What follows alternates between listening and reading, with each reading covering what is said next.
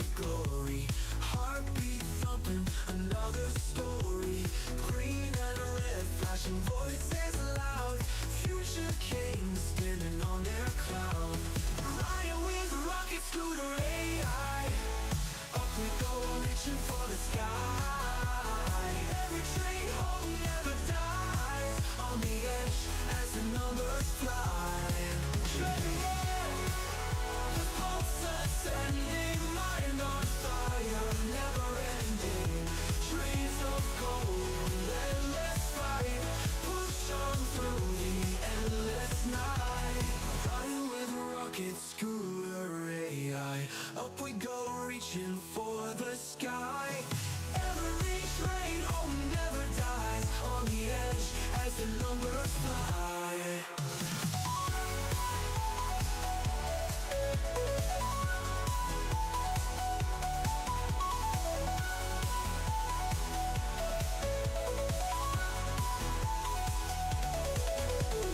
Checking the charts, midnight glory. Heartbeat thumping, another story. Green and red, flashing voices loud. Future kings standing on their cloud. Checking the charts with AI.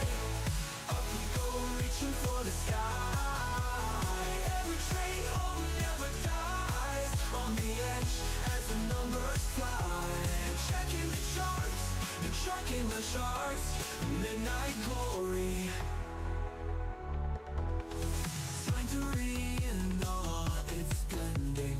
Mind on fire, never ending. Dreams of gold, endless fight. Push on through the endless night. Push on through the endless night. Push on through the endless night.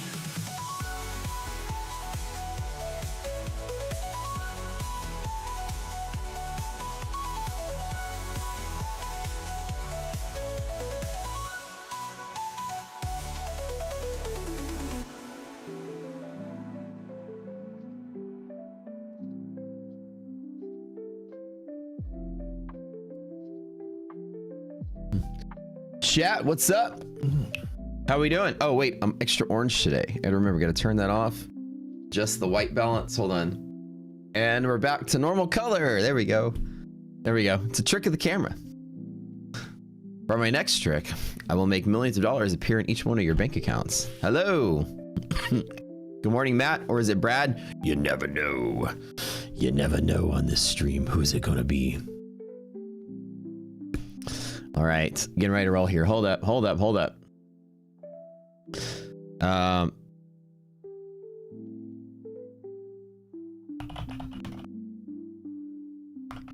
What's up, guys? Hit that like button. I do my morning typing here. Okay, hold on.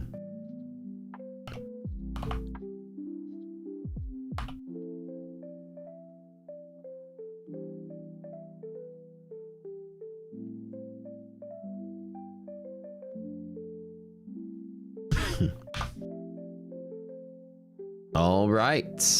What's up, guys? Good morning. Good morning. Good morning.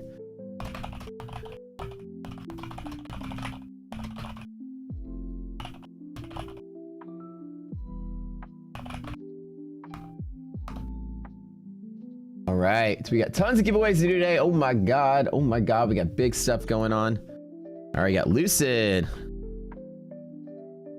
Hit that like button, guys. Getting started here. We got some Lucids going on. We got some My Fun and Futures. Okay.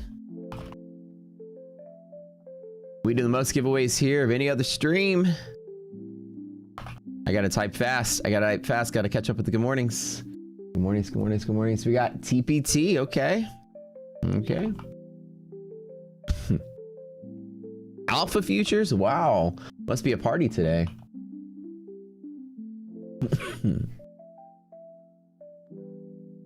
Okay. Did you guys know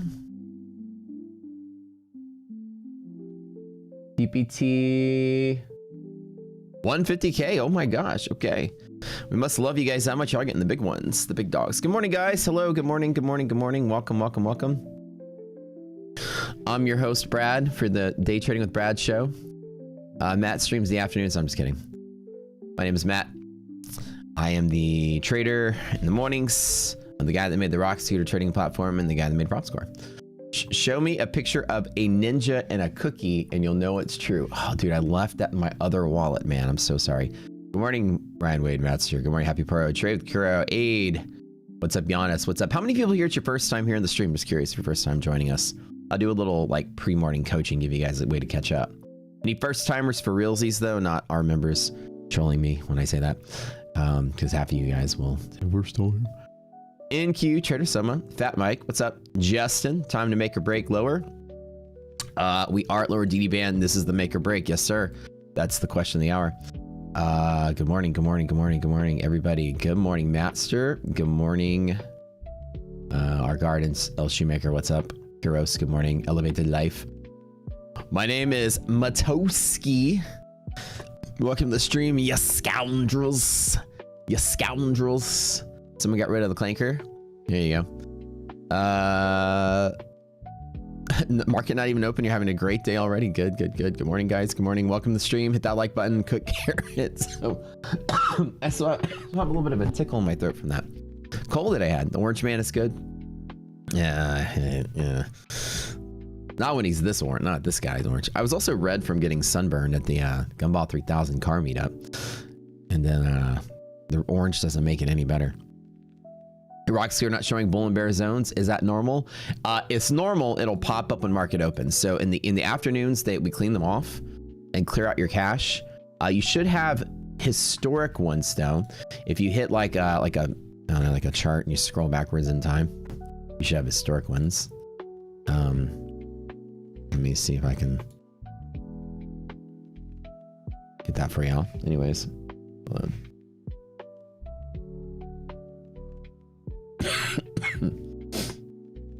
Give me a moment here. Are historics not showing up anymore? Wait a minute. Hold on.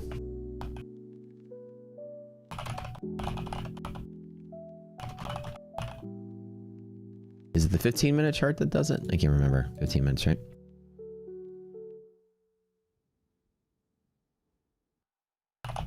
Yep, there they are. It's the 15 minutes. So you switch to the 15-minute, it'll show historics from yesterday. Just like this. And then today's will pop up at right when the market opens. So about 2 minutes in, all liquidity maps are calculated. So within the first like 30 seconds, it should pop up. Yes, sir. Oh, wait, hold on. I need to turn the little things off there. Hold on.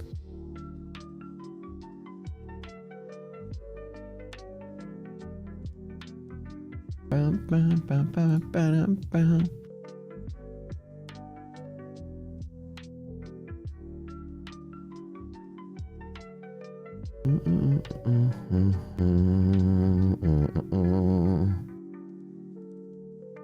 we go.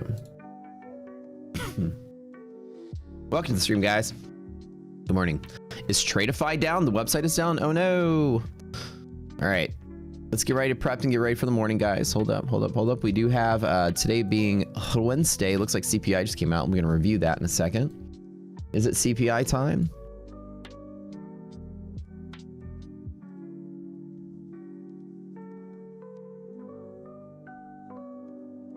All PPI time is CPI time, but not all CPI time is PPI. Actually, today it's both. Let's go. Let's go here. Load it up.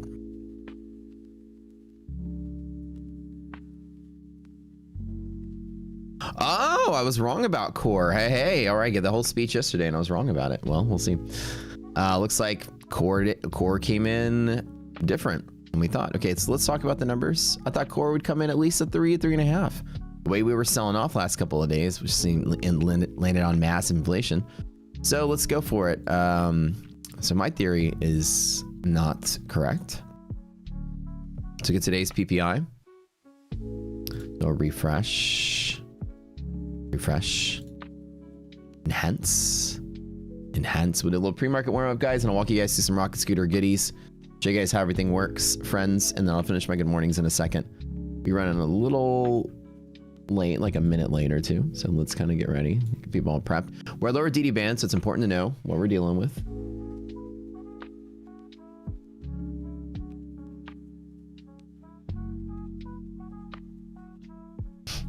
Okay, let's load it up. Okay, websites that do not want to refresh. Can you refresh, please? Refresh. Okay. Well, this is a good sign. Let's just reopen them. Let's pop them open. Okay, CPI, core CPI, right here. The PPI is tomorrow, right? And then CPI is today.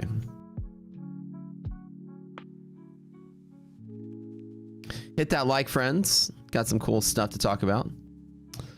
PPI. So not all CPI time is PPI time. So today, that's not the day. Let's see what we got here. So we had this conversation with you guys about how the PPI is showing increase. Right, this is PPI was showing an increase in inflation on the producer side. Right, we had this going up. This is the last. Oh, they didn't update it here. Okay, but yeah, that was like the last. Can't update it here either. Oh, that's PPI, sorry. That's tomorrow. So PPI was going up, and it could have been oil related, but when you look at the core, it wasn't necessarily oil related. Maybe transportation could beef up prices, not indirectly related to oil, but still, with the producer side going up, you'd expect CPI and core CPI to go up. So regular CPI came up today, 4.2%. Which does solidify the probabilities that we're going to get 2 rate hikes between now and Q1 of next year. This is pretty much a guarantee now. I'm going to bet on 2. So currently, the 42% shifts over as early as December, and it's actually solidified to close to, well, actually probabilities have gone down for January. Interesting. So the second rate hike doesn't become prominent until the highest probability is around Q2. So maybe 2 rate hikes between now and Q2. That's how you read that. So CPI went up, and I thought, okay, with PPI going up and CPI, you know, lagging behind that, the core CPI would go up, and it actually went up just a little bit. I thought we'd be at least 3 to 3.5 or something, but we're only at 2.9. So that's cool. So the market's perceiving that as probably bullish. This means that the tariffs aren't really that bad, and that most of the inflation is likely driven by energy prices and food prices, and even indirectly, you know, like transportation costs go up, so producers have to raise their price on shipping discretionary goods to y'all, which is part of, you know, the boring stuff of stock market. No, it's not sexy to talk about fundamentals. Fundamentals is for losers, but we just got to learn it anyways. Enhance. I have Super Troopers. Refresh. Refresh. Refresh. By the way, I hear Super Troopers 3 is coming out, which is cool. Super Troopers 2 was all right. One was incredibly awesome. I wonder if 3 is gonna be any good. Good morning, guys. Think first. Scott HB Wagner. What's up, Matt? What's up? What's up? Good morning. Good morning. Good morning. How many first timers here? Just curious. I gotta walk you guys through some quick morning rocket scooter training. You're expecting the potato soup? Oh, it'll come out. Don't you worry. Your first time as a total bot.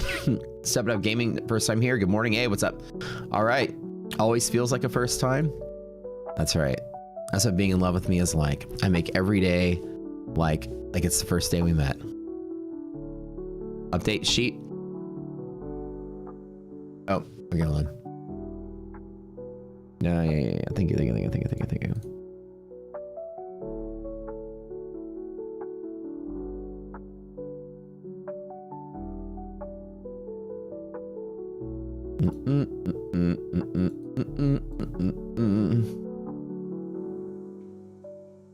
Where's that? Okay.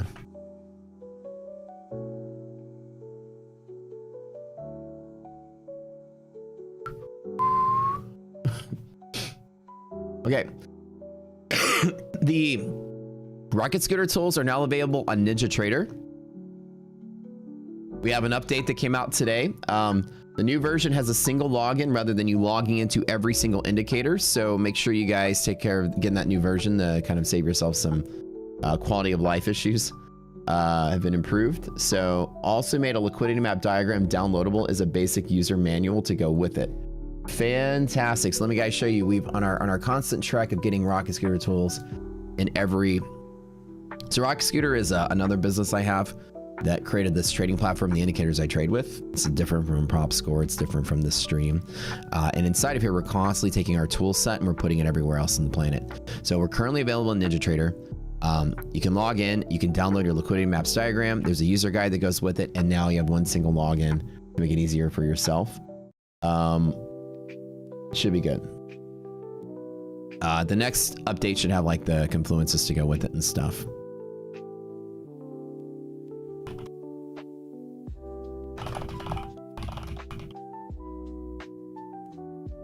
Fantastic. Good morning, guys. What's up, Brad? Good morning. Sir Brad himself, the man. Good morning, guys. Good morning. Good morning. Brad, it looks so different. Did you do something with your hair? Well, yes, I did.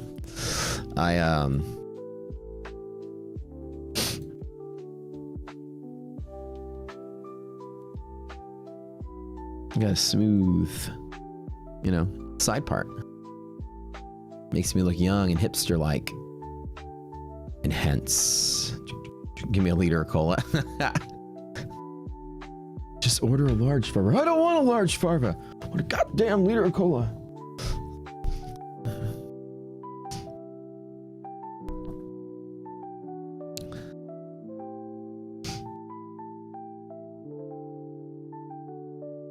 Let's not talk about politics today. Okay, no more conversation about me looking orange.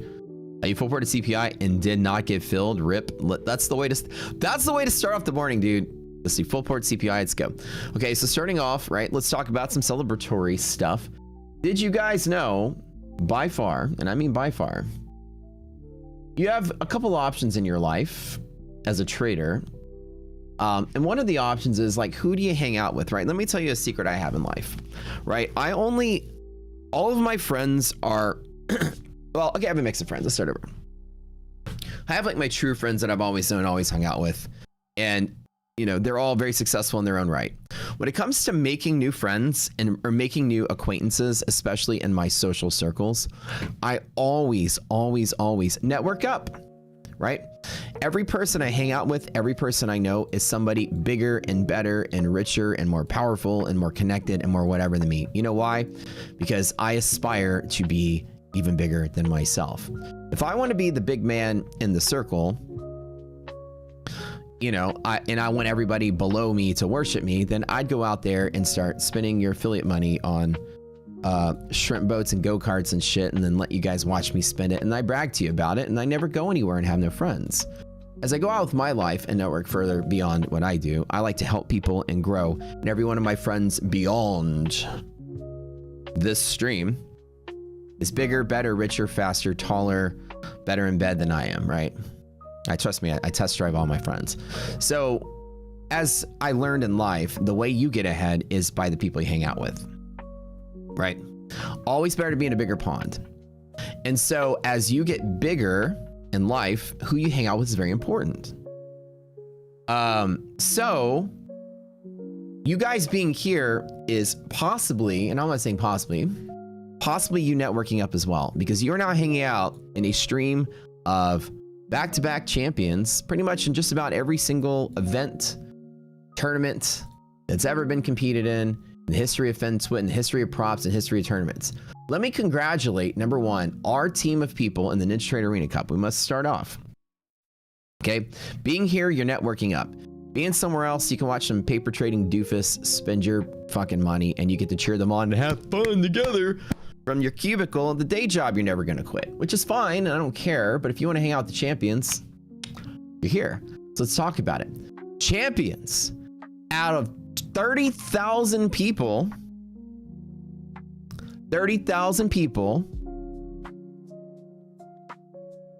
we entered in the NinjaTrader ArenaCup, and out of 30,000 competitors, 2, 3, 4, 5, 6, 7, 8, 9, 10, 11 made it to the top 100. 11. 11% of the finals were people that we trained here.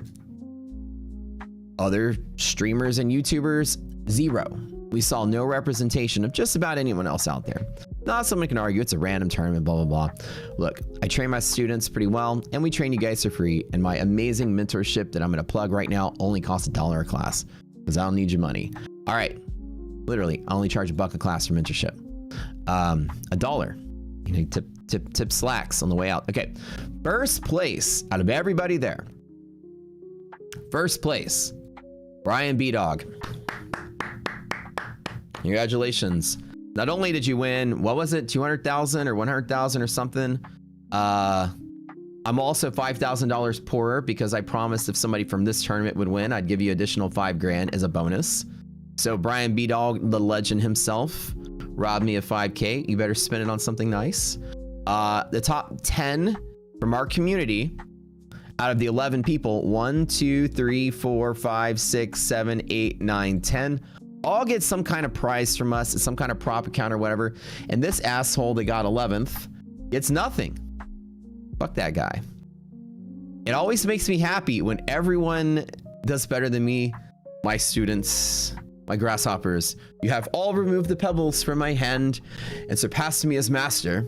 I shall now retire my sandals and my robe, and I shall walk off into the wilderness and be one with nature. I have served my purpose. Also, I also fucked up midday. Eva did too. Her and I talked about it afterwards. I think we both made the same trade, but I'm funny than mean at the same time. I know, yeah, this douchebag, Matt Cowart, this guy, 71st place. Who is this guy? Okay, so Brian B-Dog, congratulations. Dainty 5th place. Simon Dean, our mod, 9th place. Incredible. I kind of actually, while I cheer you guys on, I kind of want to play a victory song.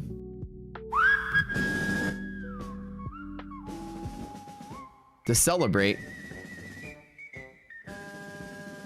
There's a man named Simon Dean. Simon Dean is a friend. I should bring on Brian on the stream. We're gonna start doing guests maybe next week. Maybe I'll see if he wants to come on and chat about what he did. Simon Dean, 3rd place. Abnor Spyhu, 18th place. Eva Trades, 26th place. JTB, 32nd place. Fade Trade, 39th. Lemmy, 65th. Rockster Didi, 66th. The one who rocket scoots, which I have no idea which one of you it is, and you've never come through and told me every time I ask. I'm assuming it's Ryan Wade. I don't know, because he's the one that rocket scoots, but somebody's got to come through. Y'all got to let me know who that is at some point. That's one of y'all. And then I did, 71st place. I kind of screwed up middle of the day, but I had so much stuff on my plate, I didn't care to bring it back. I was happy to see one of you guys win. Congratulations. Salute to the friends. Interview a winner, a few students. Yeah, that'd be kind of cool. How about next Friday?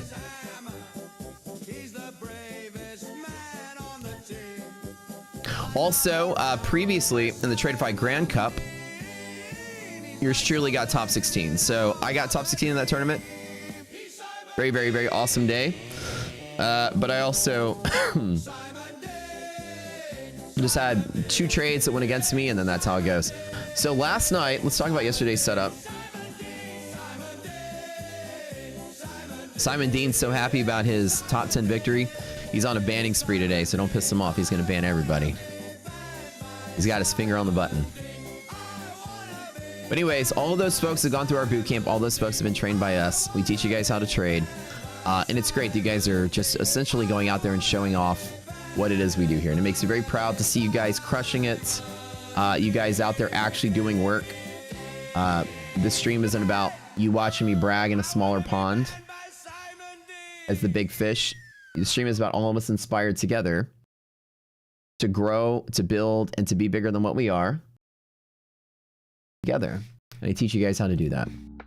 All right, 73.73. That's where we were last night. We got 290.13. Okay, that's here. You know what I'm saying? The insecurity of what FinTwit is a bunch of big fish in small pond, and they want everyone else that didn't beat him up in high school to worship them as they are now. And for me, I want to teach you guys how to grow like I can, how to network, how to get bigger, how to become better in life, how to talk better, how to walk better, how to fuck better, how to make more money. I'll teach you all of that. Trust me. Line up. We'll get in line. I don't know where I've been though, so our protection. All right. You hang around the barbershop long enough, you're going to get a haircut. And that's true. Yeah. I got screwed yesterday pretty bad. Okay, so what happened yesterday, which was a really great setup, when's next competition? I don't know who's doing another competition anytime soon. They usually come once a year with the Tradeify Cup. Ninja does the arena twice a year, I believe. It's twice a year, right, with Ninja? So they'll do one more in the last quarter. You'll settle for just trading better. Dennis Ronan is like, I'll pass. Okay, so here we go. In this environment right here, yesterday what I did was on the pop, right? As soon as the market opened, so we all realized yesterday early on that it was a Russell competition because Russell was the only one that's a mini. So you better nail the Russell. And yesterday was a great travel day. So out the door, I longed Russell, and then right at the top, I shorted Russell, and I nailed it. The problem, and this is S&P, so the problem was when S&P hit its liquidity pocket right here, I decided to flip long to scalp back to the cat line that I just deleted, which was like up here somewhere, I believe. Hold on, let me see where it was. I decided to scalp somewhere. That's a 15-minute chart. Yeah, so I think it was here or here. No, I think it was here. Right, one of these. No, it was here. I decided to long. I was like, okay, let me short, let me flip long, and then short again so the stuff can crash. And I talked about it all morning. But I flipped long way too early, and then I took the loss, and then took the loss. And I'm like, yeah, whatever, I'm out. And then I waited till market dipped, and then I longed and made some of it back. So basically, I got knocked out pretty early because I just flipped my long early. And some of you guys, I think, did the same thing. We didn't think it was going to crash yesterday. We just knew it was going to sell, and probably sell like systematically as it would fall down lower and lower and lower. So yeah, I longed there, shorted there, and then right here I was like, okay, let me long one more time and short, because I was in first place at this point. And as the market was continuing to push higher, I was like, let me command a lead. Let me go ahead and get $2,000 or $3,000 ahead of my opponent, and then short it again. Let me just nail it. Instead of just doing the smart thing and just holding, I wanted to get ahead to secure number one. And so that was a little bit of a risky play because a cat was active right here. Actually, the cat line was here now, I remember. We felled a cat line, and I bet the cat wasn't going to break. And then we were going to get up here, and then I can short it one more time. But just so happens, cat line broke and the market went crazy. So that just happens. And those of you that actually played well, let me tell you, it wasn't just Brian and Simon Dean just holding the long. I was watching you guys. You guys were short there. Some of y'all cut out here. And then some of you guys long there. I watched Simon Dean do that. I watched Brian do that. I watched when the market was going down, they were going up. When the market was going up, they were going up.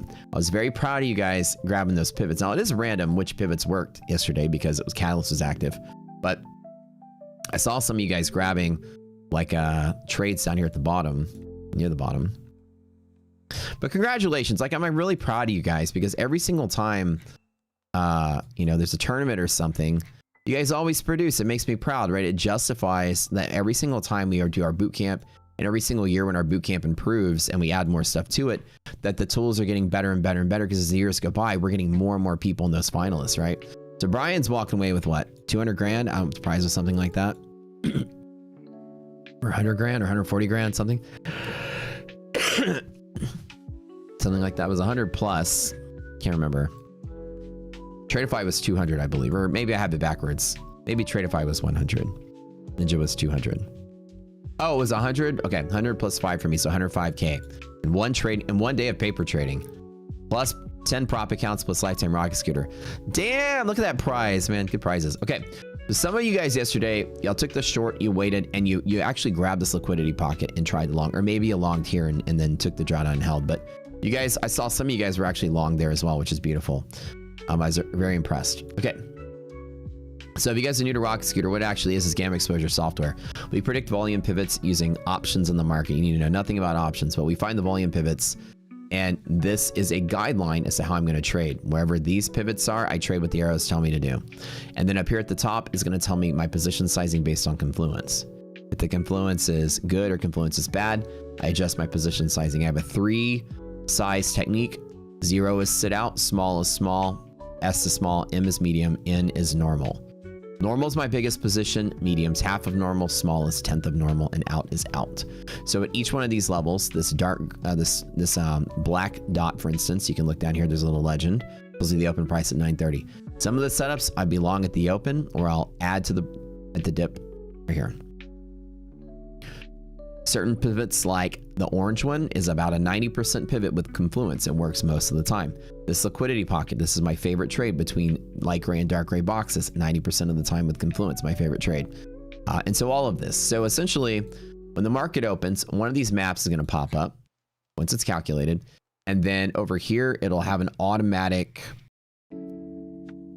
an update in this little window here of what it actually is. That's it. That's it. So today we were trading down to lower DD band. If you go to our boot camp, you guys remember in chat, y'all tell me. Let's see. I'm going to test you guys. Pop quiz. What are the probabilities, or what are the odds that we close below DD band by the end of the day? Let's see if you guys remember. Mark's opening in 20 minutes. A little bit of a pop quiz. So how do you fuck better? I'll send you a pamphlet and a couple of videos from the hub, unless you live in Texas and the hub has been banned. So you got to figure out something else. You're going to VPN. What's my target today? Long or shorts? Today's definitely long. I think CPI and core CPI came in better expectations than I believed. So while we have broken MHP here, I think any dip on DD band I'd long, any lack of DD band I'm going to get out. All right, 8%. You guys are well trained. Good. 8% of days close below this lower band. 92% of days close above the upper band. Also, 74% of days will close above the orange and 26 below. And with the confluence, that goes up even more significantly. So the odds are actually better that we end up here for the day. And I think that that's entirely possible. Okay. So that's it. We'll see where we land. Now, again, we're still in that bear territory for the longer haul, which means I'm not trading for reversal today. So the market opens and it dips. I'm going to take longs from here to bet we get right above there. And then I'm going to close out, especially if negative resilience is there. I'm going to close out below there. I'm not going to bet that we break this overnight because we're still in that longer term monthly map that is very bullish. And monthly maps, you guys are new, is the indicator I used to call the top a week ago. And it's very, very, very good. But I don't think we're going to have it for futures until... So the futures wipe every night, which kind of wipes the history. But monthly maps, right? The S&P is currently inside of this area. We got to clear through like the last 2 days opens to get back into bull sides. You see how this light gray box that I'm circling right here? This light gray box is showing me where bear zone resistance is. So when you're bearish in this map, it's overall like selling in a bull market, and then now bearish in this map. Now we're in a, quote, what we consider a bear market technically. So we are strong enough to find liquidity next week. So it may not crash out today. It might actually hold, even though we're technically in a bear zone. There are certainly some liquid pockets over the next 2 or 3 days. So leading up into this Friday, this area is actually bullish enough for today. So this is liquid enough that a short squeeze can propagate us to the safe zone. We need to be right here to be safe to finish out the month. So we could immediately reverse and go higher, right? Things are actually slightly better. Now we are opening in bear zone, which means, and I got to find out exactly where that is. When the liquidity maps pop up, we'll have a new monthly map. But technically speaking, we are here. And as long as we get above, let's see, 733, this is about 20 points higher on the S&P. We actually are liquid enough to start a squeeze. So we should be all right if we get like a little 20-point rip from about where we open. So if we pass through the open, like 20 points, about 7. So actually, if we get above here, give or take, if we make it to here, we should be good for the rest of the week. So that's kind of the way to go. So I think out the door, I might long at the open. I've got some Lucid Flexes sitting here. And some Lucid Pros funded. I made in my first month trading Lucid.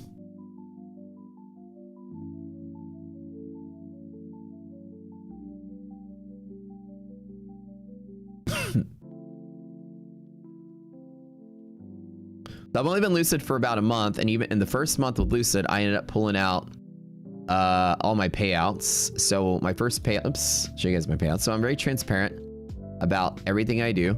My account numbers are here, so you can see there's not 10 million blow ups, right? There's all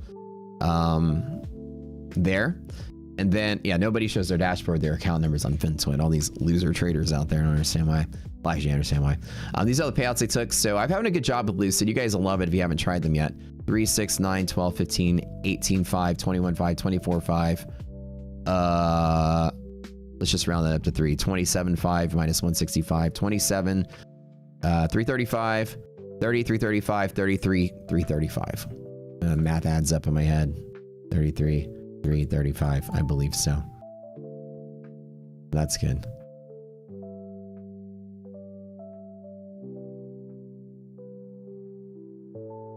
For a month. It's not even been a month. Almost a month of payouts. First couple weeks of trading evals with them. But, so I'm trading that right now on the screen so I can finish up and go live with those guys.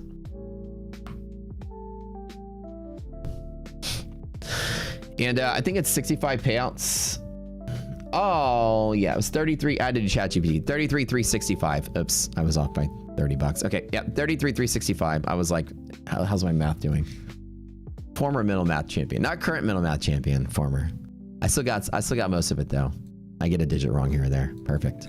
So about 33K from Lucid in the first month. I am about 3x ROI on that. So when I get to 60, I should be close to 5x or 6x. Good deal.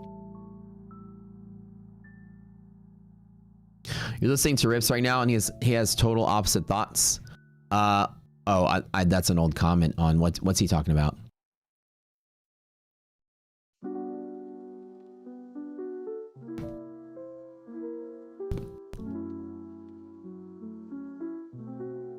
So today the pressure is down, right? Let's talk about what we got going on the inflation side of things. We came in on CPIs this morning.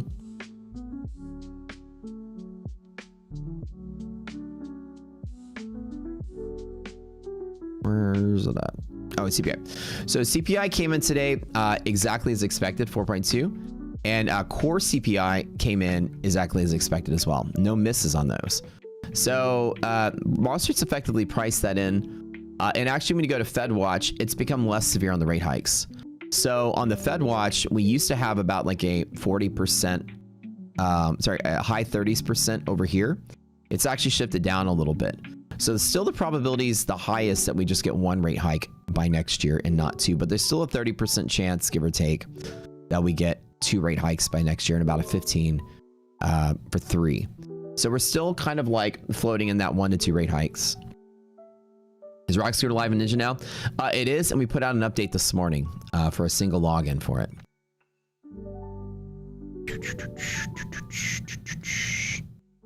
So Tradeify's accounts disappeared. Oh my god. How many do I have to make to get that? 6K per account? Are you talking about Lucid? And those accounts are like 200 bucks each. 200 and something. Thought it was a mathlete. I know. I showed you guys all my medals from when I was a kid. When you get old, like every once in a while, one of the transistors up there just burns out. Combination of staying out too late, listening to loud music, the occasional weed gummy, and old age. You start to lose some of that brain power. It goes away. Tradeify is trade iffy today. Oh, I'm sorry to hear that. Yeah, Tradeify's having some issues today. Take it easy with them until they fix it. Should be fine. They're usually pretty quick over there. They're really smart and quick.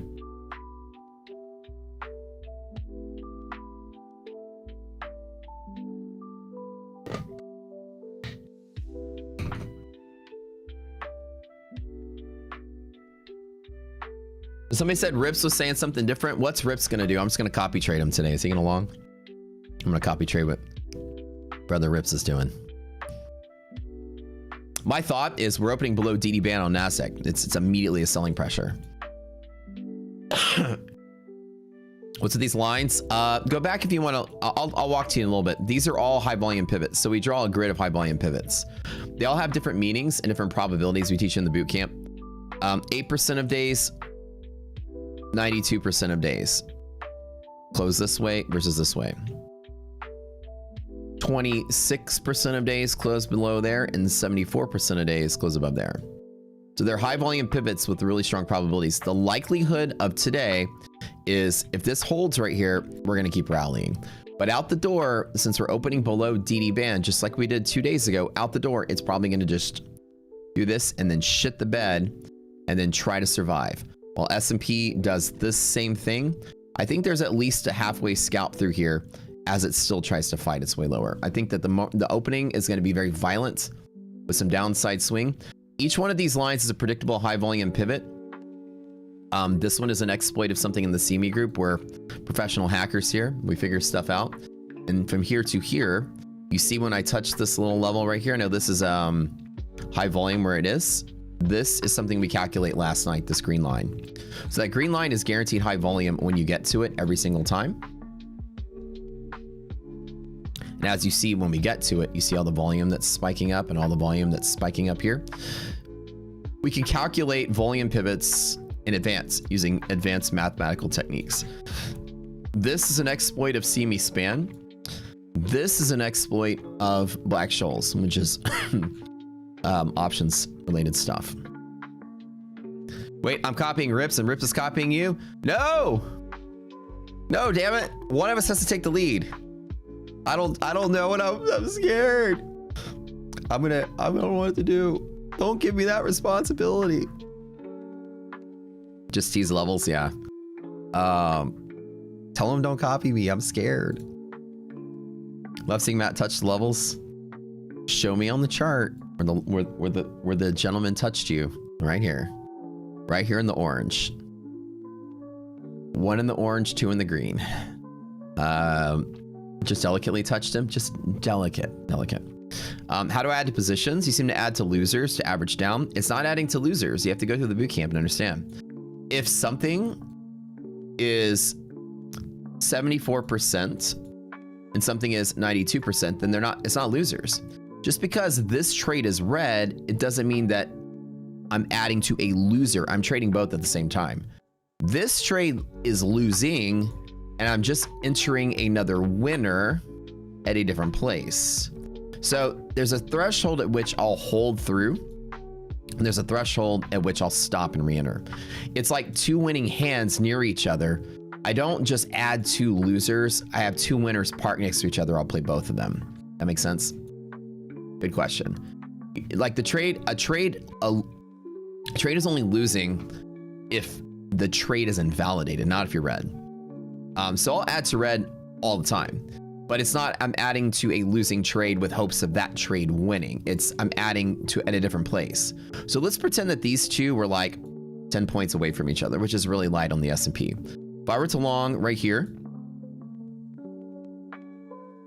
and they were 10 points away, I might choose to hold and then long much harder there and then stop out of all of it underneath the second winner if they both have high probabilities of winning. Because if you think about the stacking of odds, if something only happens 10% of the time, right? If 10% chance you break that pivot in a backtest and 10% you break that pivot, the chance that you break both of them is 10% of 10%, which is equal to 1%, theoretically, right? So the chance of you smashing through 2 high probable pivots is much lower than each individual pivot. So when you collectively see it that way, then I will trade at both of them because the odds of breaking both of them are very small. So in that particular case, I'd add to one while engaged in the other. If they're further apart, my threshold is about 10 points. If they're greater than 10, I'll stop and hit the next one on S&P. And 40's on NASDAQ too. So that's the way I do it. 1 in the orange and 1 in the green. Shocking, right? Did you read the Info for Streamers channel? Oh my God, we got a bunch of new deals coming out. Let's talk about it. I did read it, but it wasn't updated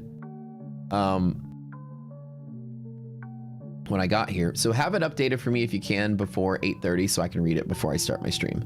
I had added TPT, blah, blah, blah, blah, blah. Oh yeah, TPT and Next Gen, guys. Brand new stuff. Again, I must congratulate my team one more time before we get out of here. Last week, I got top 16 in the Tradeify Grand Cup. Thank you, thank you. Currently as well in the tournament world, I got first place in Patty McWheelan's BDH tournament. I got first place in ETF's tournament. The first one was like 20,000 people. The second one was like 5,000 people. I got first place in both of those. Last year at the TradeFi Grand Cup, our entire team got second place. We got beat by that guy, Rips. Damn it. Rips is good though. I did, what else did I do? I always forget. I got top 10 in the Robins when I did it in 2024. I got 20th out of 10,000 in the Ninja Trader Arena qualifier, and I got 71st place this time around in the finals. Thanks, babe. TradeFi Grand Cup, I got top 16. I made 1 million verified P&L on the stream between a real account and a bunch of prop accounts in the first quarter of this year. My students, you guys, my kick-ass traders I hang out with, Ninja Trader Arena Cup, got out of 30,000 people. Brian B. Dog got first place. He's now $105,000 richer. Yay. I don't think they can see you dancing. Oh. You must dance over here. Yay. Got your own cheerleader, Brian B. Dog. Dainty got 5th place. Simon Dean got 9th. Arbor got 18th. Eva got 26th. JTB got 32. 32nd. Fade Trey got 39th. Lemmy got 65th. Didi got 66th. And One Who Rocket Scoot 67th. Who is that? Who is? I never knew who that is. And I got 71st. Aw, congrats, babe. I'm glad that you guys all did better than me. I'm always happy when I see that. Got some new deals coming out this week for all the prop stuff, which is crazy. In the big four, TradeFi TradeFi's having issues right now. Wait, you said you added TPT to the sheet. Wait, what? So TPT is 40% off, not 30% off. The email came out this morning. So TPT is 40% off today. Let me update that in the sheet. 40% instead of 30. Oh, I need to update the thing. Oh, oops. 30% off. Can somebody test if score works on TPT or if it's still Rocket Scooter? So that's going on. TPT is 40% off today. My Fun and Futures, we open in what? 3 minutes? Hey. Wait, where are you going? I'm gonna go work out and then I'm gonna go work. Okay. Really work for a while. I missed. Hold on.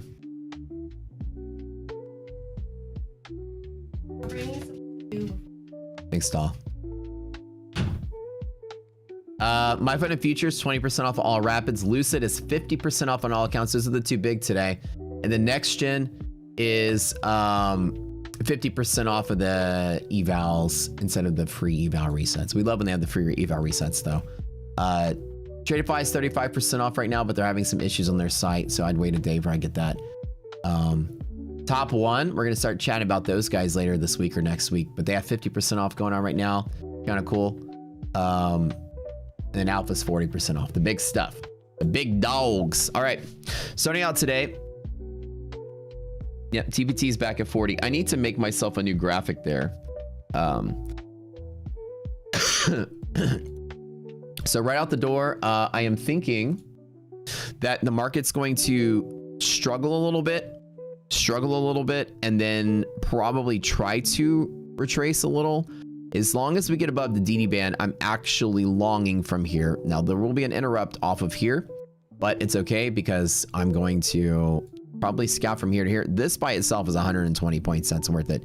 If we break above here, then we've saved ourselves for the rest of the week. I personally think below our DD band open, we always know that the market's irrational. Go ahead and just wait a little bit for this, right? Give it a minute. Well, that's NASDAQ. S&P's driving the boat. So...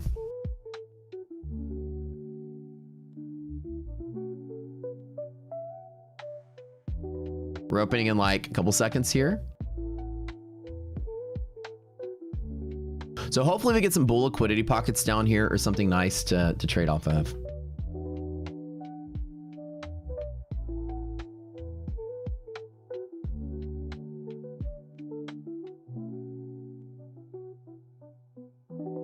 But I think right when we open, it's going to flush. So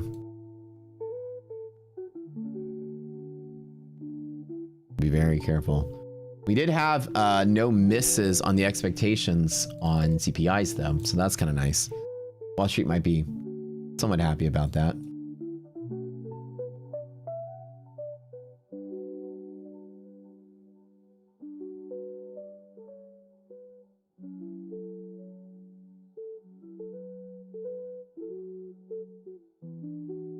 We had a whole new TBT deal going on here.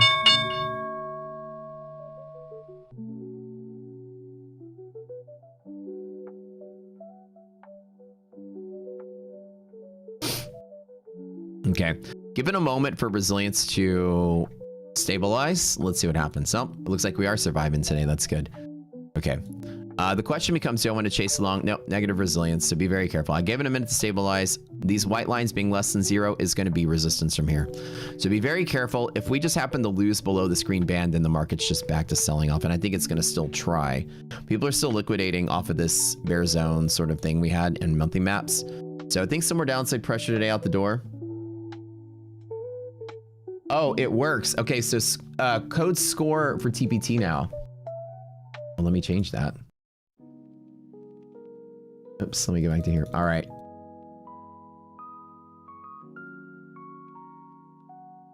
Oops. Okay. I'd like to long this, but there's nowhere to long from here. So I had to pull back. Ooh, liquidity. Oh, wait. Okay, yes, there is. Liquidity pocket here and DD band. Okay. All right. 2887, 790 is about 80 points apart. Let's grab that lower and positive res. Okay, let's go. Let's hit it with one. Just with one. And I'll hit it lower at the pocket and I'll take a stop if I'm wrong. So DD band, this is good with the ratio greater than half. This is bullish-ish enough, and liquidity pocket is bullish-ish enough as well. Hopefully we pull back to here. I'll add one more to this area right there. Wait, is that a pro or a flex? It's a pro. Okay, hold on.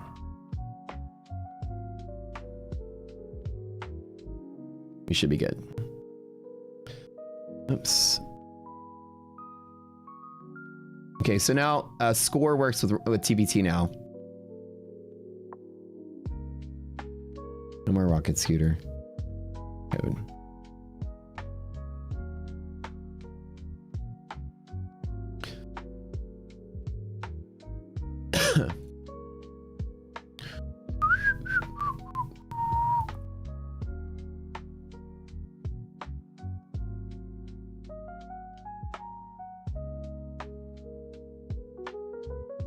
Okay, so negative resilience on S&P though is going to be a resistance from here. Here's the problem. It's gonna be a tough call.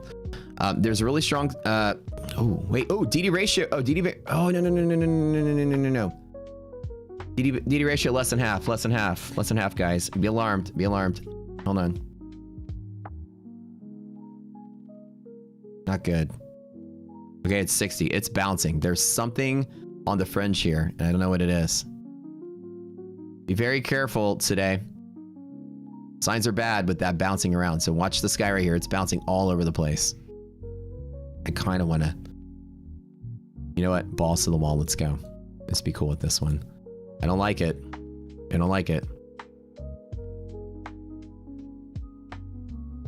So our current liquidity map is bullish from bottom bull zone, which is good.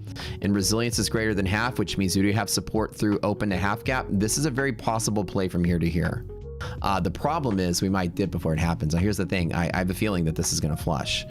And there's still support from here to there. Now below DD band, I only trade small. Like I'm talking like small. So I just threw one contract at it.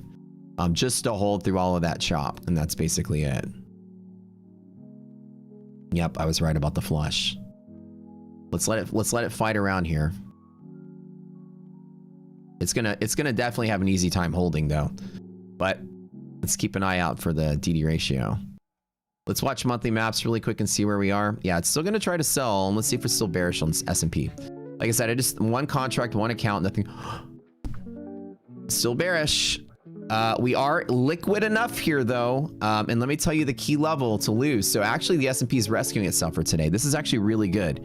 It's still bullish liquidation, which is kind of bad, but as long as we hold 72.93, then that's actually gonna be liquid, so we might not fall too far from here. Good, good, good, good. Okay. NASDAQ also has liquidity here. Okay, cool. So if we lose 790, then we're toast. Let me write those numbers on the screen. 790, we're dead. And I'm just trading one contract in one account here just to give it a shot. And I don't know if I'm not too confident in it. 72.93.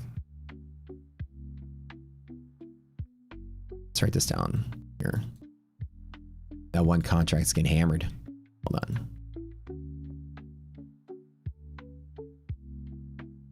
Perfect.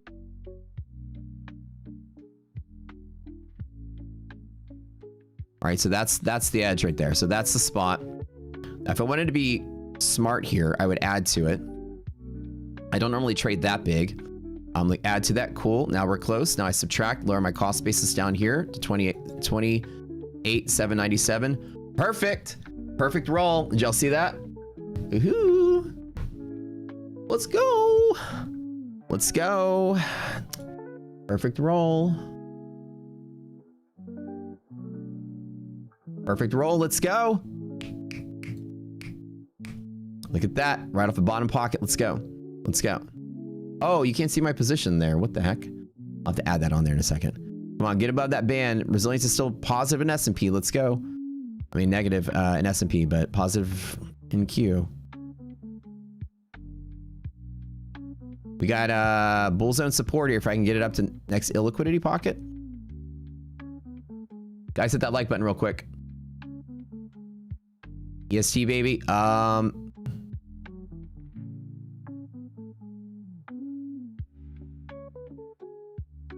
This is the tough one though. S&P res is negative. Let's be smart.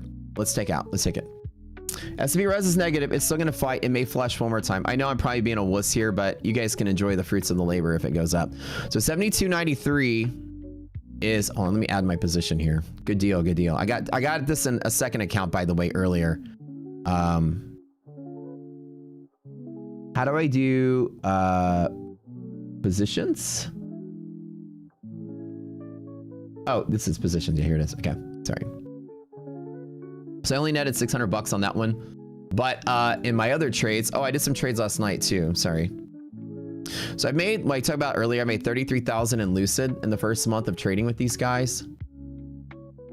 And these are all Lucid Flex funded and pro funded accounts. So just now, when I had one, I added one more. I trimmed back to one, and then I just closed the one there. When we hit the bottom there, I snagged 2 NASDAQ contracts on a fresh Lucid Flex as well, funded. So that plus this you saw on stream, these 2 I traded last night. So far so good. That's 8K already. The first couple minutes, I'm chilling. Again, I probably closed that one trade out early, but that was good. When somebody said, Matt, do you add to losers? Did you see what I did? I didn't add to a loser. I added to a second winner. So there's a really strong probability only 8% of days close below these greens. And 90% of days, well, when the confluence is there, which we didn't have, which was scaring me, about 60-70% of days we will close up out of the pocket. So those things that I drew on the chart here, nice job. How many people are longing right now? You guys grab that long? Are doing good? I did close out early to be kind of a wuss. Now, MHP is the first interrupt. Resilience is our positive. This is absolutely going to try to save itself today. Very good. Very good.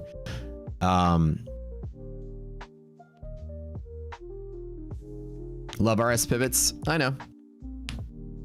I know. 2 point all done for the day. I love it. Please leave the stream on. If you're done for the day, can you leave the stream on? At least give us the view there. It'd be kind of nice. Don't just leave me. That's the one thing too. You guys walk in, you make your money, then you leave for the day.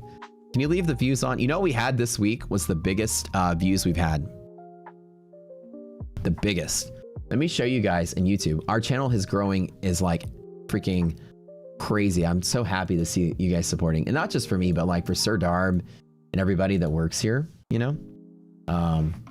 You guys are really making some dreams come true here. Do you know Brad is now a full-time trader? That was always his dream.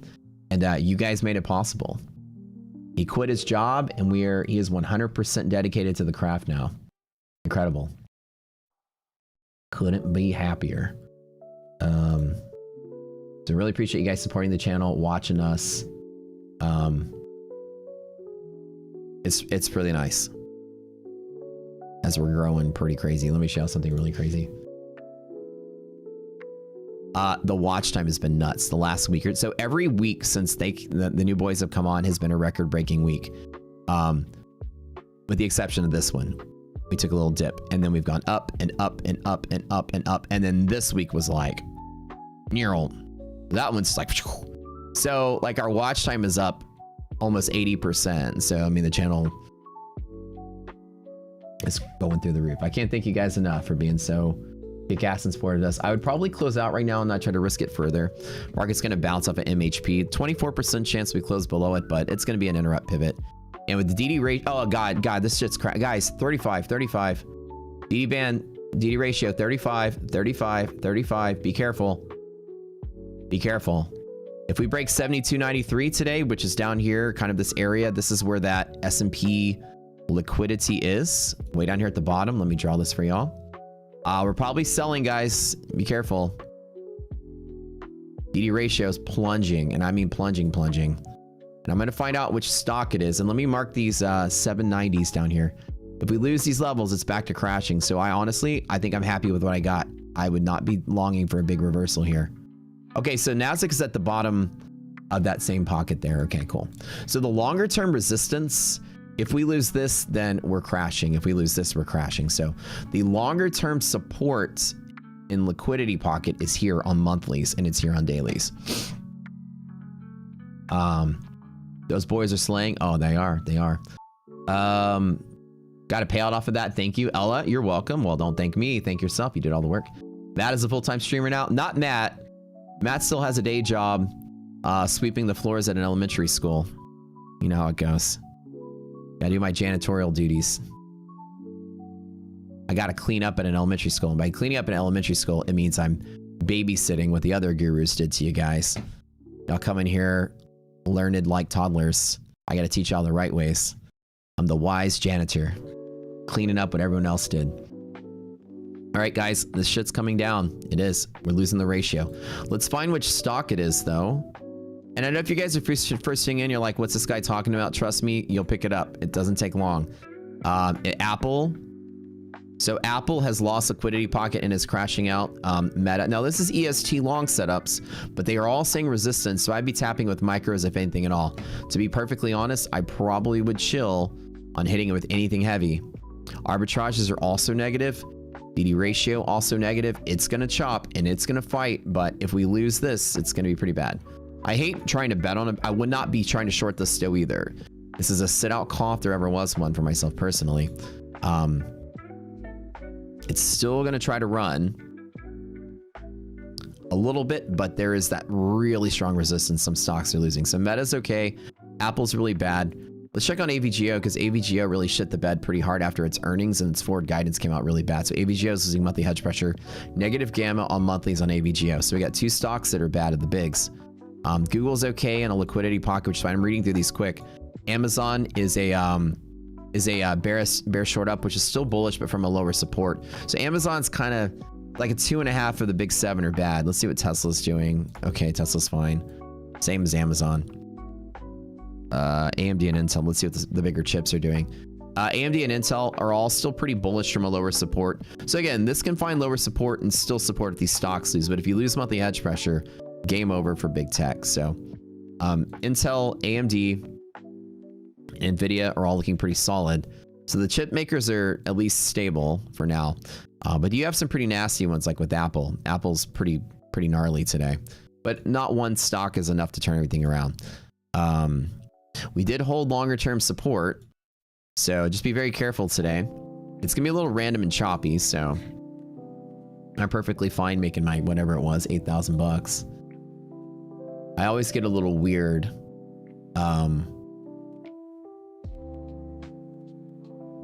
At this type of transition.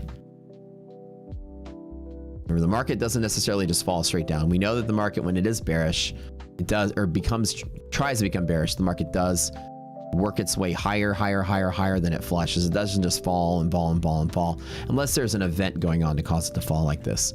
So as about like maybe 3 or 4 minutes ago, resilience went positive, which is a gap fill play. I didn't take that long there, but it's pushing higher to here, which is good. In an illiquidity pocket, that's good support. And it's actually healing itself with R being positive now. The coin is flipped. Caution is over. Longer term support is here. I'll tell you what I'd like to do in general. This is your bigger bull support over the longer haul. Like I'm talking like this week. This is your week's support. Today, with positive resiliency going here, we only really have strong pivots to trade off of though. Smaller, weaker pivots there. Stronger pivots here and stronger pivots here. So this is gonna be scalp city today. I think let's check if volatility is still up or down relative to the new triple B we have. Volatility is still above triple B, so we're sensitive to anything. VVIX did peak to a 104 pre-market, or sorry, market open. So VVIX being at the highs that it's at is showing you that the market's gonna be sensitive to anything. I'm gonna tell you, any moment in time, any news that's gonna come out is gonna make this market extremely sensitive in these conditions. High VVIX, elevated VIX, so the market will move quick on anything. Trump tweets something, Iran war, this and that. Anyone says we're bombing Iran, you're talking about a 300-point drop in NASDAQ like that. So be very careful today. This environment, on the transition, everything has healed itself. The initial scares have healed. That's healed. These are healed. That's healed. So it's pretty okay, and the market may support and creep higher for the rest of the day. So be very careful today that the news doesn't happen. What I like to do is I like to wait. I like to let Trump and company say something. Market falls, it pivots, and then I catch it back up again. I play the volatility rather than the trend. The market's not going to be trending today. It's just going to be moving around. So let's play the range. Let's let it range. No shorting this morning. No short calls, nothing. And this DD ratio keeps flip-flopping. So of our greater market signals, this is weird. So again, I like to err to the bull side when it's close to half. So DD ratio is flip-flopping. MHP is still bullish, and the monthly maps is bearish. So we have 2 bear signals of the 3 greater market. MHP is enough to support the whole thing, but we're very close to the edge.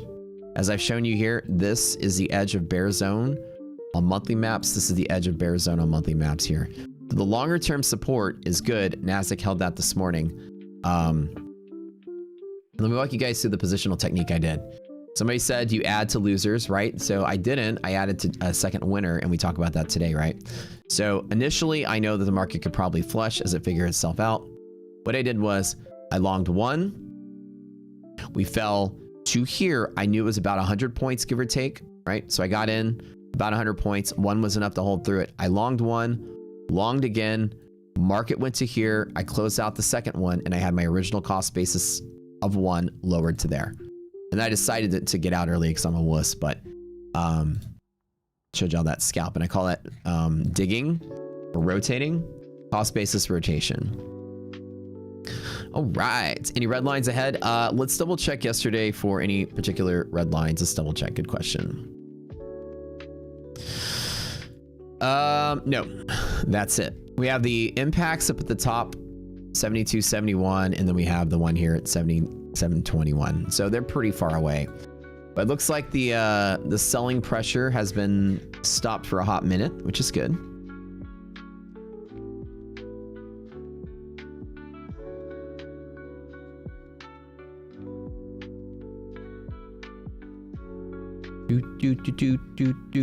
Everything's good for Gapful S&P 73.91. Next target.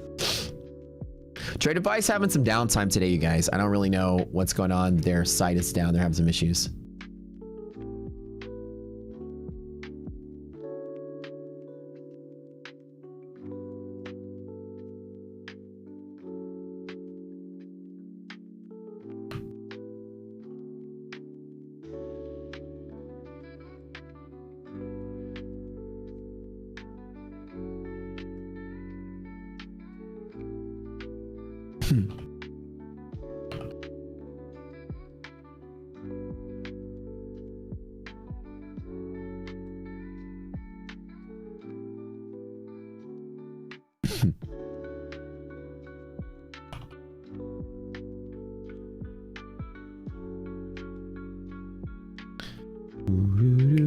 Yeah, guys, honestly, with DD ratio falling like this is another thing too. Let me teach you something about DD ratio. Be very careful about illiquidity pockets. Let me give you an example.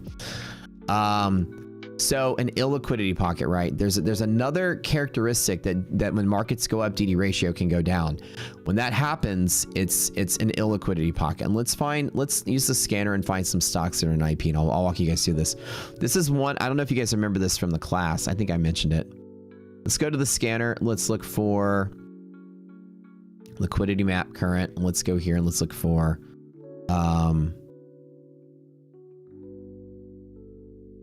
can I look for? Oh wait, no. We have illiquidity pockets. Let's remove that. You know, here, IPs. Okay, right here. If I go to IP and I bring something up, let's look at like Costco, for example. Okay, so the way that liquidity pockets work is that you have bear zone below bull zone, but illiquidity pockets the other way around. So the way we calculate in here, because remember, if stock is in a bear zone, it tallies for bear zone for that. If stock is a bull zone, tallies for bull zone for this. This is the percent of market cap that's in a bull zone or bear zone. Currently, there's more in bear zone. So what happens in an illiquidity pocket is that the way that a bear zone bottom works is we don't talk about bottoms, we just talk about tops. And bull zone top, we don't talk about either, we just talk about bull zone bottoms.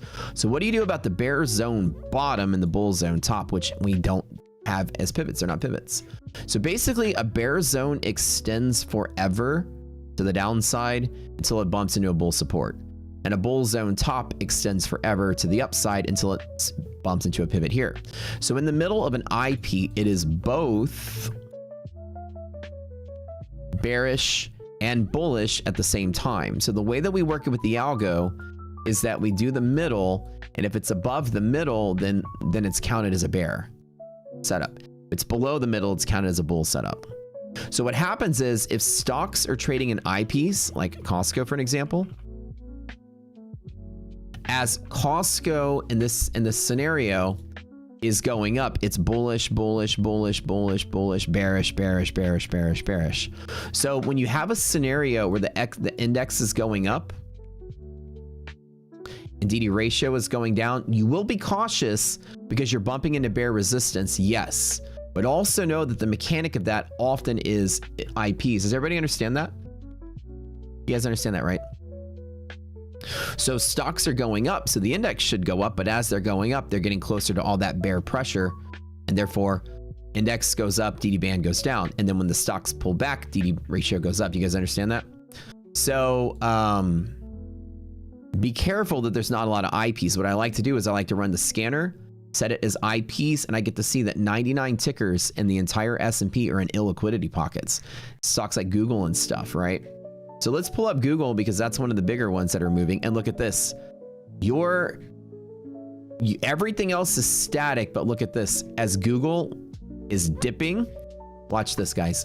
This is a really fun day to watch because as Google is pulling down here, DD ratio is going up. And as Google pops there, DD ratio goes down. It's flip-flopping. Watch it. Watch it again. It's going to go down to 30 again. Watch this. If Google pops from here. So what you're actually experiencing currently right now is the flip-flopping nature of Google trapped in an IP and everything else is sort of like not moving. Illiquidity pocket is, I just rewind like 5 minutes, bro. I just went over it. It's there.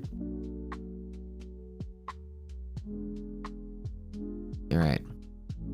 Gotta rewind. So in the middle of this range right here, Google is bullish here and then bearish here. So as Google goes up, the DD ratio becomes more bearish. As Google goes down, just inside of this range. So how it's going to work is I'll just write it for you. If Google were to move in a straight line from here to here, so it looks like it's trying to come down, so be very careful today. If Google were to move in a straight line from here to here, it would be bearish right there. It would be liquidity pocket or mean reverting called liquidity pocket here. It'll be bullish here. It'll be bearish here and then LP here. So as Google moves up, its impact on DD ratio will be as follows. You see how Google went through the half and DD ratio came down. So it's a weird impact that you'll have inside of these illiquidity pockets. It's a negative correlation. So what happens is Google is bearish, bearish, bearish, bearish, liquid. So it's pulling DD ratio down, no effect, up, down, no effect. It's weird, right? And you get that sometimes with IPs. That's why I wanted to search this out, because sometimes when index is popping up, the ratio goes down, then index dips and the ratio goes up. It tells you there's one of your big 7 is stuck in an IP. So all eyes on Google today, because that's going to determine a lot. And so if Google leaves this area here, then this will have no effect on this whatsoever. So let's keep that in mind. Keep that in mind. Now, currently right now, this is a good bull support to continue to trade from for scalpers. We did hit a yellow line interrupt and it is pulling back. And as you see, we are sort of fighting here. I would probably not chase the log from here, but one could scalp if one were an advantageous trader. Resilience is back to being positive. It is fighting. Is Apex actually paying out though? Somebody said, nah, I wouldn't trade Apex. Let me tell you guys, we had a productive meeting with Blue Sky, and we're gonna have a huge event with Blue Sky. So you see how Google just popped and DD ratio just went down? It's a kind of neat thing to watch. And you can kind of see how right now it's been flip-flopping as Google has been flip-flopping. Really neat how that works, right? Does MHP resilience work on dynamics? Yes, it does. Use it on your dynamics as well. Okay, let's... Do I want to keep trading on this one? This one just needs to make... Oh, this one made its target for the day. That's okay.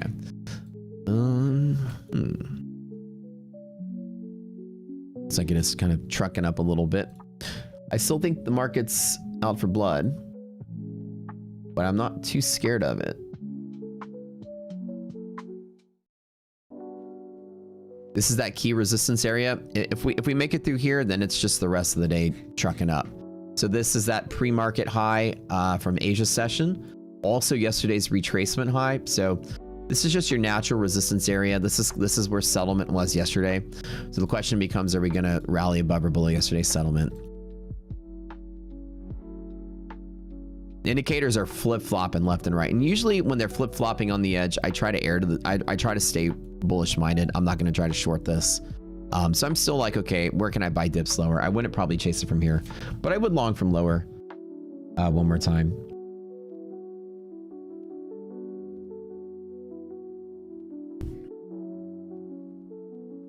You thought Blue Sky was a liberal version of Facebook? Yeah. So let me tell you about Blue Sky really quick. Give you guys a quickie little thing. This is a teaser. We have some kick-ass events coming out with Blue Sky, I think, next week. So I want y'all to, I'll give you a little teaser of it.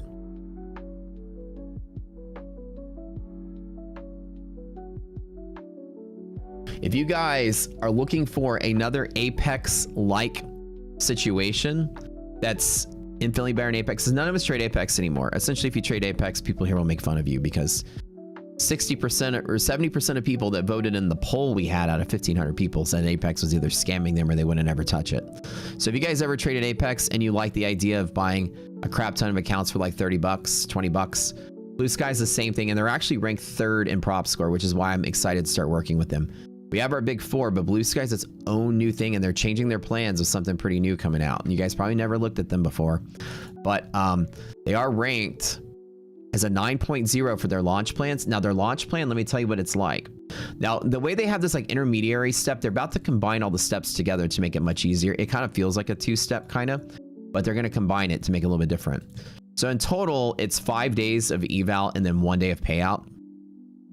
It's like basically 1 day quicker than a Lucid Flex. But here's the thing, it's an activation fee model. It's $30 to trade, and you only pay when you pass. And just like MyFund and Futures Rapid and TPT Pro, right? MyFund and Futures Rapid, which is 5 days eval, right? 1 day payout. Or sorry, 2 days eval, 1 day payout. Sorry, my bad. These guys are 5 days eval, 1 day payout, and the same day payouts. But here's the thing, $30 account. And it's static, and this is their big winner. It's static rather than trailing. So it is the quote unquote same day payout, just like Tradeify Select, just like MyFund and Futures Rapid, like TPT Pro, but it's static. static when you go funded. And it's the activation fee model on top of it. So it combines what we loved about Apex, which is just the fact that it's cheap to fail, and it's static when you pass. So I'm excited to, we're gonna get a crap ton of accounts with these guys and let you guys play with them next week and get to learn about them and play about them. So anyways, very cool, right? So kind of similar to like how Lucid Flex is 2 days to pass and 5 days to pay out. These guys are 5 days to pass, 1 day to pay out. But then it's same day payout and it's static. And it's activation fee model, which means you can just burn through the evals until you pass for basically nothing. So they combine the beauty of what Apex is, which is cheap to fail. They also pay out, which Apex doesn't pay out. And then they also have static when you pass. So that's kind of cool. So like I said, Prop Score's job is to find hidden gems out there for you guys and check it out. Now I personally haven't traded with Blue Sky, but I think I'm going to add them to the mix next. Blue Sky and Alpha, I told you guys would be the next two that I trade. So we'll see what happens there. Anyone know the success rate of traders who use prop firms? If you define success rate by the percent of prop accounts or eval accounts that go to payout, it's less than 5%. So like if 100 prop accounts were bought that morning, less than 5% will make it to payout on average. Top Step released stats that said, I think theirs are like 8% or something like that. But between 5 and 10%. It's not 130 for activation, it's 130 total. This is total cost. It's $100 activation. You got, this is what I'm here for, OG day trades. Y'all gotta learn from me. Look, total cost is $129. When you go to the other bigs, like again, let me tell you, this is why we made prop score. It's not 100. It's so look. Let's add the 25K. Hold on, wait. Let's add the My Funded Futures 50 Rapid. Let's add TPT 50 Pro. Let's add Blue Sky 50 Launch. Okay, let me show you the difference between them. They're almost neck and neck. They're like, honestly, that's why I want to trade them. They're pretty neck and neck with everyone else. Let's remove the other one I put on here. So total all-in cost is the same as My Funded Futures Rapid. It's $3 or $3 different. But the thing is the only downside and difference between the two. Yeah, and Blue Sky lets you reset at the phase you're at. So your phase 1 and phase 2 and phase 3, you can reset back to here. The reset costs are different rather than starting all over, which is also pretty neat for those of you on a journey. Anyways, I'm actually, after I met with them, I love it. And what I know they're coming out with, I love it even more. They're up there with the bigs, and I'm not gonna lie, I can see them being a top 5 firm within a year. You can trade every platform on these guys too. They have Rhythmic, they have Tradeify, they have Tradeivate, they have everything. I'm sorry, Rhythmic, Tradeivate, TradingView. So you can do wealth charts, you can do TradeC, you can do Ninja Trader. You can do everything. They've invested in every platform too. Anyways, back to what I'm saying is, the cool thing about My Funded and TPT, which I call the goated accounts right now, if you fail, you're failing at 126 bucks. You're failing at 102. TPT right now with their 40% off is by far right now the account to get. This is the best deal we've got going on right now, so you guys should load up on those for sure. But keep in mind, right? When you fail, you're only failing at 30 bucks. You're only paying 129 when you pass. There's an advantage over that.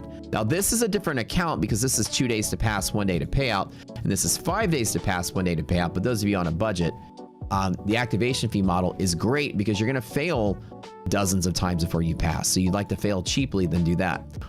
To me, Blue Sky will make Apex obsolete.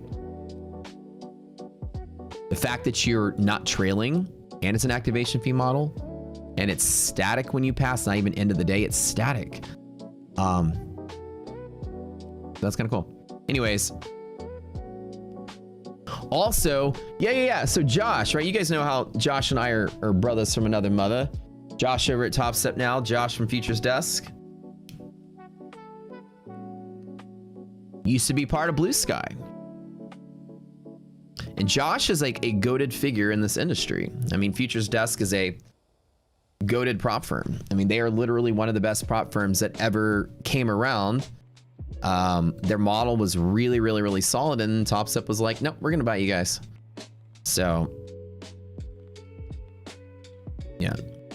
Anyways, that's the whole appeal of Apex. Yeah. The whole appeal of Apex is that you can fail cheaply. Let's see how many accounts you can trade with these guys. Let's go over here and look at it. It should be here somewhere. Does anybody know the max you can do? We don't show it on here, do we? We need to put that up here. I know we have it in the back end though. Can you trade 20 with them or is it 5? No, how many evals can you have?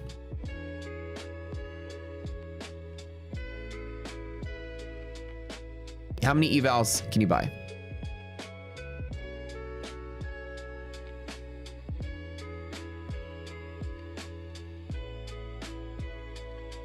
Blue Sky is static. The whole appeal of Apex is 20 accounts that you can fail cheaply. Yeah, if you're retarded. The whole actual appeal of Apex is that, I mean, nobody's like 20 accounts is gonna make my risk better. I'm gonna win more. Nobody does. They just copy trade it. It becomes one account. Only idiots like Affirm because that's 20 accounts. I'm not saying you're retarded. I'm saying the guys that like it. That way you're retarded. The appeal to Apex is a $15 account. So children can trade it with their lunch money from their iPhone in their 9th grade science class. You know what I'm saying? Like the appeal that $100 for an account is something only an adult can afford. Apex appeals to children and idiots with shrimp boats. You know what I'm saying? Big fish in the small pond kind of types. Copy trade and selling a bunch of accounts. But yeah. No, I just think Apex is by far horrible.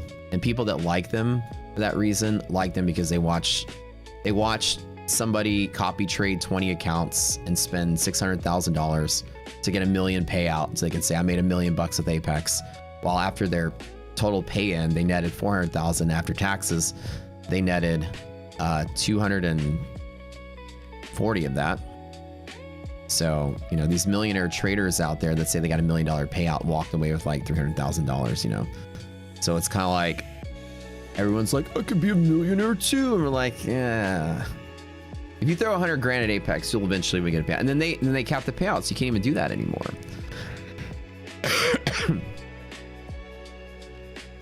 Yeah, if you guys check Blue Sky, let me know. We're gonna do a big event with those guys, massive giveaways all next week, I think. You want a shrimp boat? I got a guy. I'm still saving up for mine. That's a requirement to be a YouTuber. I started trading Apex, following the wrong people until I found Rockstar wasted money.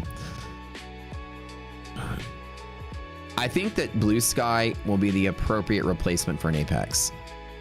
I really do. Because we don't have really here in our mix a lot of activation fee models that are really good. If you want the bigger, better payout, you would go with like a TPT, My Funded Futures, and it's slightly more expensive. But if you want the cheap to fail, I thought we had, let me go into, I think the people, if they like losing money, see here, when I say people that like the 20 accounts, they're retarded. Let me tell you why. Ready? Let me buy an account for $15 and let me copy trade it and buy 20 of them. So in reality, I spent $300 for one account because I've copy traded all of them, and then I blow up all 20. And I spent $300 for my quote unquote one account that's put back in the 20. You have to think about, if you copy trade, then it's technically one account.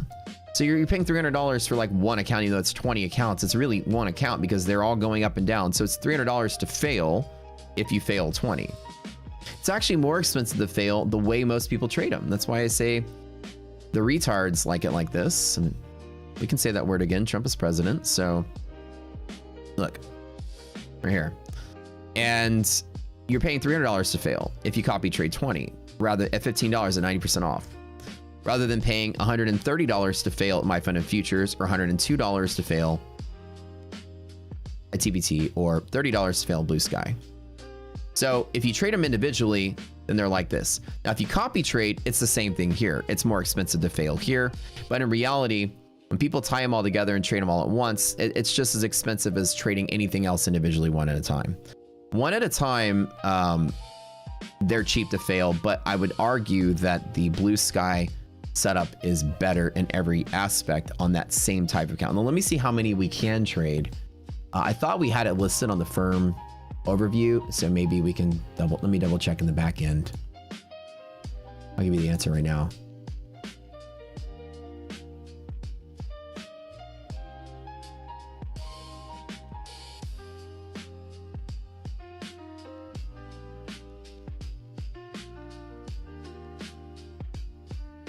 I swear we have it somewhere in there. Firm overview. Max accounts per trader. Yeah, we do, but whoever runs Blue Sky didn't fill it out. Hey, mods, Farina, can you tell whoever's running Blue Sky that they need to fill out the max accounts per trader? They left it blank. Because it should be, we have it in the back end. Yeah.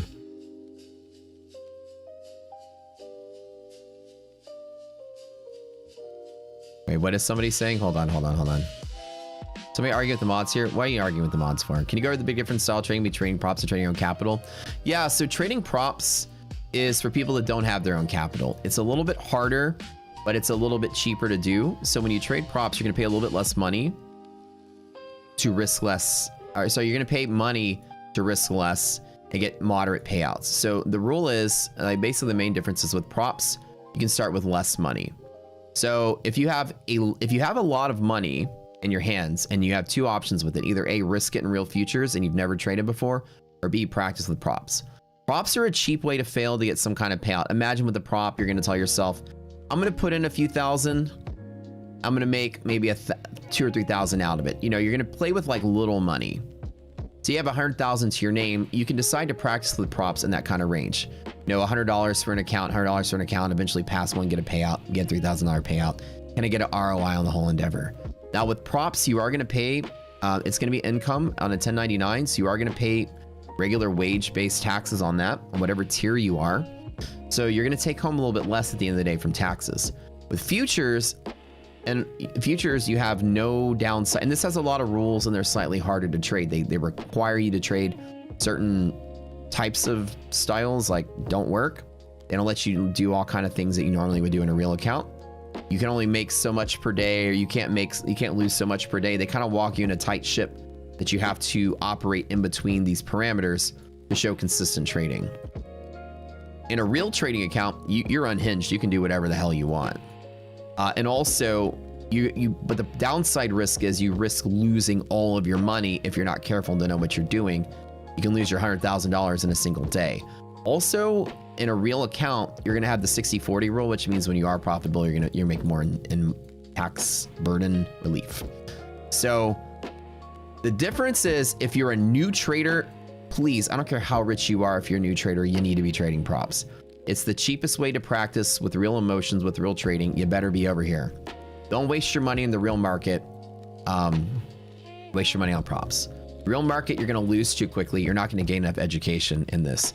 Education comes from like how many days you're struggling in the market. With props, it'll throttle you. You won't spend all of your money. You might spend $1,000 a week or two in props, rather than losing $1,000 in 30 bad seconds of the NASDAQ. So when you're a good trader, you're going to lean away from props and support yourself with your own capital, better taxes, better freedom. As long as you have good risk management and trust yourself to do it, you're good. If your risk management sucks, or you're a new trader, or you don't have a lot of capital, you better be in props or you're going to be sorry. Don't waste your money in the real market until you get that risk management down. Wait, what's Johnny Quapo saying? Hold on. What are you saying about Apex what? The coupon is incentive. What are you saying? Hold on. I'm not arguing, unlistening. I'm asking why incentivize the purchase with coupon when Matt says don't buy. Oh, you're talking about why incentivize them? Oh, okay. So we're not incentivizing Apex. Yeah. So let me explain what's going on there. What they're saying, when Johnny, great question. Johnny's right? Why not just take them, why not just take them off, right? Yeah, exactly. No, if I had my way, I would remove Apex from visibility on planet Earth. I would eliminate them if I had a button that could eliminate them. I think they're a trash firm. They rob from traders. They scam traders, and I think they don't deserve to be here.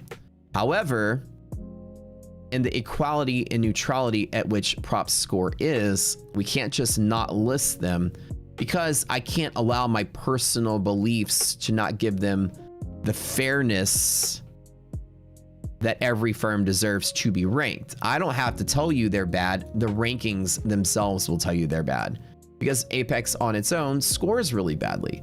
So I can't just make prop score about my personal favorites and ones I don't. I have to give everybody equal visibility, and I don't have a code for them. That's not even our code there.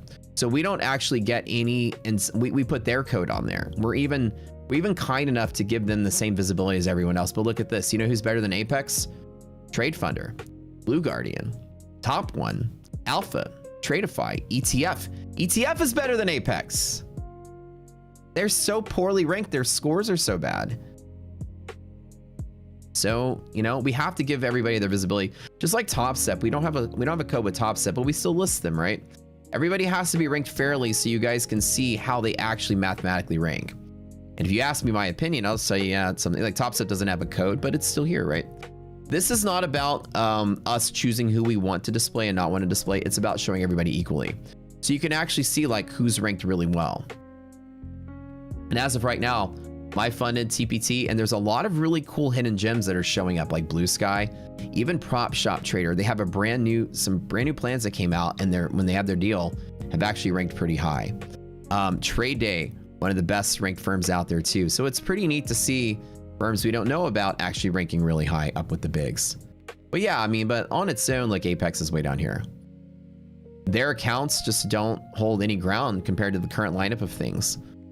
Like they're very hard to pass because they have, look at this, DLL and consistency unfunded.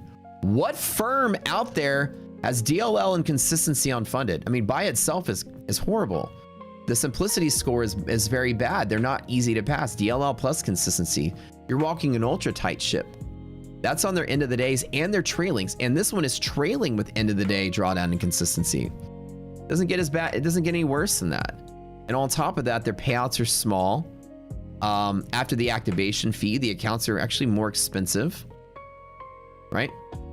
$159 for trailing drawdown with consistency and DLL. I'd rather pay $102 with just consistency on the eval side of TPT and only be trailing one day unfunded, not trailing the entire 5 days up. I mean, when you look at Apex, the design, I don't even know why you would even touch it. Trailing drawdown, consistency and DLL when funded, 5 trading days to get a payout, and an all-in cost that's more expensive than TPT, Tradeify Select, MyFunded Futures Pro, Blue Sky. It's like there's no thing on here that gives them any credit. And the reviews are really bad. People really get scammed by and I'm not trying to hate on these guys, but you guys are asking. But it's still, I still have to leave them on there because it would be very mean of me to pick and choose who we featured. We feature everybody. So you guys can see the truth. Like Prop Shop? Yeah, we talked to them a few times. They're pretty cool. I haven't actually personally traded with them, but the best prop firm for futures to trade for beginners, I would say MyFunded Futures Rapid is the place you want to start. That's my recommendation for a starting point of any trader. It's like one of the best places to start. Speaking of that, let's give away some of those bad boys. But yo, Guapo, dude, I agree with you, bro. Like, honestly, if I had my choice, I wasn't trying to be a neutral authority in the space. I wouldn't even acknowledge Apex's existence as much as they scammed our traders. I got 62 emails in my email inbox, 62, from people reporting problems to us. We remember we went over them on that stream that one day. The average firm, I get like 2, maybe 3 issues. 62. My payout was denied. I had to fill out this thing. I had to submit a video of my trading. They pushed me to live. I never got a live account. It's just, and most of it was payout denials from the complaints. There's something weird going on over there and I don't know what it is. I know people in November that got pushed to live that still don't have their live accounts. So Well, according to them. Again, I'm just repeating what other people claimed. So, yeah. But unfortunately, we do have to put them on there. But we don't get any payout for that coupon I use.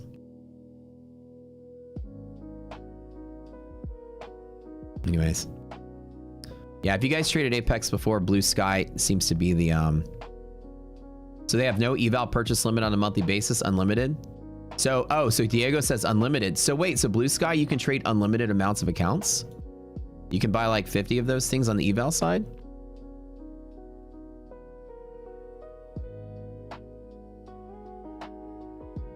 We need something. Can you, hey Diego, can you make a an action item that there's a button that you click on max accounts per trader on the overview on admin that has a no max?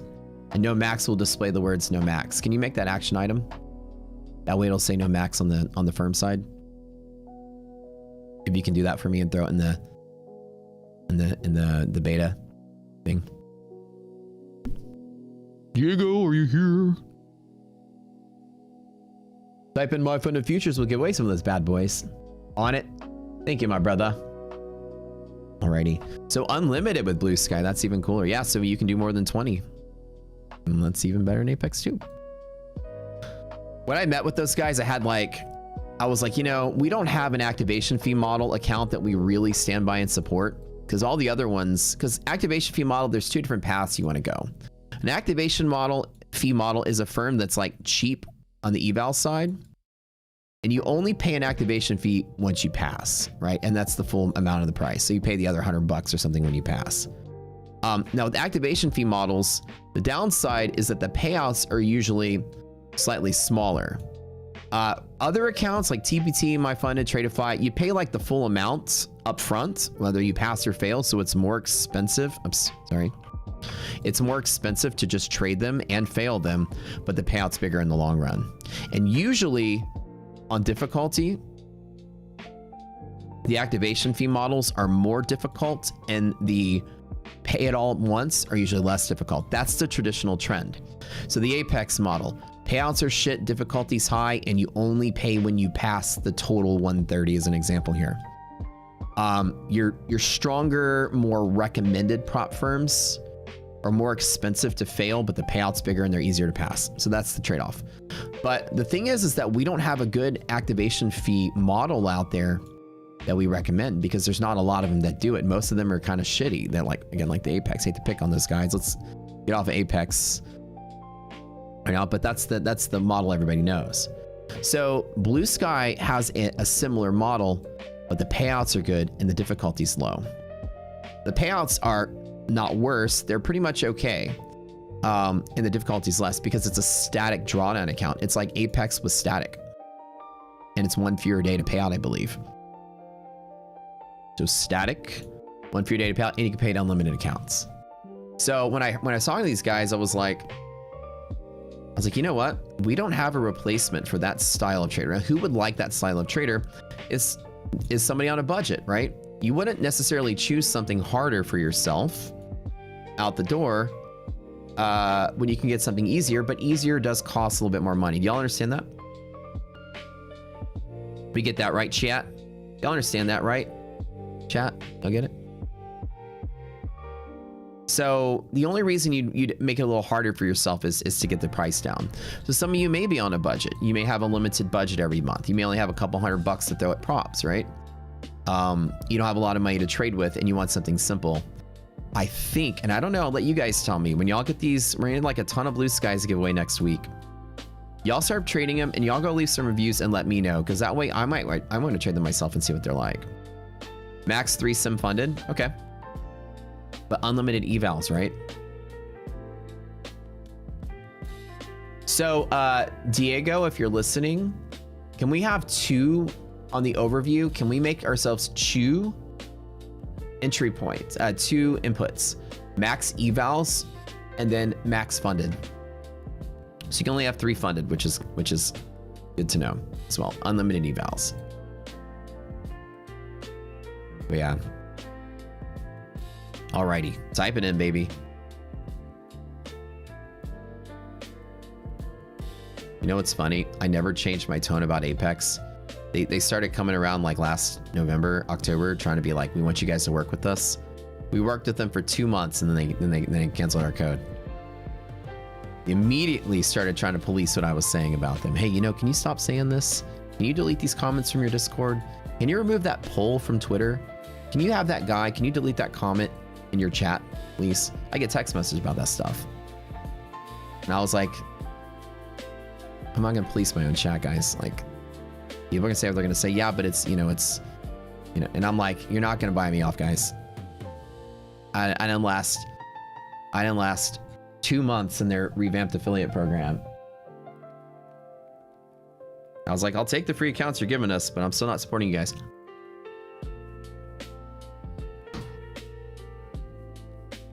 Whatever. I just hate when my own customers complain about something so much. You can't ignore it.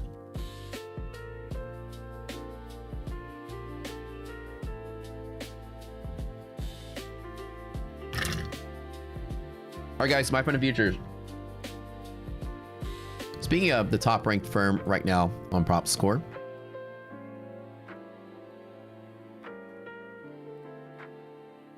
All right, this is that resistance pivot on NASDAQ. Everything right now is looking pretty solid, pretty solid. I still am not going to chase along from here. I want to see if any kind of news or get any kind of effect comes out. I really am still worried about the possible flush potential. Midday or end of the day. I definitely want to take a scalp long from that pocket one more time if we get it.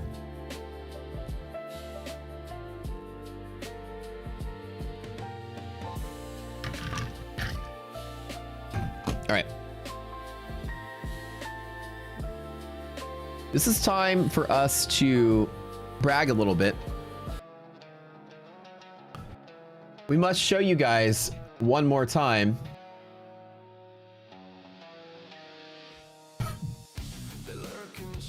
the victory sheet from the Trade Arena Cup. So the two big tournaments that came through the last couple months, Tradeify Grand Cup, of Rocket Scooter team, I personally placed the highest. I got top 16. Then Arena Cup came through, and in the 3 different heats, 11 of us made it to the finals. Out of 30,000 people, the top 100, 11% are Rocket Scooter traders that we train. There was, of the 100 people there, one person repping one other streamer. That's it, one. Of the 20 streamers I can name, just one. One out of those 20. One out of the 100 people were from one other community. 11 of those 100 people were trained right here as traders. Brian B-Dog, say his name. Congratulations, my brother. First place. Homeboy won 100,000 from Ninja, 5,000 from me, lifetime from me, 10 prop accounts from me. Everyone else in the top 10 gets prizes. We had 11 people in there. So this 11th place loser right here, Matt Cowart, this guy didn't win shit. Last place on the team. We gotta kick him off the team. This freaking slacker. All right, Brian B-Dog, first place. Dainty, 5th place. Simon Dean, 9th place. Abnor, 18th place. Eva Trades, 26th place. JTB, 32nd place. Fade Trade, 39. Lemmy, 65th. Didi, 66th. The Wendy Rocket Seats, 67th. And Sir Darb Brad got 71st place. He's off the team. Just kidding. Although, I am very proud that everybody did better than me, because that makes me happy. It means y'all aren't copying my trades. It means y'all are out there crushing yourself.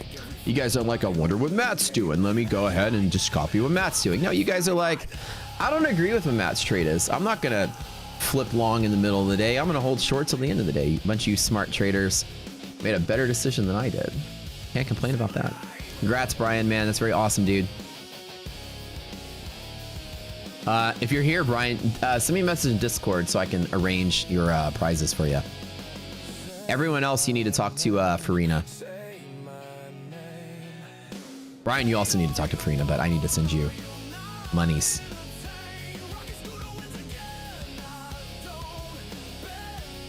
Dude, 45, you are now endowed with a My Funded Futures Rapid accounts. It's a good account.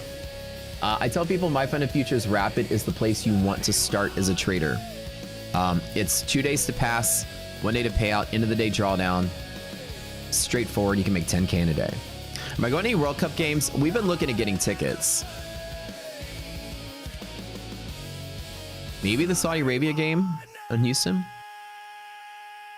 We haven't pulled the trigger yet. We need to. Can I make it somehow that bots are not able to enter? In all capital letters. XD. That sounds like something a bot would say. Sounds like something a bot would say. You a bot? No, I'm just kidding. What's mine say? Sweet. What about mine? Dude. All right, well, I guess the dude wants to give it up.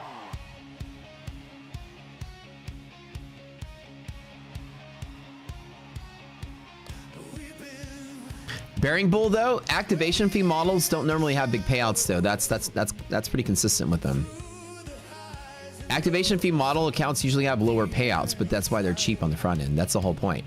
Their budget accounts are people on a budget. So like if you have the money to spend, you want to trade the big four, the Lucids, Tradeifys, My Funded Futures, Take Profit. If you're on a budget, I'm gonna say that I'm gonna start recommending Blue Sky as the budget. If you're like, I don't have a lot of money to spend, where do I start? You're gonna go to a Netherlands game in Houston? Okay, I'm gonna see what tickets we're gonna get. If I go to another game, I'll meet up with you guys. Y'all want to go to some? Kurt, you want to go too? All right. Let me talk to iDoc and see if she can be in town. If not, I'll just be the boys. I'll be fine. I'll be good. Chicken and the fish. All right, Liam. Congratulations. Funded X is a true budget. Funded X is good. Funded X is like in the A- tier, which is really great. Like you would say like Lucid, Tradeify, and Funded Next are sort of like even with each other. TPT and My Funded Futures are like slightly better. So I call like the A+ and A- tier. Those are like the 5 that I have experience with, and also the 5 that kind of like rank the best and have the best kind of style accounts. Like the Bolt. The Bolt at Funded Next is similar to like Tradeify, Select Daily. They're very similar. They're all great. It's hard to say which one you like better. The goal is to go live in all of them and just move on to the next one. I mean, at some point, you're going to just trade all of them. Doesn't matter which one you start with. Eventually, you'll go live and move on. Until TPT, Funded Next was my biggest total amount of payouts I had. Who do I support for the World Cup? I don't really know who I'm rooting for because I'm not like a huge. I mean, I love soccer. Let me start over. I love watching it. And I'm just not a committed fan to like have a favorite. I got no time for a social life or anything like that. Looks like we're tapping yellow line and rejecting a little bit. Oh, okay.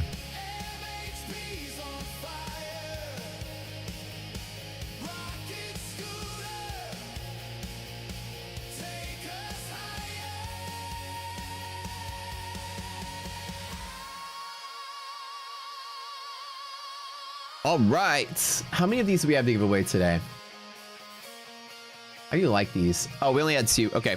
We'll pause for a minute. We got another giveaway in about 20 minutes. Don't go anywhere. 2 of you guys that won, you need to go to the Prop Score Discord. Go to Claim Your Win, Claim Your Prize channel or something, or Claim Your Win or something. I always forget the name of it. Chill for a moment. Giveaways will pause for 20 minutes. Let's focus on the trade. Today, yellow line reject. DD ratio less than half. We are stuck in bear zone. Arbitrage is negative. It is very possible it can sell from here. I wouldn't take the short, but I definitely have enough evidence to not want to be super long from here. This is that overnight area. If it does break through here, then it'll hit that, and it certainly will close below there. So for me today, I'm not going to personally bet that we just rally and keep going. I think, and we might be contained inside of here. But again, it's not enough evidence for me to trade it. These aren't strong pivots from here. Resilience is strong enough for to try to support here. Yellow with negative ARB is enough to try to resist there as well. So you're kind of stuck inside of this region. I don't feel any selling pressure today. But it's not enough evidence for me to want to chase in the long side. If you had to pick something for me today, I would still be longing it. If I were to short, I would only short at upper bear zone with all of this supporting resistance right there. So this is one of those good classic days, guys, where you have all the evidence for a really solid short. So upper DD band and upper bear zone stacking together with a negative DD ratio is that perfect lineup of a short that'll be a very solid play if we do get it, which is good.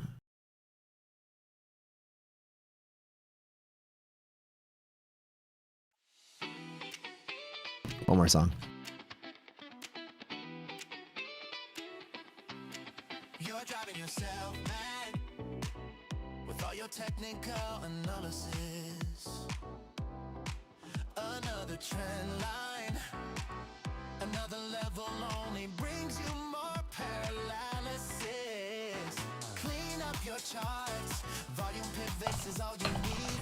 Rocket scooter is your answer, just come to the daily stream. It's okay to admit if you're on the wrong track. Make the U-turn now and never turn back. It's okay to admit if your charts look like shit. We've all been there, we know. Delete is what you hate.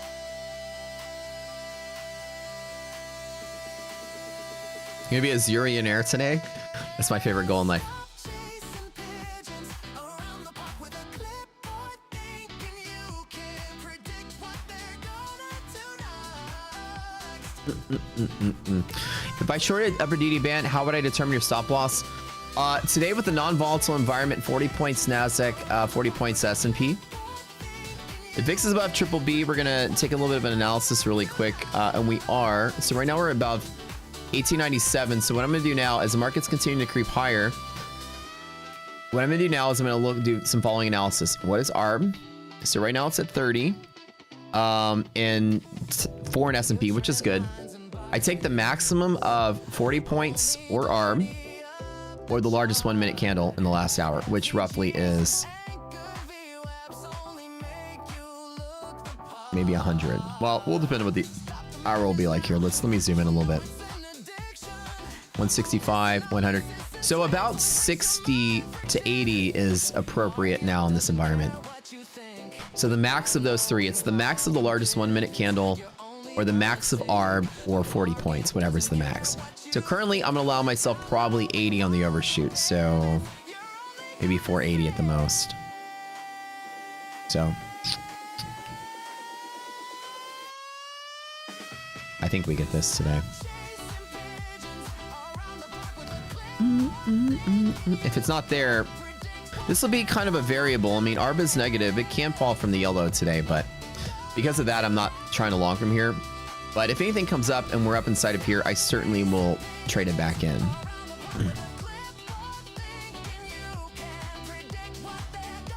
Wait, so the rule of thumb, dated the biggest 1 minute candle the past hour. Yeah, so Elliot, it's the bigger of the three numbers. So if you don't have anything to go by, your standard one strike stop loss for QQQ and SPY is 40 points and 10 futures, respectively, NASDAQ and S&P.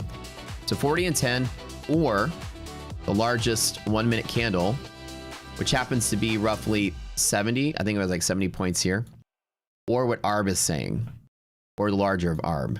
And ARB is 30. Arbitrage is 30. So you choose the largest of the three. What's up, girl? I couldn't get in. Are they full? 8 all the way to noon. That's why we're starting. Yep, we gotta That's why we're in. camp. That's why we're in the reformer business now. Guys. So instead I walked Pickle for a mile, but at the same, I was like getting frustrated. I was like, what the heck? Every mile radius of this thing is booked out. So what the DD ratio is the percent of market cap of stocks that are in a bull zone. So let me walk you through it real quick, bud. If you go here and you click on, let's find an easier one to read. Hold on, Microsoft. Okay, so if you look at the liquidity map, it'll tell you, oops, what did I do that? So an example is Microsoft right here is trading in a bear zone, right? And what a bear zone just means is that there are more traders short against the house than traders long against the house. Up here is where there are more people long against the house than short. So this is the transition of where more bulls are and more bears are per dealer options, okay? So what we do is we take every stock in the S&P and we have two buckets. We have a bucket here, like a little seesaw. And we have a bucket here, a little fulcrum in the middle. And so if a stock is in a bear zone, let's write it below, a bear zone, then we put a pebble inside the bucket. But the pebble is based on the market cap of the stock. So something big like a Microsoft will have a big pebble in the bear zone. And then we'll look at, like, I don't know, let's just look at something slightly different. Intel. Not as big, but still kind of big. A smaller pebble in the bull bucket, right? So we weigh out the market cap on bull or bear side, and then the ratio is which way is it tilting, to the bear or bull side. And DD ratio is basically the sum of market cap, or the total pebbles in the bear bull side, divided by the total pebbles in both buckets. And we exclude anything that's in the middle because it's not bullish or bearish, it's just neutral. So with DD ratio, what really matters is how your seesaw is tilting. It's slightly bearish right now. Like there's more market cap in a bear zone than there is a bull zone, which is why, while the market is still pushing higher on CPI news and response today, it's not rallying like it used to. There's still a lot of stocks being sold off. Now, that means that likely what's going to happen is if the index is in a bear zone and most of the stocks are in a bear zone, then the index is very likely to stay in a bear zone. So like an example today, anything above here is overbought to close down in here. So what we do is we match the index to the stocks. Why would the index go bullish and keep going if most of the stocks are bearish? Does that make sense? That's how you read it. Elliot, hopefully that makes sense. Whoever was asking, not Elliot, to Swamp Demon. Does that make sense, brother? You know what I'm saying? Because the index is tracking the stocks. So if the stocks are bearish, why would the index go bullish? It wouldn't make sense for them to detach that way. So what we do is we err to the side of this ratio being less than half. When that ratio is less than half, you can actually see it right here. It's flagging the bear zone as resistance because the stocks themselves are mostly bearish rather than not. So as we're looking at the market, it basically, I use that as extra confluence with the index. I don't just look at the shape of the price, the movement of the price. I tell myself, if it keeps going up here and this is not bullish with it, then I can take a bet that the bull side of the market is going to be not achieved and that we're more likely to close inside of here, right? So while it might still creep up from here, it is pretty random. This is no man's land. I don't normally trade in this range right here because there's nothing to trade off of, but I do know that there's really strong resistance pressure off the top there. Woo! Sorry. What's up? But she tries to get into a solid core class, which is a competitor of ours, by the way. Solid core is I've gone to 150 classes there. It's really good. They are a reformer-based, fitness-based, Pilates-infused reformer fitness kind of thing. So we're opening Solid Core's biggest competitor in Houston. We're bringing it to Houston. It's called Tremble. We're opening a bunch of locations here. So we're going to be, you know, the competitor to that style of workout. And she tried to go to Solid Core today. And every class was booked and every wait list was full. So that makes me happy. I couldn't move off the wait list, which is crazy, even for a 10 o'clock. Hot. 10, when people are supposed to be at work. Good business to be in. I'm kind of excited. All right. Now I get to sit in my clothes looking pretty. DD is bull divided by total. Bull plus bear. Yep, that's it. 100% you nailed it. So that's how that works. Yeah, we're not looking at anything that's neutral. We exclude it. We're looking strictly at something that's being hedged bullish and something that's being hedged bearish. And where's that action potential? Which way is it pushing? Pow, pow, pow. Sounds like a guaranteed winner. Bourbon says, you better come out and work out with us, man. You got the blue sky static for some YOLOs. Let me know how that goes. So right now we have some really kick-ass deals going on with some of our partners. Next Gen is 80% off all their evals and 50% off of their activation fees. We usually like to pick those up when they have activation fee sales, like the free activation fees. That's kind of cool. TPT's big sale right now is 40% off. They've always been 30. Now they're 40. You can see right here. And score is the code with TPT going forward now. Doesn't mean I blew up with TPT though. I just got them to switch it in the background. I know you guys were asking me about that. My TPTs are still very active. I just said, just change the score, and they finally got their tech team to update it for us. So we should be good there. My Friend and Futures, 20% off of Rapid. That's really kick-ass. 50% off of Pros. Pretty kick-ass going on now. And Lucid, probably the two biggest sales we got going on right now, Lucid TPT. TPT, 40% off. Lucid, 50% off Lucid. See, I'm telling you guys, I wasn't going to lock from here. I'm sitting out because this is confusing and I don't know what's going to happen. I'd love to short from up here, but maybe it might still sell off. Honestly, and if it does sell, your lower target for lower lows is MHP. So, I don't know. Are you, anybody shorting this yellow line? You can with negative arb. I just haven't. I've been watching it flip-flop too much. So I've been a little nervous to take the short.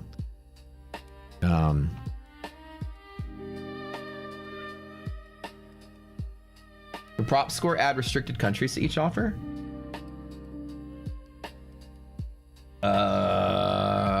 We do. We have that on the filter side.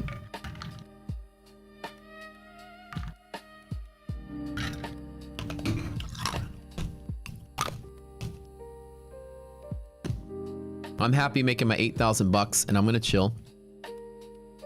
But let's make you guys even happier. Because I got some Lucid accounts. But wait. I swear to God, dude. I know what it is. What is it? I was sick and I was just getting over sick and then freaking I smoked a cigar with AK. Why did you do that? I even said no. I don't care where it came from. I went to Toulouse and we went with some friends of ours on Sunday. I was just getting over my cold and I don't smoke, but I smoked a cigar with my buddy. A mini cigar and it still put him out. A mini cigar, yeah. And then my throat's been tickling ever since. That's what I want. That's what it is. I smoke half of a cigar, half a mini cigar, and I got smoker's lung already. Quarter. I mean, a cigar is like 20 cigarettes, isn't it? What's the analysis, comparison? A cigar is 10 cigarettes. Probably a million. I'm allergic to San Augustine grass. I know. I'm allergic to that. Oh my God. Well, we're not going to have it anymore. It really doesn't do well. Or maybe it would have done well. It will do well. That guy just doesn't know what he's talking about. If it didn't rain like the way that it did. It just didn't take root. And also we need to regrade the ground. And also when you put your sod down, you need to, there's like a press you can use, like a flat press that you want to press it just a little bit, not enough to compact the soil, but enough to get the air out between the sod and the ground itself. Because you want the roots to take root, but if it's like the sod's like slightly crooked, the roots won't even make their way to the soil. So you gotta like press it flat and firm. And then it doesn't need to rain for like a freaking month. Yeah, that's the expert. I might get some zoysia grass. It's fun to say. Zoysia. Is that the one that's all over our neighborhood? Zoysia, I don't know how you say it. No, it's like a thinner St. Augustine. It's like a thinner Soccer grass. We can also, yeah, but those grasses do well, like the shade and absorb a lot of water and can trample all over them. St. Augustine's like the toughest grass, is why we picked it. It died. That shit is like tough as nails. Like 20 times Tough as nails. yard. But we found because my sprinkler was leaking into the root system and it wasn't getting good contact. It was just drowning the roots. That's why. Do you think you punctured it when you were aerating the grass? But I wouldn't have been aerating the grass if the grass wasn't already dying. You might have made it worse. I probably made it worse. That's what he found. But I didn't aerate it with anything sharp. I just used a hollow tine. That's not enough to puncture a hose. I think those guys stabbed it with like a fork when they first did it. Hollow tine is like a round thing like this. It's like super round, like a sausage. And it's not even sharp at the bottom. It's like a metal tube. I mean, if I hit it hard enough, I could probably puncture it. Gold is turning around and selling off pretty hard right now. Let's find the full distance from bottom to top. Let's just make sure we mark it. Yeah, like I said, too smart to grab the long here. That negative DD or that DD bearishness is pretty solid. Now remember, below bear zone is right here is where the actual longer term resistance is for monthly maps. So this has bigger support right there. I'm telling you guys, y'all are too smart for this. DD ratio, that's the first day we've seen it less than half, right? You guys have from the boot camp. You'll see when it's less than half. This is time when the market has a hard time rallying, right? I made my money long in. Taking the long sit out. I know. All right. My funded futures, you scoundrels. I mean, sorry, Lucid, you scoundrels. Lucid. I'm sorry, Lucid. How dare I?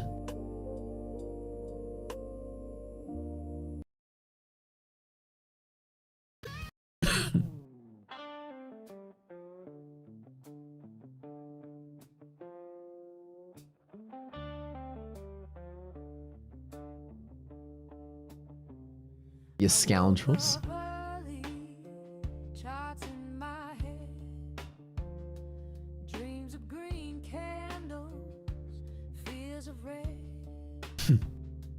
Coffee's cold, but the market's high. I got my eye on the prize, but I missed the shot. Prop firm blue. Your car is probably easier to get into than mine. Risk too high. Yeah, because you can't throw the. No. It's not saying the crutches. I'm saying is that I think my car is lower to the ground and more of a bucket seat to climb into than yours is. I don't know. They're probably similar. Oh, Ali just texted me. Hold on, see what's up to you.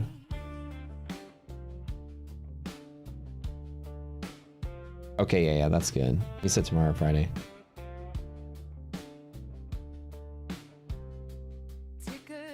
I still want to go up to... after stream, do you want to go with me to Ferrari real quick? What are you doing? Oh, okay. All right, well, I'll go do that by myself then. Yeah.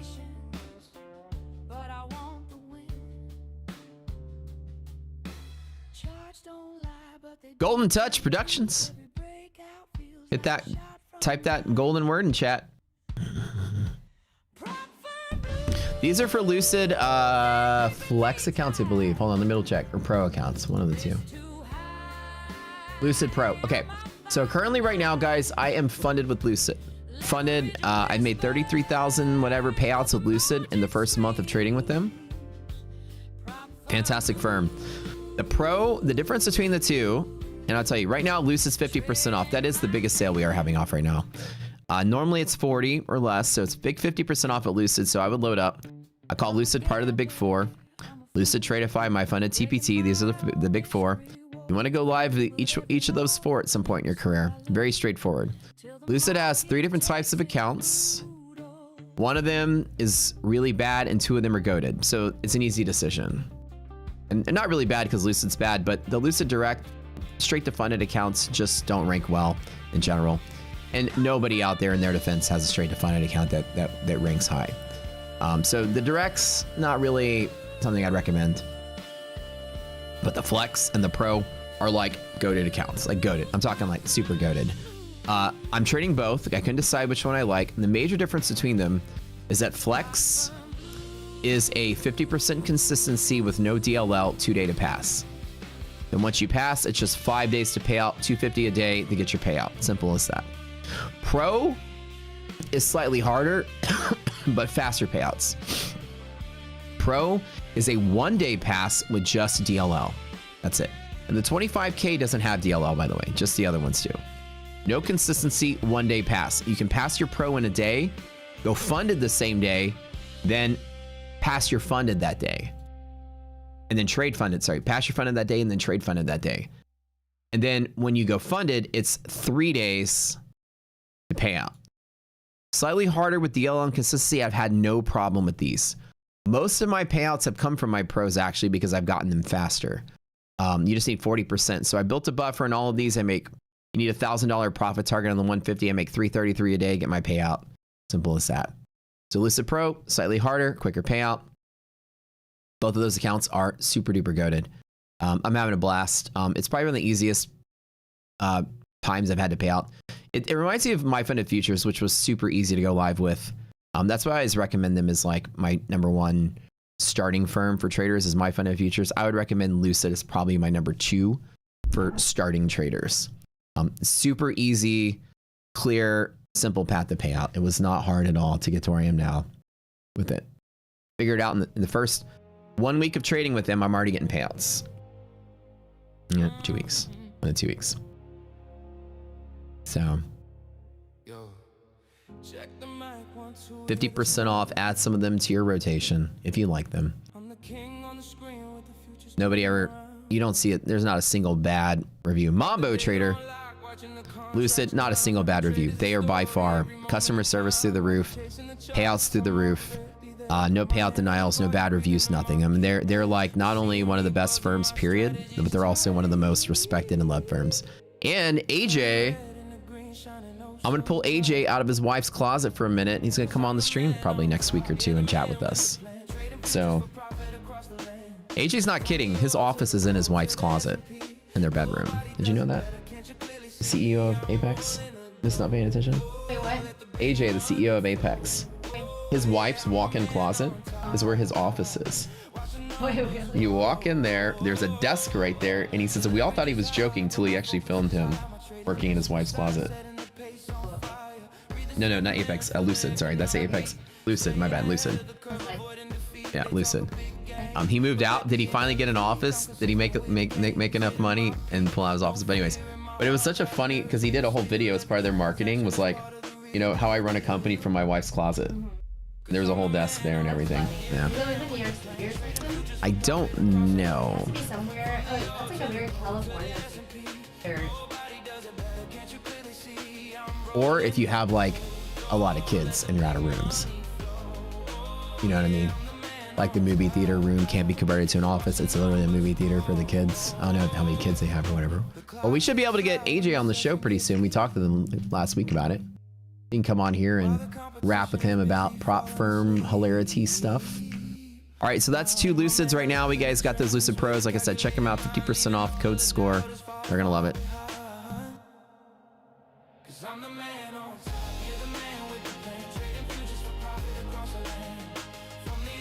If you guys haven't taken the Rock Scooter Bootcamp, make sure you guys jump in on that. It's near the end of it. If you go to the Discord, the description below this video, we do a bootcamp every quarter now. We're at the tail end of it. If you want to learn how we trade, it's only $20 for 20 classes. $1 a class, and you can watch all 20 of the videos for $20, and then that's it. $20 monthly fee. You can cancel after the first month. Giveaway is over. You got in yesterday? Cool. So catch up with the NVIDIA MP break. Oh, thank you, Kyle. Hold on. So NVIDIA MHP break. So be careful on this PV flushing today. If Nasdaq loses 970, we're back to selling off. And boy, I'm so glad I'm not caught along. I got my $8,000 and I'm absolutely happy with being where I am. Cool. Very good. Very good.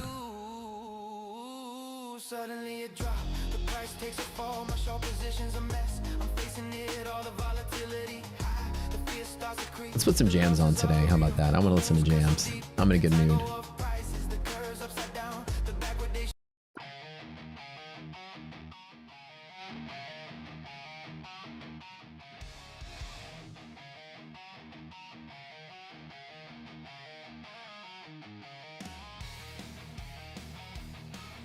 All right, big sell-off day today.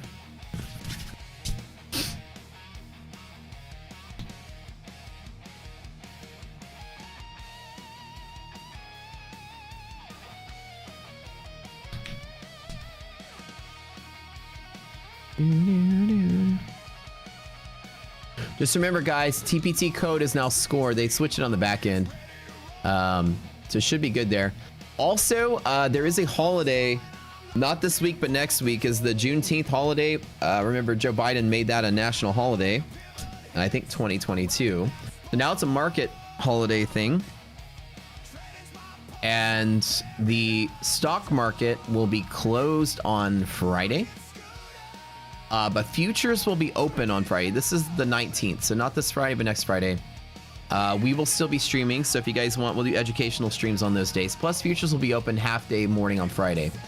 So Thursday, business as usual. Thursday night, Brad stream. Friday morning, my stream. I'm not sure if Neon's going to do something Friday afternoon. Maybe he'll do an educational stream or not. We'll see. And then Monday is business as usual. The stock market closed on Friday. It's open back up on Monday next week.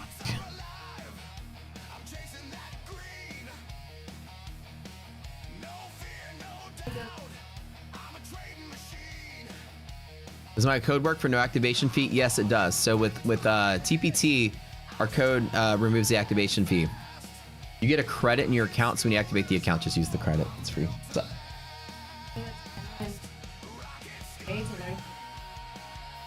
What? Spindle tap? Yeah. I have like this operation. Want to do? Want to do it? What time? It's like 7. At night? Calligraphy? I mean, I'll go just to hang out with you guys, but I'm horrible. I have horrible handwriting. I'm really bad at writing. Have you seen my writing on my stream? Look, let me write something. This doesn't count. You're using a mouse. No, my real handwriting looks like this. Oh yeah, your handwriting looks like chicken scratch.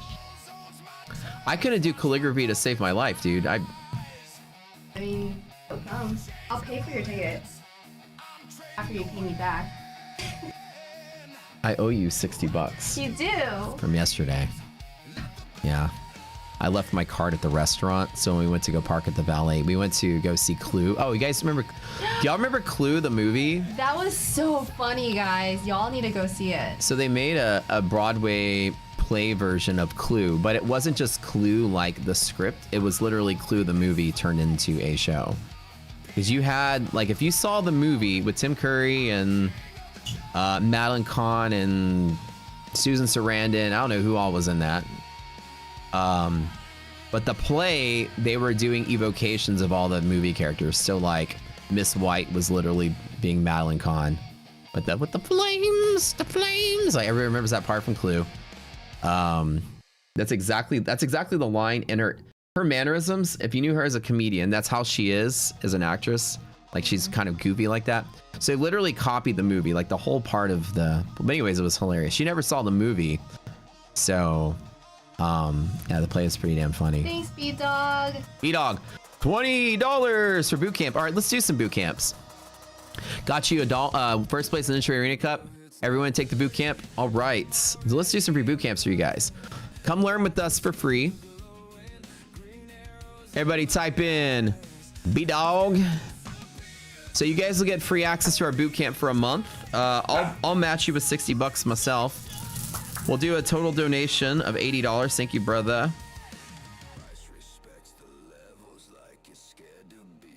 You won $105,000 plus lifetime rocket scooter plus 10 prop accounts. Woo! That's Christmas over there at the B-Dog house. If you have not taken our boot camp, type in B-Dog. Brian is gifting you guys boot camp. He says you must learn. He's the winner of the Ninja Trader Arena Cup. That's right. We should bring everybody from the Ninja Trader Cup. I want to bring some students on the stream at some point, and we can talk about trading and whatever. Part of it Yeah. would be cool to come into a trading company.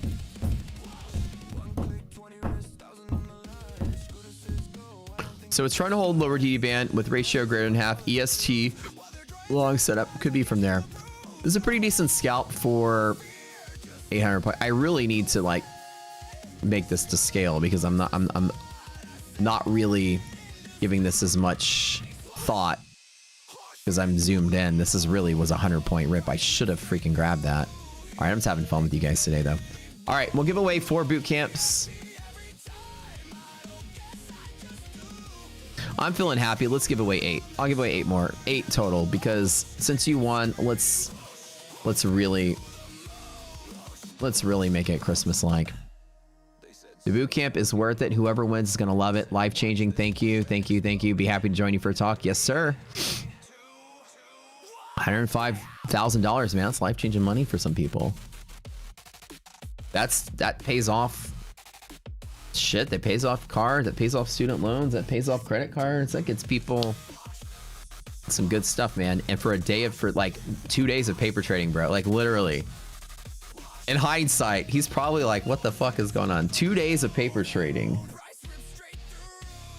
That's it. That's all it took. That's the easiest money. Well, not the easiest money. Let me tell you, you put in the work to earn it, for sure. Definitely was hard as crap to earn, but time-wise, that was the quickest. It is halfway to Christmas, so... For 2 days of paper trading. That's it. You put in the work, though, man. You went through the boot camp. You learned the stuff. All right, I'm gonna give you guys 10 more seconds. I'm gonna draw the names. 10, 9, 8, 7, 6, 5, 4, 3, 2, 1. Okay, go. 8 times. According to ChatGPT, I made $33,365 with Lucid in the first month. Starting in May the 18th to June the 6th. So about 3 weeks so far. 33,000 payout. Okay. Choose. Yeah, so I said I was giving away 12, right? We're giving away 16 and 20, right? I said 20, right? Did I say I was giving away 20? I'll give away 20. How about that? Did I say 30?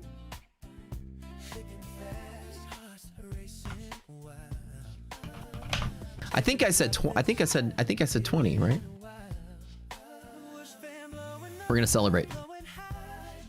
All right, so the winners. Here's what you guys are gonna do. You're gonna go to the Rocket Scooter Discord, which is the other Discord listed in my stream that supports the Rocket Scooter platform. We're also affiliates with those guys. I mean, I made it, built it.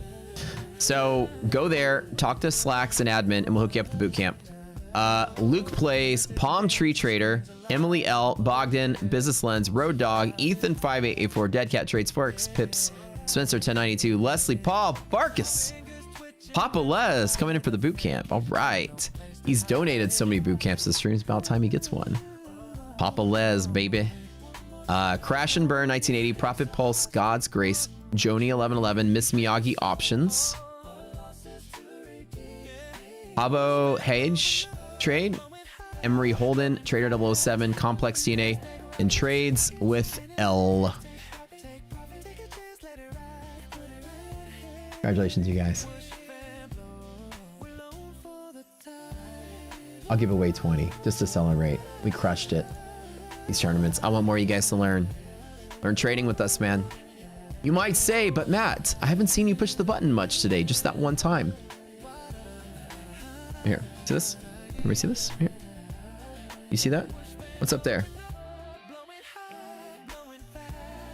It took me a total of 15 minutes of my life to make that $8,000. I make my money by being cautious, being selective, attacking like a sniper. Like one of those, what are they called? Like a mantis shrimp. It just sits there. You ever seen a mantis ship? You ever see a mantis ship fuck up a fish? You ever seen it happen? Oh, that's some scary shit, man. Can you try to say that again? Like that, dude. It's like a spear. You guys won boot camp. Luke plays. Unfortunately, you want education. I know everybody's like, oh man, I want the free stuff. You get free education. Invaluable. You understand how expensive education is? There's a whole industry for it, and you get it for free. Invaluable. Okay. We're getting close to where I did want to see that one particular target. This area is particularly long setup. This is the first area from earlier today. Now, breaking DD ban, we are irrational. Ratio less than half. Whether it does scalp its way out of there or not, it's really hard to say. And also, S&P does have all half resistances. Actually, it's all resistance here too. So be very careful. I'm still going to scoop along here, maybe. Very small with some micros, maybe. Maybe I'll do one mini down here on S&P. So I pull back a little bit.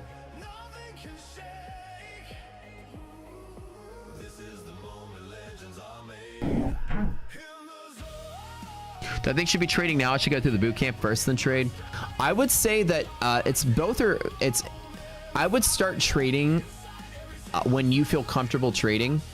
While the knowledge is helpful to get you started, I would still get used to trading because it's really nice for you to like go into the market, trade really big, get your ass kicked, and then learn how fast you can lose. That way you're like, okay, now I see what I'm up against, and then start learning, right?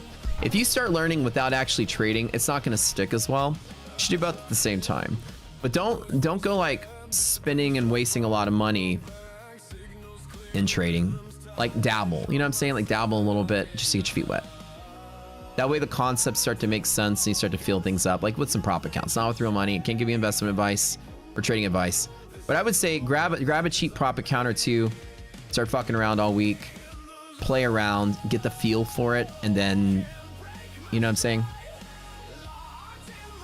Is bull's on bottom a given long? It is when you have confidence to take it. Yeah. So it is an every single time long setup, but there really is nothing to trade against really, because here, this is only maybe a 10-point scalp with the with resistance at the open. So what I'm going to do right now is probably start building like a small long position here. Just a small one at the dip, just to bet that maybe we hold.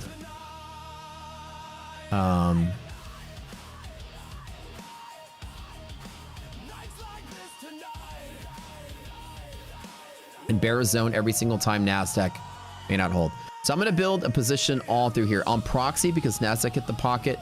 I'm building on proxy. I'm going to buy one here and then one on the overshoot and just build a position here to basically bet that maybe we still hold liquid for the rest of the and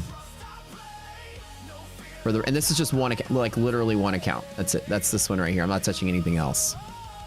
It's not the best. It's not the strongest play. And this could flush all the way to here. So like I said, I'm going to build off the pocket. If we lose, I'm going to close out really quick. One S&P, keeping it light.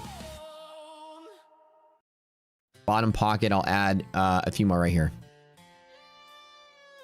That's it. And I say my confidence in this is maybe 50-50. It's not strong at all.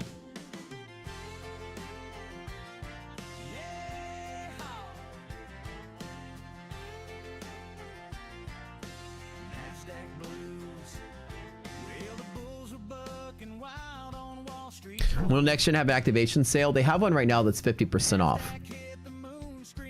So 50% off activation fees with next gen right now.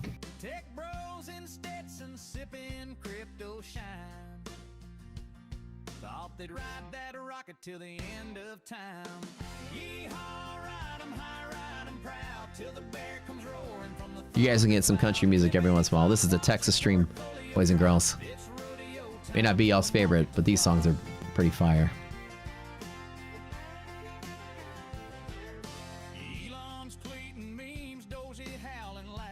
The strongest player right now is absolutely not to trade. 100%. Yeah. This is not a good trading environment. I'm just taking a risky scalp inside of the range. So what I'm going to play is this entire range. Volatility is high and VIX is going up. So I'm going to play inside of here. I grabbed one at the preempt, like essentially by proxy there. And I'm going to allow myself...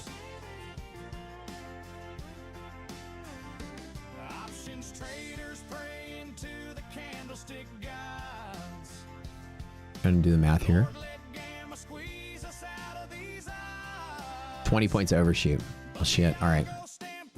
So all the way down, say 300. So this is basically that base right there, 7,300. And if this just fails bear zone with DD ratio less than, it's not a strong pivot, guys. It's very likely that this continues to fall into there. So not pushing it hard, not really betting too big on it. I just put a little tiny position on it. I waited for that. Be careful. This is EST long. Even without the confluence, it's still a long, small EST every single time. Is there not a cat active situation on NASDAQ? Have we fallen that far already? Yeah, let's double check because the NASDAQ, I keep forgetting. We are very close on NASDAQ. It's really small. And that's how the market works, folks. 8 seconds of glory, then you're eating arena dirt by the dip, or become the dip. 28,950. Oh, yeah. Dude, it's like NASDAQ is falling so quick. Catalysts are active so quickly these days. It is at 950, right? That is right. Hold on, wait from here. 28,950. God, man, I feel like I'm slacking here, you guys. I can't believe it's 252, but it is what it is. Hey, iDoc. Papa Les is saying hey. She's down there. You know, don't pick your nose or anything because they can still see you on camera. Or pick your nose. Are you working out? 5:30 today? You're stuffing your face while I ask that. I'm gonna try to get back. Deliver my boss back to his hotel and then we can go work out. Yeah.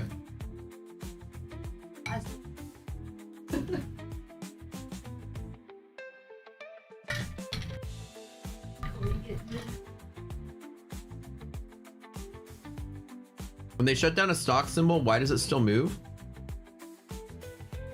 Because people can still place orders, but they don't get filled. They can put a bid or ask, an order on the bid or order on the ask. This trade I'm doing right now is like 50-50, guys. I have no confidence in it. I just want to take it because I have to take it every time. I did one S&P contract.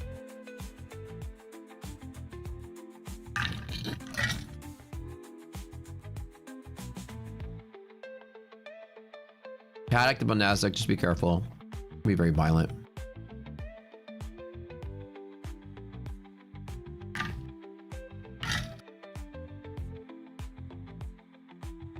$68. So from 93. 25. Oh, catalyst. Yeah, cat active line right here on the edge here. So the S&P, there's a cat active here.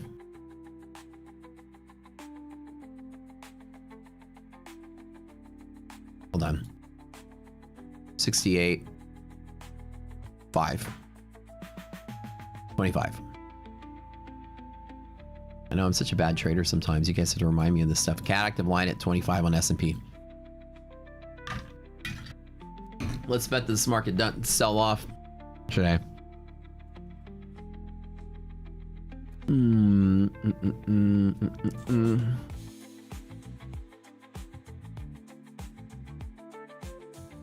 I'm scared, chat. All my confluences are pretty bad too. Like resistance, maybe support at MHP. That's all I've got left. And cat active. So I always try to bet on the edge that we don't turn into a catalyst.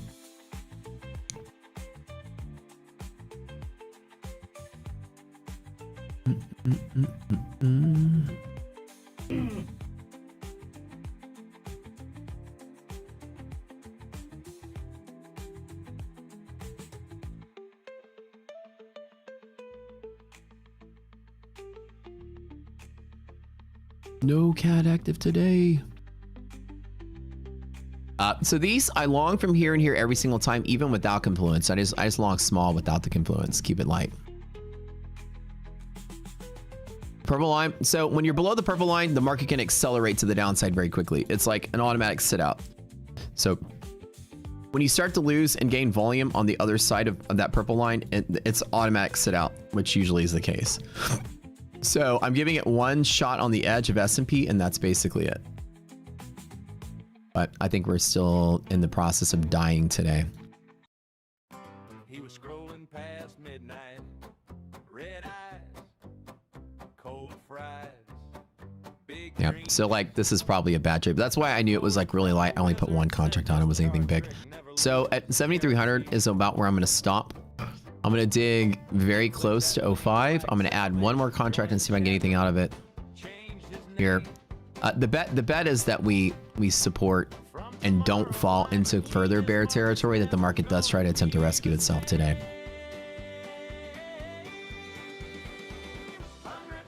I don't think it's going to be easy. That's what the sales page said.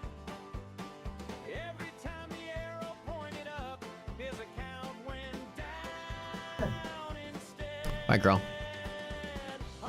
Where you going? Oh, to get Brandon. Tell my boy I said what up. Oh yeah. Yo, we should take him to steak night at Pimlico.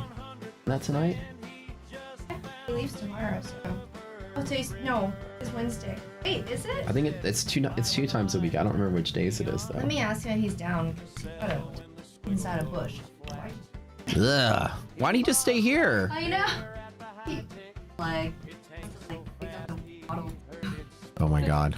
All right. See if he's down. Hell yeah, dude. We go get some steak night at Pimlico. The best steaks in Houston, by the way. Little Irish pub. They have a kick-ass steak night here. Which 150 account is good for big payouts, end of the day drawdown? TPT. There is no better option than TPT 150k for big payouts. That's the one you want. I'm live with TPT right now. I'm loving it. Loving it, loving it.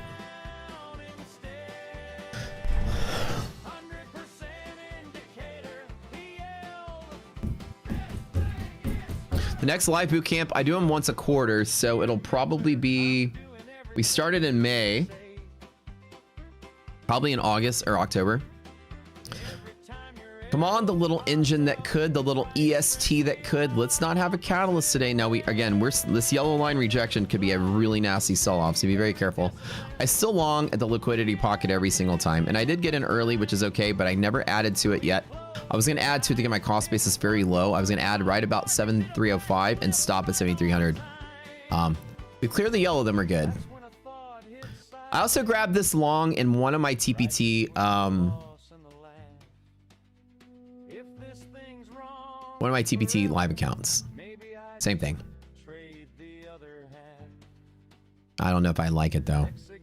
We'll see. DD ratio is still less than half. It's not that good. The confluence here is not that great. So, you know, it's basically a coin flip from here. It's not the strongest play, which is why I'm not hitting it with like 10 contracts, right? I'm just on one just to play it. Let's bet that the market survives today. The volume looks good. The flow looks good. The flow feels bullish.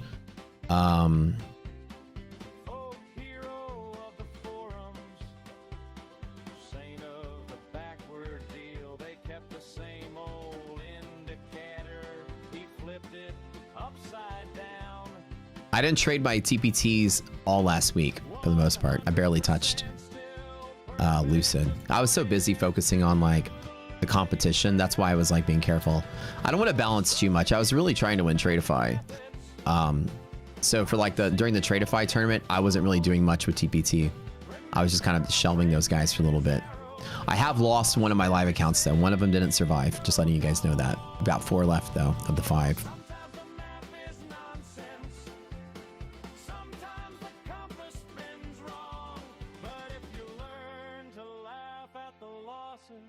MHP res is still positive. Yeah, like that's like the one saving grace that I've got. This is your last greater market bear, right? So if we lose MHP, then we are bearish, right? We have MHP is one of the 3 greater market signals. DD ratio, bearish. We're in bear side of monthly maps, bearish. I mean, everything looks pretty bad. So I'm betting that the market just doesn't fall. That the market falls and rallies a little bit, rallies a little bit, and flushes again. And rise a little bit, rise a little bit, rise a little bit, flushes again. So the minute we tapped here, I grabbed long in NASDAQ by proxy with my TPT accounts. Right there, just on that trade. I just exited that trade for $3,800 profit. And this one's breaking even. So I bought one here. At the dip, I bought some more. Let me update you guys with the photo. So unfortunately, I do have a fallen soldier in my TPTs. The problem is that you just have to get out of that buffer. That's the hard part. You have a buffer that you have to build that's not really like that easy to do. So that one just made 4,000 bucks on that scoop. I'm telling you guys, like I'm a freaking mantis shrimp, bros. I wait, then I strike. Then I wait, then I strike. Right? Why is this guys even trade, bro? Do you even trade, bro? What do you like? I don't see you pushing the buttons, bro. Like, what are you doing? And I don't think I'm in a good trade right now. And I actually want to exit this early too. I thought that'd be a decent play, but I did get the liquidity pocket early. Let's just pocket that because I'm scared. I'm scared. And so, like, you know, I don't do anything. I laugh, we goof, we sing songs. In between, I don't know, 11 minutes ago and now, I just made another 4,200 bucks and in and out. You know, I win contests like this. I don't just fuck around. I'm always in a trade.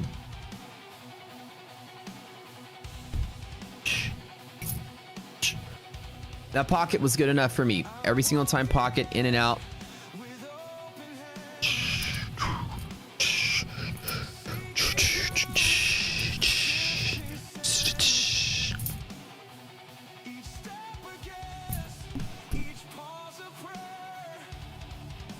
I love this. Is one of my favorite songs, dude. You hate Houston? Wait, what do you hate about Houston? Show me on the doll where Houston touched you. Let's share. You're amongst friends. We're here to support you.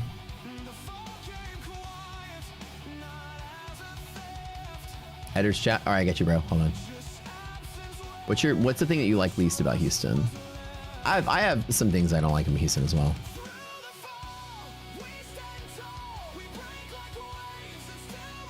Diego.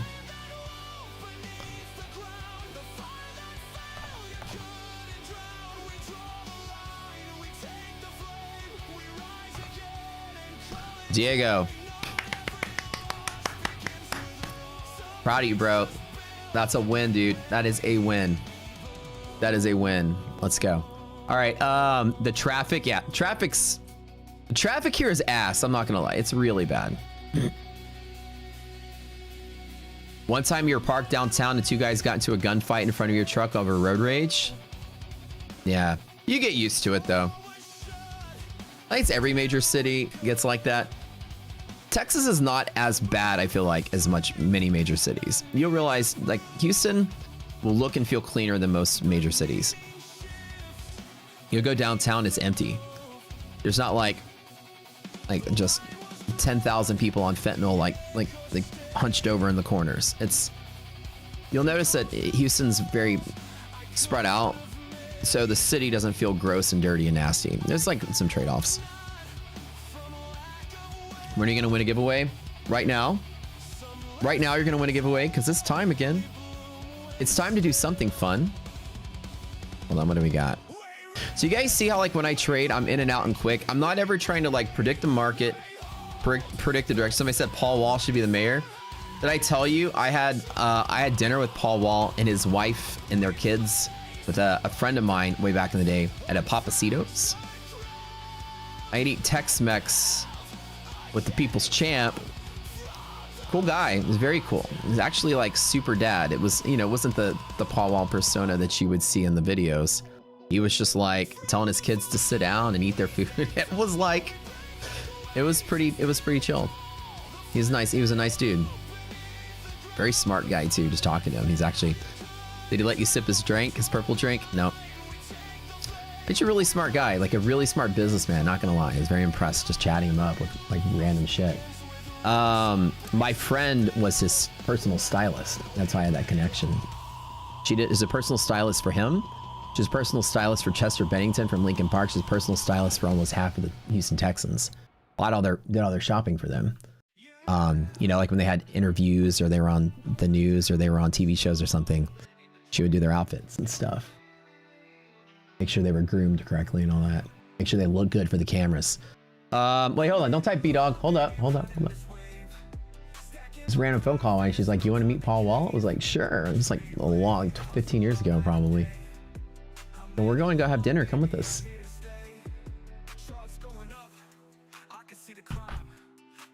Okay. Next gen, baby.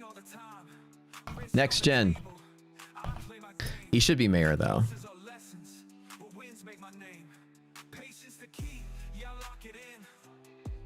We all be sitting sideways. Next gen, type it in. Oh, it was really funny at the, speaking of Houston, so we went to the Gumball 3000 car show.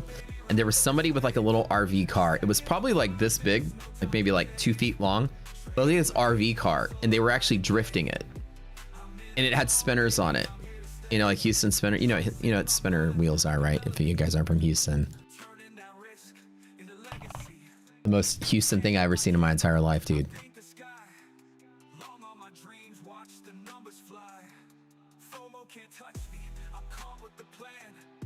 You'll see these things right here, right? These guys, they look like Roman chariots with like this little swords on the side. They would like go by and just like cut off the legs of the soldiers.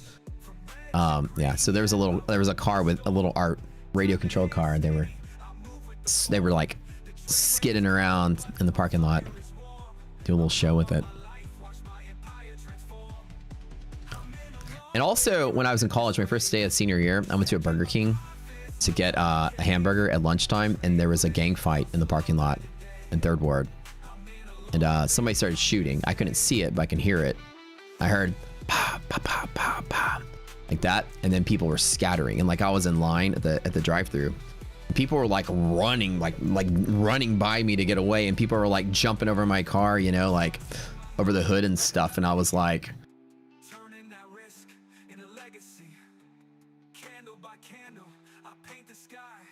I was pretty scared. I went to class. I was a little shaken up. Yeah, it was really close. Like you're in the drive-thru, right? And it was just like literally in the parking lot right to the left. But Houston's good though. Not complaining. Houston's actually pretty good. Like where we live, it depends on where you go in the city. If you're like in the Heights, or you're in Memorial or River Oaks area, kind of like where we're kind of all that area is where we are. It's gonna be like bougie, ritzy, rich people. You're not gonna think it's not gonna be that bad. It's like any city. New York is less violent in Texas. I don't know. I don't know the stats. Honestly, in the city, it's not like downtown. It's not like there's not like Houston does not have like major gang violence in the cities. On the outskirts of town, there's certain areas out of Houston, but it's not like you go downtown and there's like an area of downtown you avoid because there's you know, gangs and drive-bys and stuff. That's all way out of the city. All right, got 2 next gens to give away. I lived in Midtown for a while. Midtown Montrose. I lived there. That's my last house was there. And you would barely hear a gunshot every once in a while. Sometimes the gunshot was because freaking Dynamo won a game and people are like, yeah, bah, bah, bah, bah, you know, shoot at their tree outside or something, you know, excited. The Dynamo fans are crazy, dude.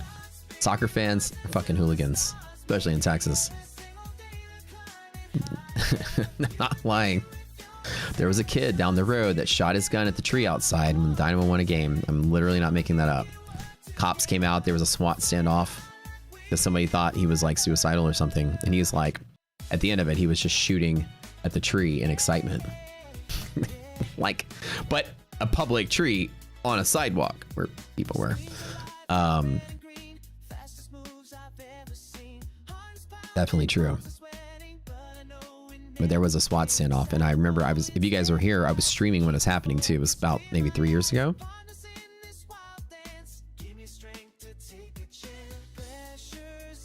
And I was like, there's a SWAT standoff going on down the road.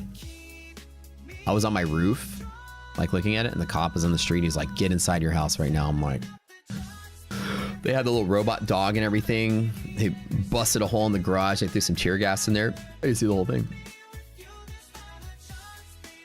But also the kid, that wasn't his first run. And that was the thing. The kid had actually had many run-ins with the cops. And many times he threatened people with guns. He shot out people's tires. So he was kind of like a crazy kid. So when they heard gunfire again, they came out again.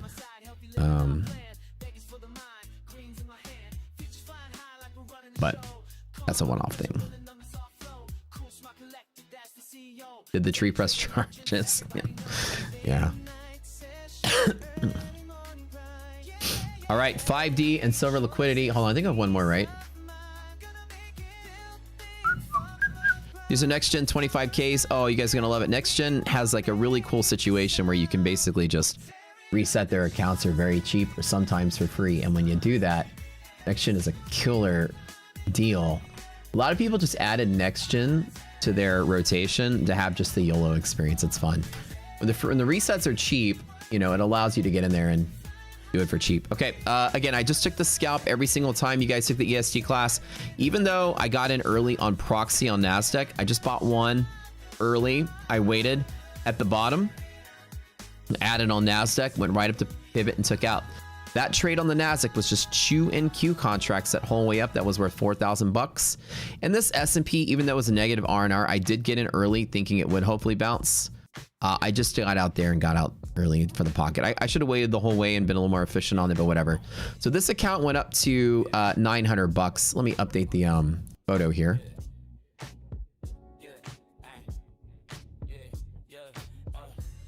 So I've just been very cautious, especially with my TPT live accounts. So today, not a bad haul, at least for today. The 2 trades I did make on stream pretty good, and 1 off stream total was about what 6, 9, 10, 11,000 bucks. So not bad, right? And like I said, when I trade, most people are out there trading like, which way is the stock going? Is it by the stock market? It's going down. Maybe I should short. And then people put in their trade, then they just hold, and then they just pray that they make something or don't make something. Mine is strategic. I mean, like today, I made this trade right here, and then I made this trade right here. That's it. This $11,000. This was 10 minutes of work or less. This was 11 minutes of work. Everything else in the middle, it might look like, okay, Matt's just chilling, Matt's just talking, why is he giving out? But it's all really, I mean, I'm never not paying attention to the market. I always know what I need to do. But I'm only taking the things I'm pretty highly confident in. This stuff was still 50-50. I wasn't really super confident in it. But the reason I cut out early was because I'm 50-50. I'm going to take what I can get in a pocket and then close out. Pretty simple setups. And these are the trades that win me trading contests. I mean, I just wait and strike and wait and strike. Do rebills count towards a loyalty program? They do not. No. Only your eval purchases will count towards loyalty. You got your first payout with NextGen yesterday? Oh, kick ass, kick ass. What percentage do I set a stop loss? So, hey, Demon, what's up, dude? My stop loss follows a rule. I don't do a percentage. I do a fixed number of points. It is the greater of 3 things. NASDAQ, the base is at least 40 points. Or what this indicator tells me. If this indicator, the absolute value. So this indicator is negative 50 or 50, it's 50. So if this indicator is bigger than 40, then I choose that. We call it arbitrage. So arbitrage will tell me how far the index is stretched from the stocks. If this is like 100, then I would use 100. So it's the greater of a base 40 or arbitrage or the largest 1 minute candle, which is the current volatility of the market. So what I do is whenever I'm going to make a trade, it's always pretty much 40 points. But in a volatile sell-off day like this, I'm going to go back and look. Where's my biggest 1 minute candle in the last hour? And I look at it and say it's this one right here. So NASDAQ is, for example, 950 down to 850. It's 100 points. So I need to allow 100 points of overshoot on any major pivot, which means I'm going to trade smaller to allow for that overshoot. So right at about 790, look at this. It fell to 690. Look how cool that was. Pretty much the 100 points, which is that rule of thumb for that candle. So any large 1 minute candle is about, you know, if that's larger than these 3, then you're going to choose larger of the 3. So the answer to all of this was this ARB was like 3. The largest of 40, 3, and 100. Well, it was 100. So when the market fell here, I longed 1 S&P by proxy, and then when it fell another 100 points, I longed 2 NASDAQs right on the edge. Close both of them out there. One of them made 300, one of them made 3,800. And I'm not even trading all my accounts. Another reason why is because I don't have the full confluence, right? Because everything's sort of mixed. I take this pocket trade every single time, and I trade it small. And I also don't trade all of my accounts if I don't have the full confluence. Right now, like 70% of our shit is bearish. So I'm still taking the long every single time, but I'm just taking stabs 2 accounts at a time. Like this morning, last night, I did like 2 trades, 2 accounts. This morning, I was trading these 2 accounts in the first setup, and then I was trading these 2 accounts for the second setup. So I was just trading my accounts in batches of 2, 2, 2, 2.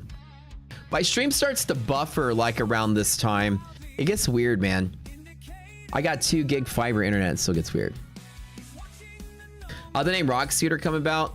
It's a story that had to do with development of the program. I bought the cheaper data feed from our data partners, and engineered our platform to work around it rather than buying the more expensive data feed because it worked in spec. And the data feed partners actually lied to us about what they were capable of doing. So they were actually, we were operating in spec and we weren't getting what they promised us we can get as far as like data throughput. And it turned into this big ordeal. We were fighting with them for like a couple years about it. We finally proved them wrong.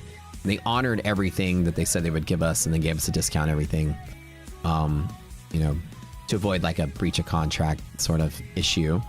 And but while we were doing it, you know, the partners of Rocket Scooter were like, you know, why didn't you just pay, you know, a couple extra $1,000 a month for the new, this other data feed that gave a lot more? And I was like, well, you know, if they say this is the specification right here for X a month, and then this is a specification for, you know, 3X the price, and we only need this much, then X is good, right? We engineer ourselves to work inside of X. Why pay more when we need to?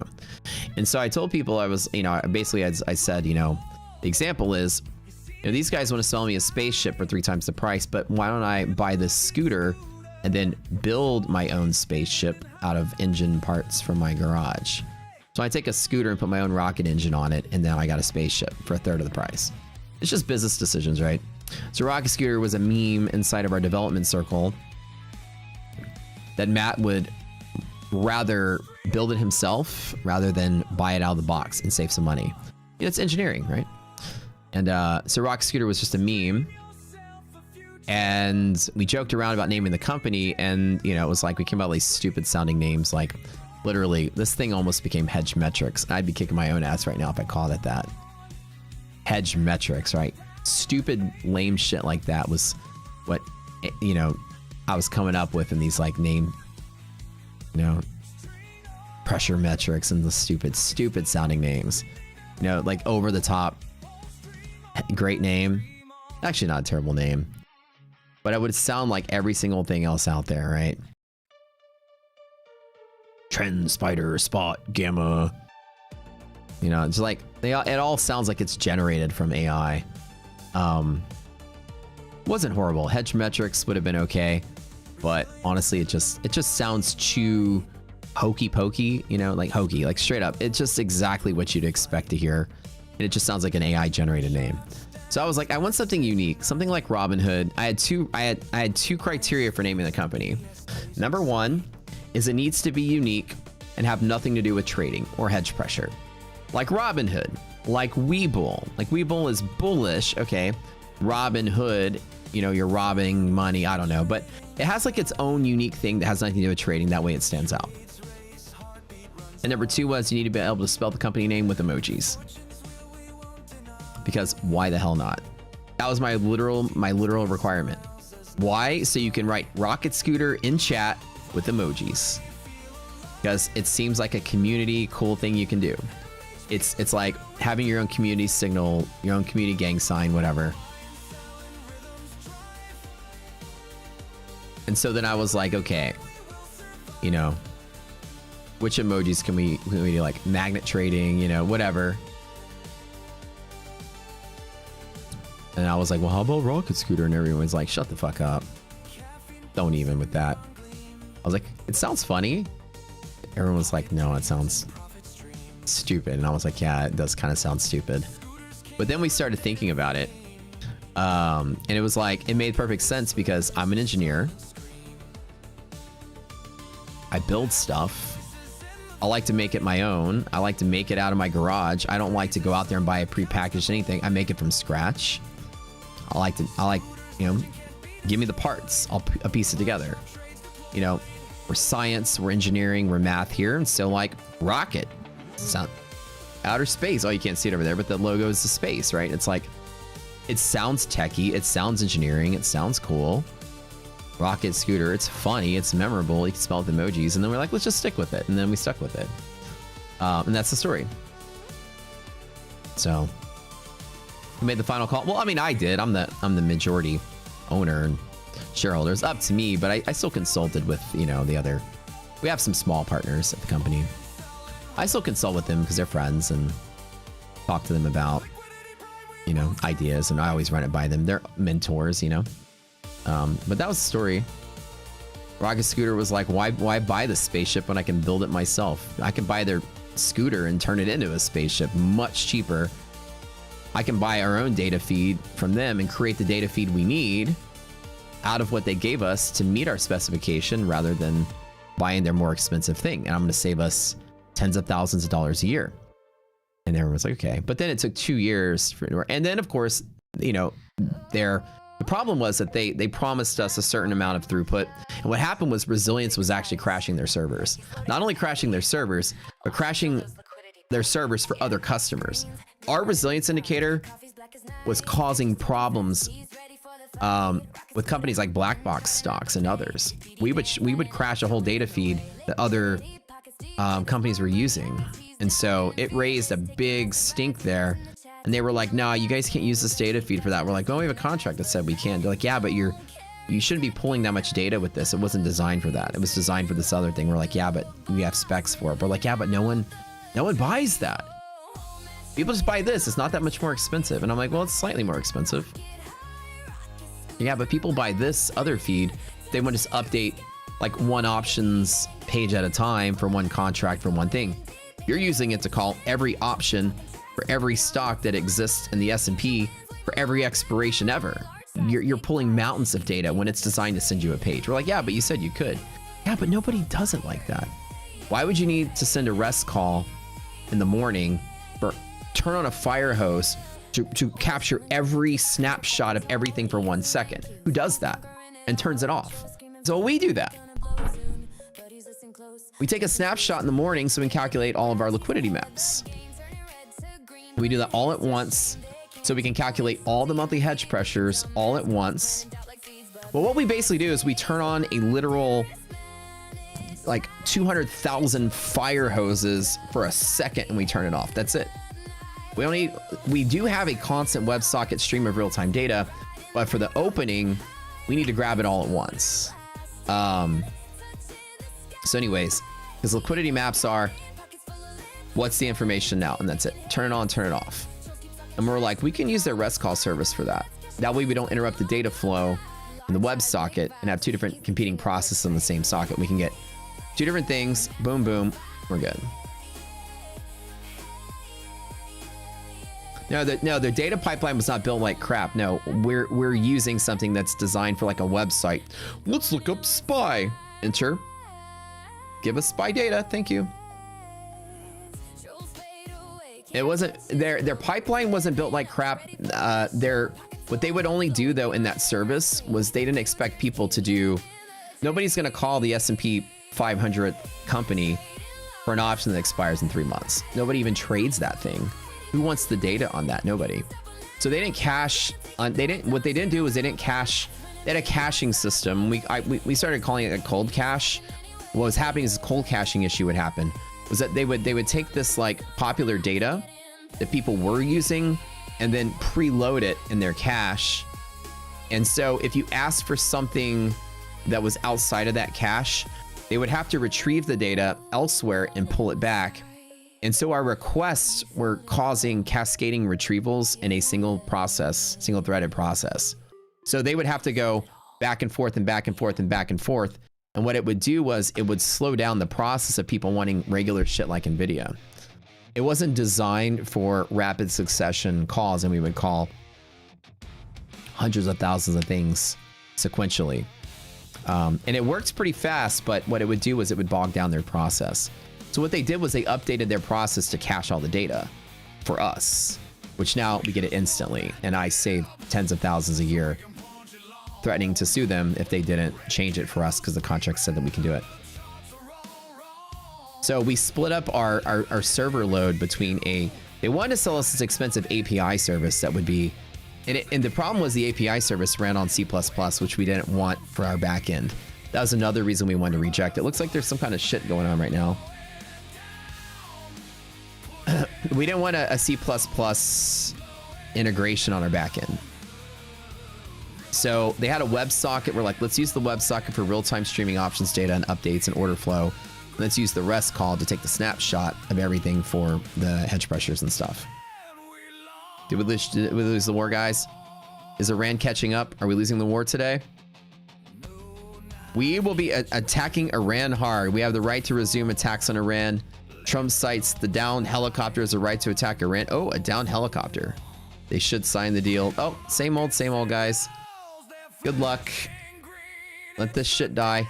We have still longer term monthly map 7293 here. Yeah, as some of you guys are programmers, as Kazara says, C++ is very hard for web-based backend. Yeah, it was like 100%, and my advisors on my team, my developers, were like, we can't do that.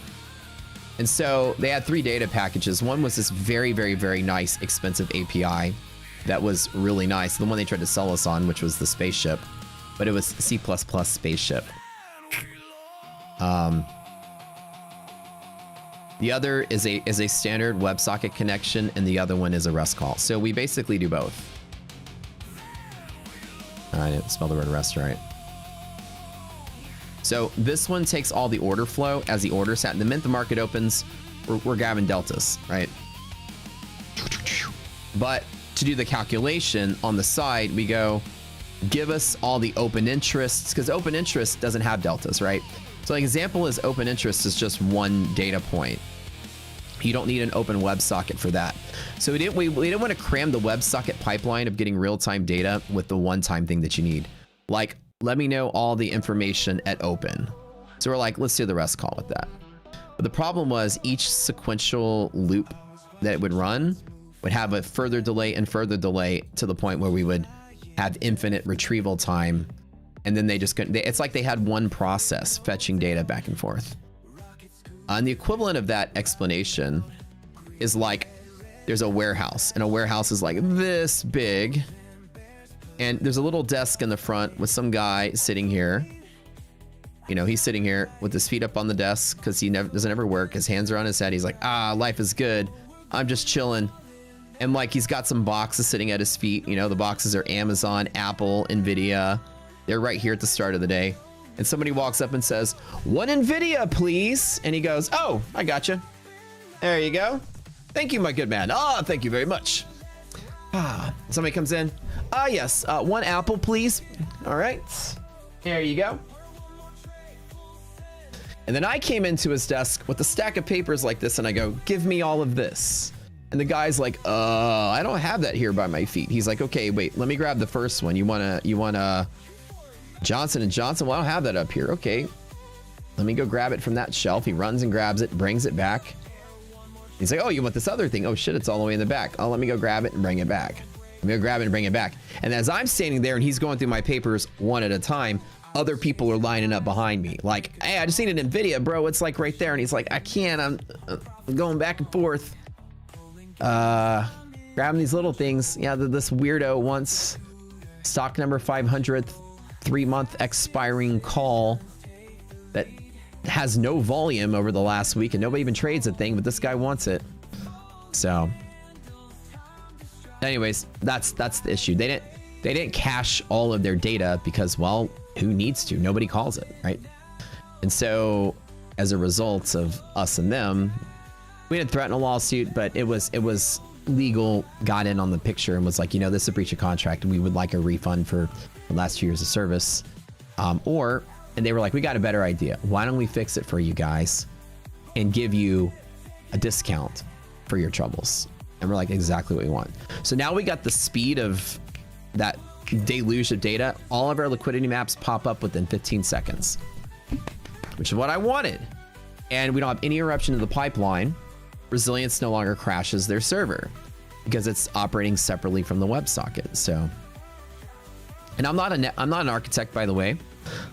I know just enough to run a tech company. My programming, I am a programmer. I would give myself maybe a 3 or 4 out of 10. My favorite programming language, probably Python. I use that the most these days. My favorite programming language, probably always. From a kid, I had so much fun programming in Turbo Pascal when I was a kid. It's one of the first languages I used. And I would write all kind of stuff in TP. And like when I was like 13, 14 years old. So anyways, I have a whole development shop that works for me, like actual like professional devs. We have a whole team of engineers that work here. I know just enough to run the company. I don't know enough to design the architecture myself. You love Turbo Pascal? Isn't it fun? TP was fun, man. I had so much fun learning the code in that. Super old school. It wasn't really like object-oriented style programming, but it was fun. Long time ago. I made a Pac-Man clone in Turbo Pascal when I was a kid. Do I ever program embedded systems? I don't. Like, I'm not don't call me a programmer. I'm a math, I mean, I know how to code in a lot of languages, but I wouldn't call myself extremely proficient. I'm proficient enough to write all the code for resilience and hedge pressure, and I can code some basic web apps and things like that, but I said, I'm like a 4 out of 10. I'm enough that the average person is like, damn, he's really good, and I'm enough that professional coders are like, he needs some help. It works. Like what I program works. Like I can actually code math very well. I know I'm trained as a coder, but I certainly didn't do that as a profession. When it came down to like scripting, all the script necessary for calculating everything from hedge pressure to zones to resilience, all of that, like arbitrage, I literally coded it in pseudo Python code on my phone while at a wedding. But I give it to my developers and I say, you know, here's my idea, make it work. What's crazy, how many libraries there are in Python? Oh, dude, it's insane. It's endless. In this day and age, it's endless. There's like so much you can do with it. But yeah, when I was a kid, dude, I spent a lot of time in TP, and I also learned C++ at the same time. And it was actually at the time I was in computer science in high school. So Turbo Pascal, I learned BASIC first, and then Turbo Pascal second, and then C++ was third. Probably what I do get a lot of use out of more than other languages these days is actual VBA. I write a lot of VBA. Every spreadsheet I ever make, I got VBA code behind it. I literally rocket scoot my fucking spreadsheets too. Oh yeah. My spreadsheets always have extra functions, extra functionality, extra pizzazz to them. You can get a lot out of VBA. It does a lot. It can connect your apps to each other as well. Even VBA can talk to Word versus Excel. Yeah, VBA, I get a lot of use out of it. That probably gets more traction these days than Python does. How much... Look-y crazy how much more code is required in C than in Python? It's too much. Can you compile Python into C? I'm not really sure. So like for NinjaTrader, like we just did the NinjaScript stuff. That's written in C#. So I had to confirm and code check all the math in C# for that. But most of the NinjaScript is connecting to our server. So our server sends you the data, and all the code there in the NinjaScript is just drawing what we send you. So like we send you the information once the connection is open, and then it takes that information and just draws it. So it's not really, the NinjaScript isn't that complicated to review. You started an assembler? Assembly coder, all right. There you go. Then TP, then C++. That's, so, yeah, tell me you're a millennial without telling me you're a millennial. What year of your 40s are you, my friend? You're just like me. That's exactly like, that's the same way we started. Ours was we started in basic though, in middle school. And then TP was high school, was junior high and high school was TP, then C++ in high school. Assembly is like OG. Oh yeah. Wasn't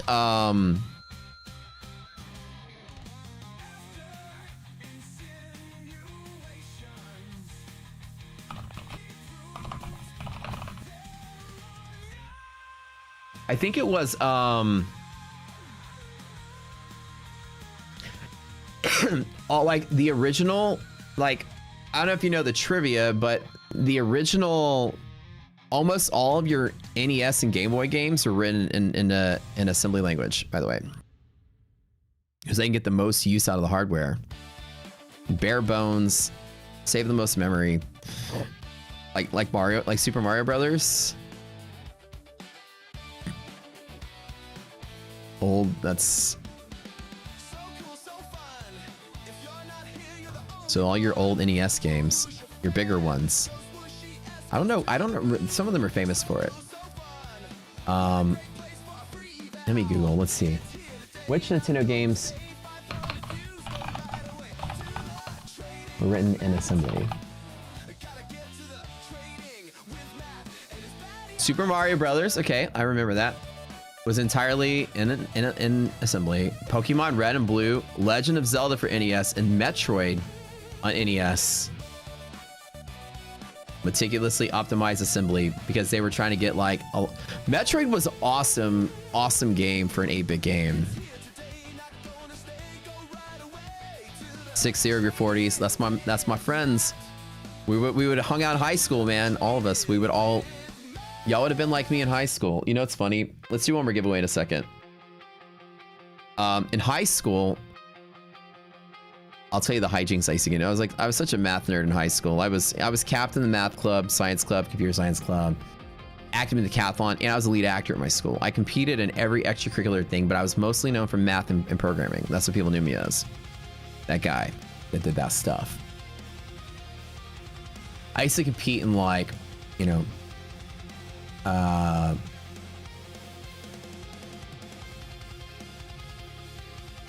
we got it. Hold on. We got a TPT account, a giveaway, and an ETF account. ETF 10K, guys.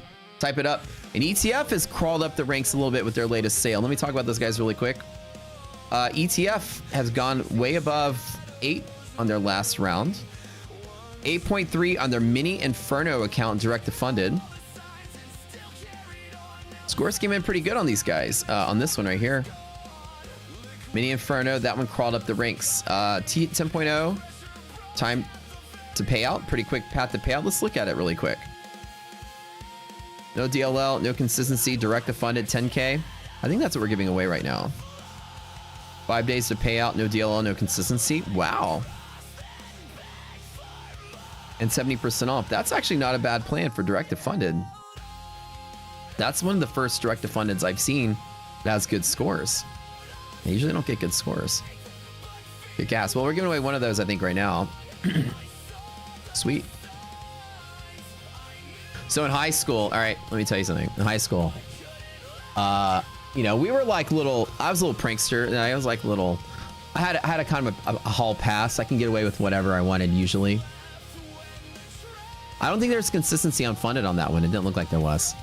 So because I was like the darling child of my high school, Matt couldn't do any wrong. You know, he's like most likely to succeed kind of guy. I could get away with stuff, even though I was kind of a bad kid. Like one time I got caught smoking, and instead of getting, you know, in a lot of trouble and getting arrested, you know, the principal just gave me in-school suspension for a week, so I wouldn't get disqualified from UIL competitions.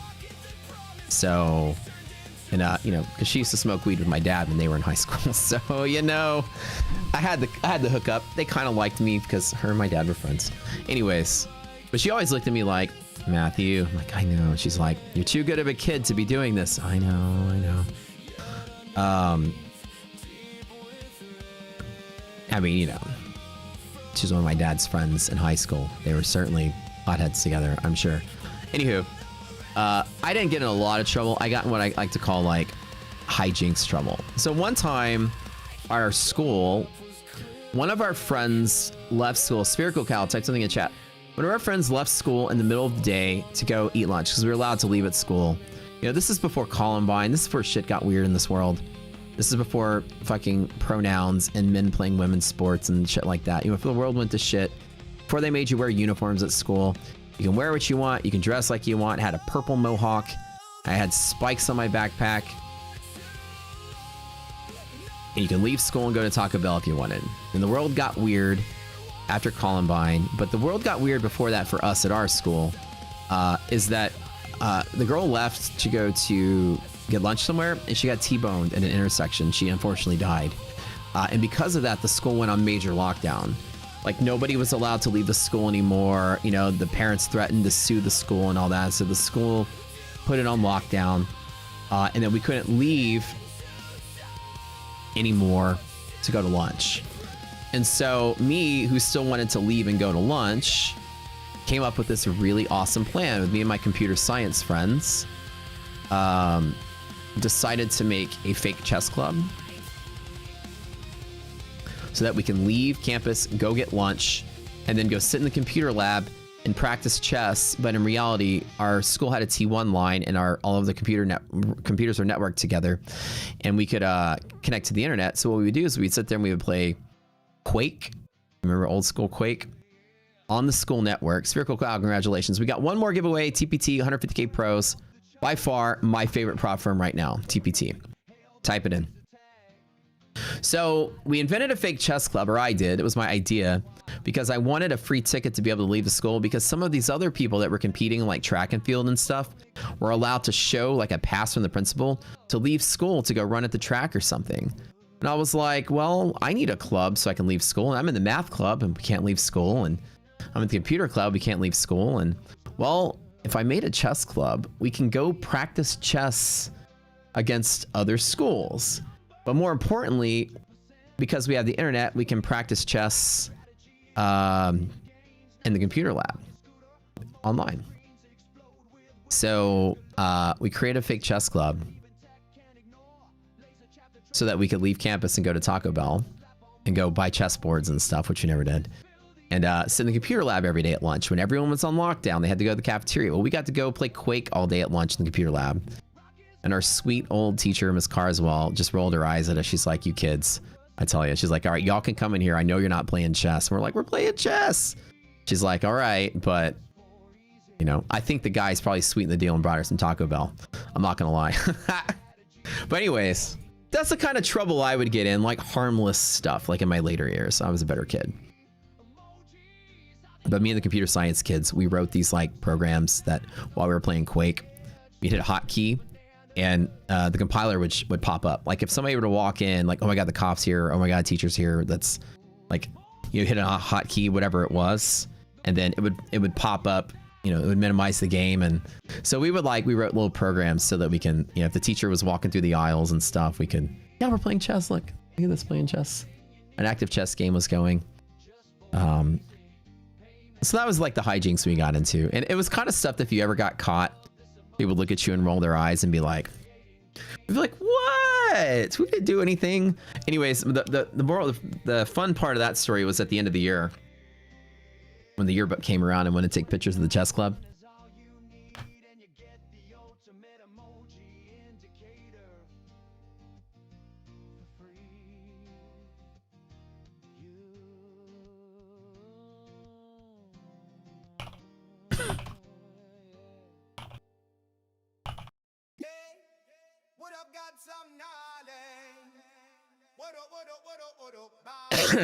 The funny part was the yearbook came around, went to take pictures in the chess club, and me and my computer science friends, you know what we were like, oh God, we don't want to be in the yearbook for chess club.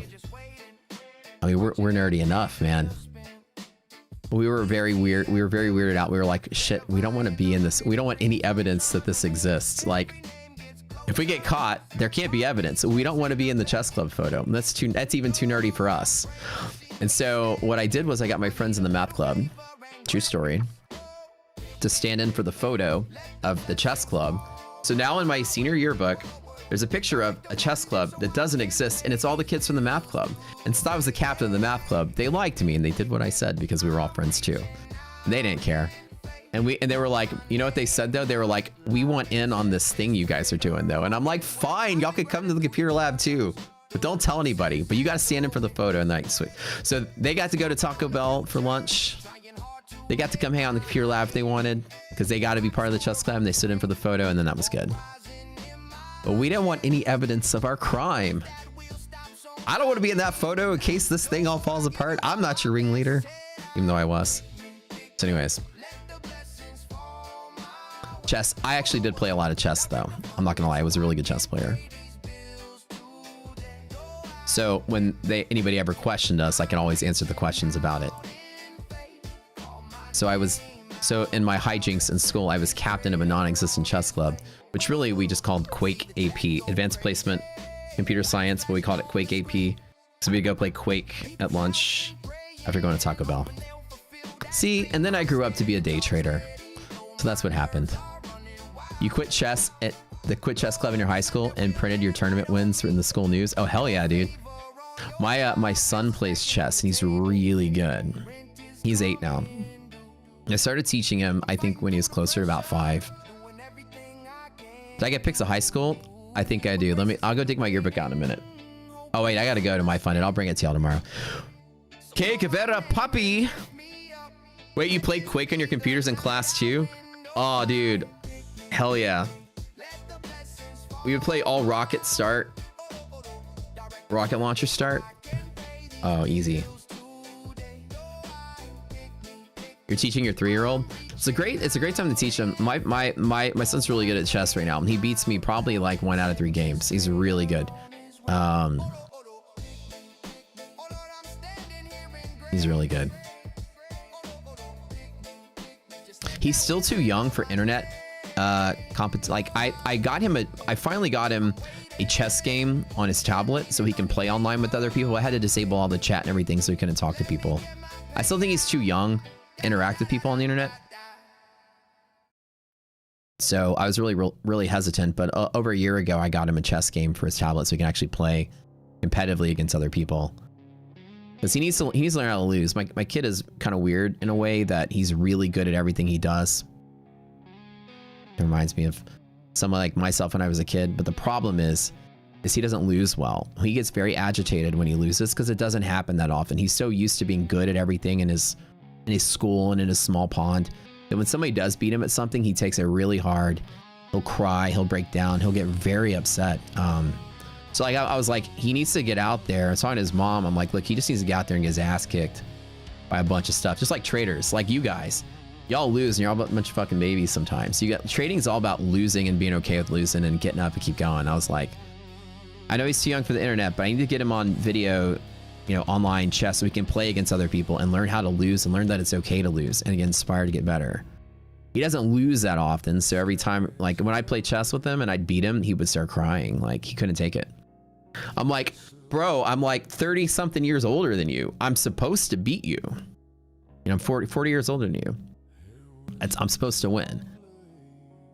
It's expected. I'm definitely better, sort of thing. So that was kind of what he's been going through. He's better now that he's 8, but when he was like 5, 6, and 7, oh, he wasn't good at losing because he didn't lose much. He's the fastest kid when he runs. He's the best kid at football. He's the best kid at baseball. He's got all straight A's. The top plays, teacher's pet. I mean, it's like kid's got a silver spoon in his mouth, and he has a birthday party. Every kid shows. He's also the most popular kid in his school. I mean, it's like, you gotta start humbling somebody like that early on, or they're gonna grow up and take their first big loss and never recover from it. You know what I mean? So different when you grew up into Swamp Demon sets. You got your ass kicked at everything and beaten into the ground. Then it shaped you. It hardens you, and you got tough, and you learn how to approach the world as a tough person. Yeah. That's what I was saying is like, I don't want my kid to grow up a wuss. Like, he's not a wuss. He's definitely a strong kid, but as a youngster, he was so used to being good at everything, he couldn't accept defeat. I was the same way too. I tell you, when I was a kid, I go to math tournaments. My mom would tell you guys, when she'd pick me up for math tournament, I would have like a handful of trophies, like 6 or 7 trophies, right? And if she saw there was one that was like silver, like I didn't get all first places, like I got a second place, I was in such a salty mood. And my mom would tell me, she's like, I wouldn't talk to Matt for a day. You would stare out the window. You didn't want to be bothered. The fact that somebody beat you one time, you couldn't handle it. You're in such a bad mood. So I'm like, I guess that's genetic because I passed that downward. Yeah, I do. I have a kid. He's 8 years old. But I would be so pissed off apparently when I was a kid. I couldn't handle the fact that I like the second place. I'd be like, which problem, man? Which problem was it I could have gotten right? I can't believe. I would forget that I won all these other things and I'd be focused on the one thing I lost at. I couldn't, like, as a kid, I could not tolerate anything less than perfection. which was a big part of my failures as an early trader, was that an ego like that is your biggest hurdle to get over. You think that you think your shit don't stink? Wall Street. Wall Street will prove you wrong. And after a while, I had to learn that, like, okay, it's okay not losing. Like, I lost, like, I didn't win the Grand Cup. I'm not like salty about it. I'm so okay with losing as a trader. It's a big part of your growth, right? You get that ego problem out of the way. Hold on. Give me 1 second, guys. Hold on. I gotta reset something. Hold on.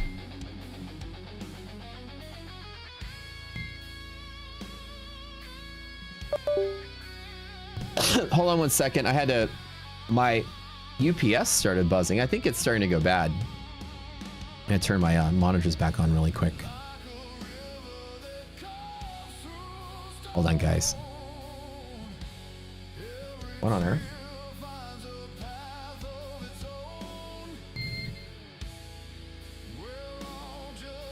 I think my UPS is starting to die. Hold on, it's got to reconfigure all my screens really quick. Hold on, the power's out for a minute. Don't go anywhere.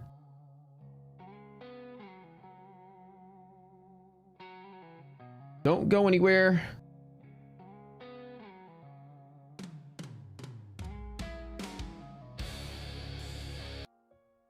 Should be back. Hold on. I had like, I think, yeah, the battery, I think the battery's going bad on my UPS. It just powers the monitors though.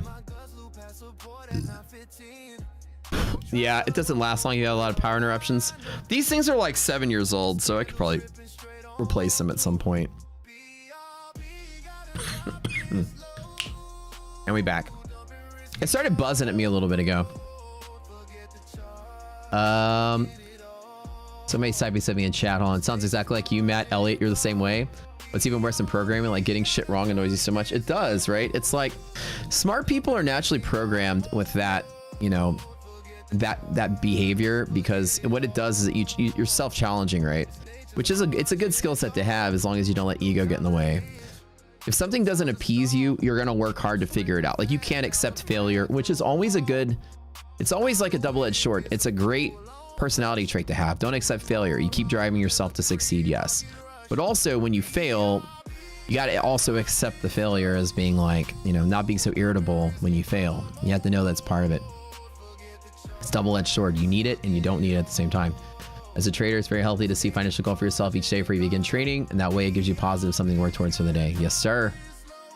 You thought that sounded like a UPS? Yeah, info, you could hear it, right? That's your 15-minute timer, right? Once you hear that go off. It's this left one. I have two. The left one's going bad. So yeah, I get that replaced. I don't think I can actually replace the battery. I just have to probably replace the whole unit. UPS, the uninterrupted power supply. So it's like a box, basically. It's like a really fancy power strip surge protector, same time. It's a box, it's a battery that the actual raw power comes into the box, and then the box is a power strip on the back. Sorry. It's like you got a power comes into the back, and then you have this outlets like a power strip on the back. Mine's a 1500 watt, so it's pretty juicy. And essentially what it does, it's a surge protector, so it'll prevent surges from frying all your shit, you know. But also, if the power ever gets cut off, the battery in here will power everything for like 15 minutes. Well, mine's 15 minutes, depends on what you guys have. So basically, if you ever lightning ever strikes the house, it doesn't zap everything down in the middle of the stream. I can keep going for about 15 minutes. Which is good.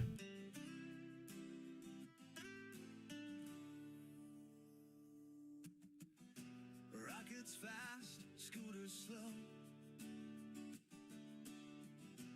Will we bounce? Nobody knows. Greater market starts to turn. Even pickle has a look of concern. That bad boy's on its deathbed, man. It's been a hot minute since I've Trading gods hear my praise. Market, please don't die today. Hold the line, don't Resilience rise. Keep this ball alive. Maps don't lie. IDOT keeps math fair.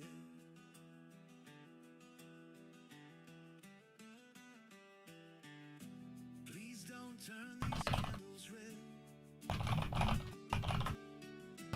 Rocket scooter lights the flame.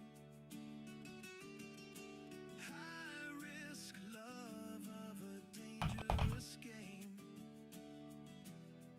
Wish fan on the screen.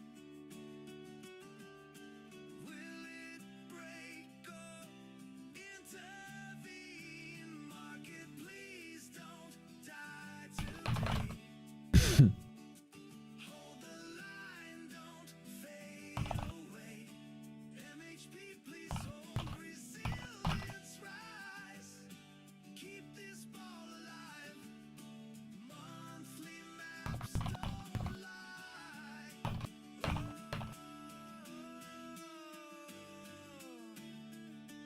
Please don't die today.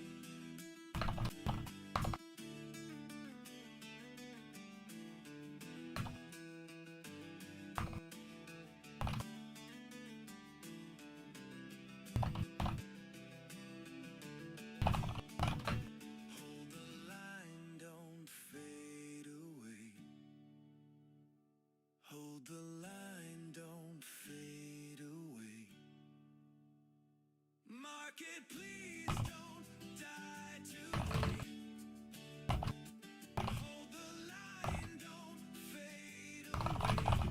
MHP, please hold resilience rise. Keep this ball alive. Monthly maps don't lie.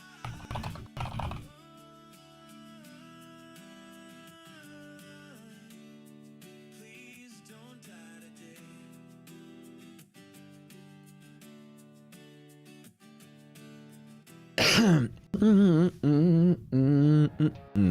Do I own a house? Do I even trade?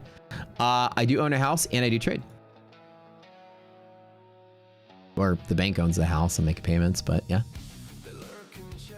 Typical of any American. The mortgage.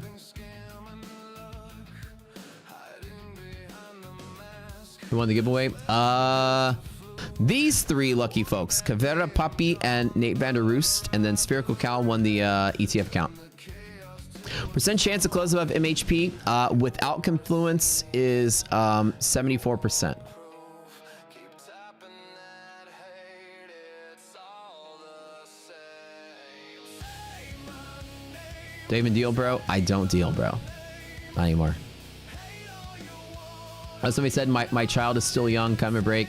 He's all emotional at his age. Well, yeah, I mean, I'm not being like on my son, I'm not being rough with him. I didn't say that at all. I definitely understand that. But I'm exposing him to competition where he will lose. Because in chess, think about it like this. In online chess, it ranks you based on your skill level. So the way the ELO score works is you will be matched with somebody at equal skill to the point where the probability that you win is 50%. So chess is a natural mechanism to match you at some level where you're going to lose half your games, right? So it was like my brilliant idea that'll expose him to winning half the time and losing half the time. He plays chess, you might as well get him playing chess online. If he like plays Call of Duty online, he'll get his butt whipped every game. So I was like, he needs to be exposed to healthy competition at his exact level.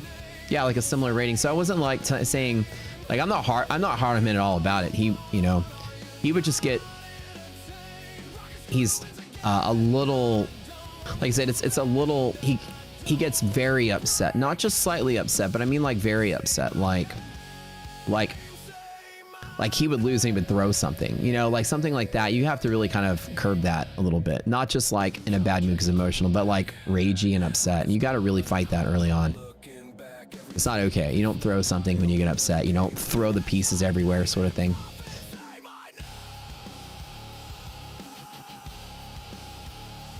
Does he follow Hikaru? He does. He watches chess players online. I don't know if he follows them or not, but he does watch them.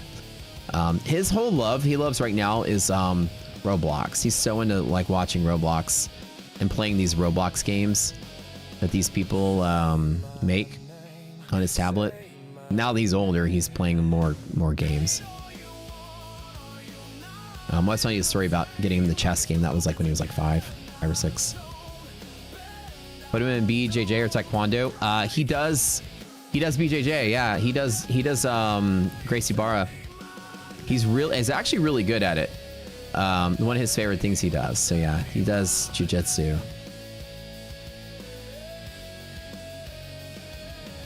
I grapple with him. He's really into it. He really likes it. I think he's probably just very meticulous on himself, which might be why as he grows he'll curb that throwing stuff part. I think you're right, Elliot. I think that's his thing. I mean, he's no different than I was as a kid. I was the same salty mood when I lost. You can if you shape that right, you can grow up and do great things with it. You're self-motivated, you're self-critical, you don't need a boss, you can work on your own.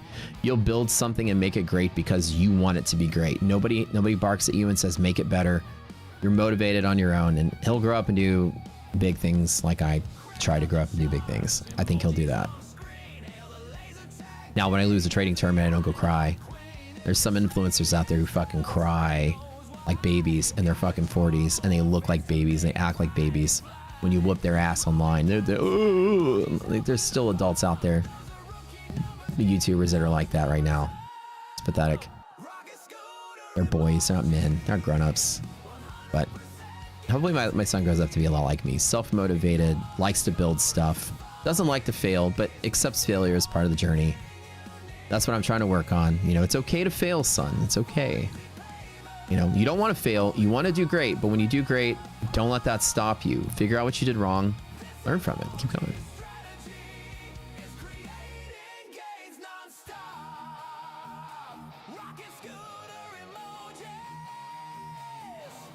If you want to see kids who have not learned how to deal with losing, go to a youth wrestling tournament. Yeah, or watch a YouTubing streaming trader.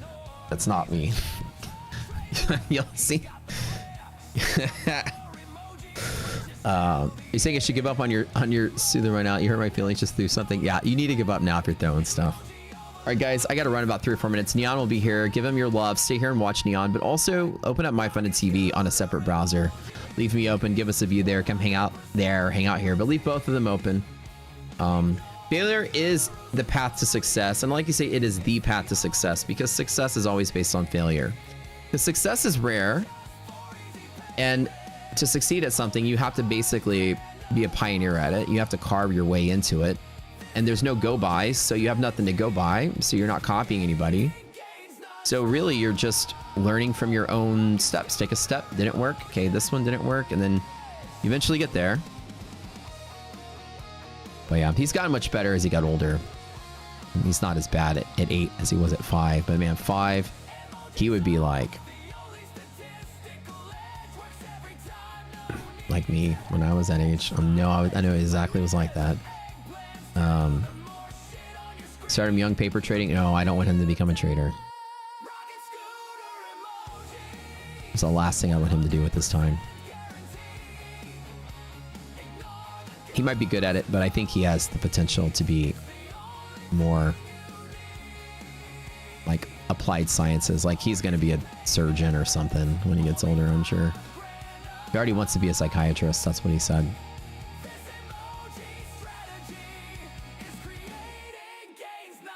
You have a rocket soother. There you go. How much is rocket soother for Ninja? It's $99 for the first month and then $159 for every month after. It's called Pro Plus on our website.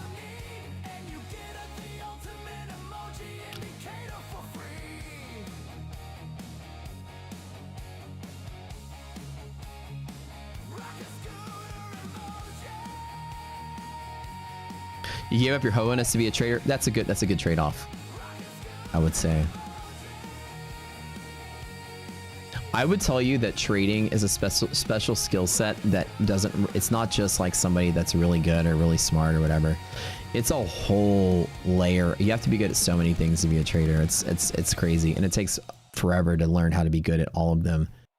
You have to be emotionally stable. You have to be good at managing money. You have to be quick at adding numbers together in your head. You have to make quick, confident decisions. It's like being an astronaut, dude. Like working under pressure when shit's about to hit the fan and you can't fuck up or else you die. You know, it's like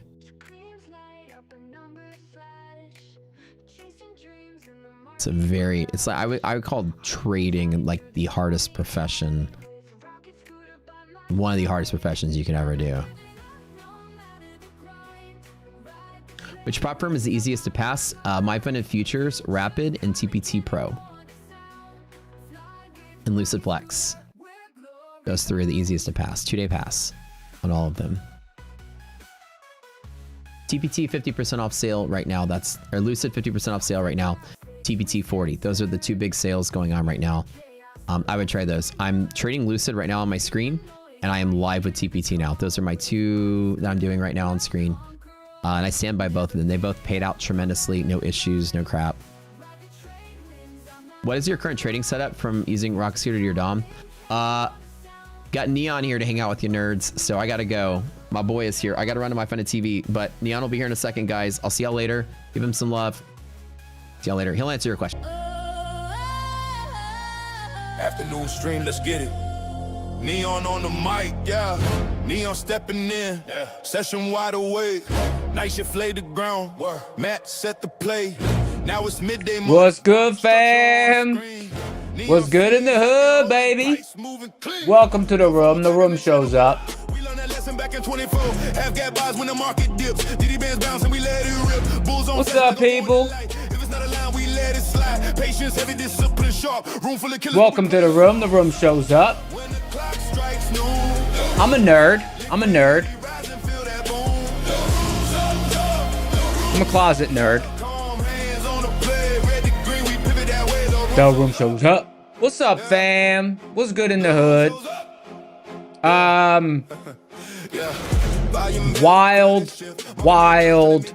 Wild morning. Absolutely crazy wild.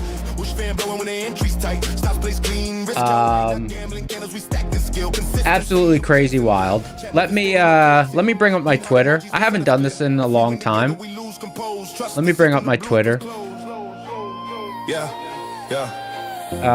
Where we at? Full browser window.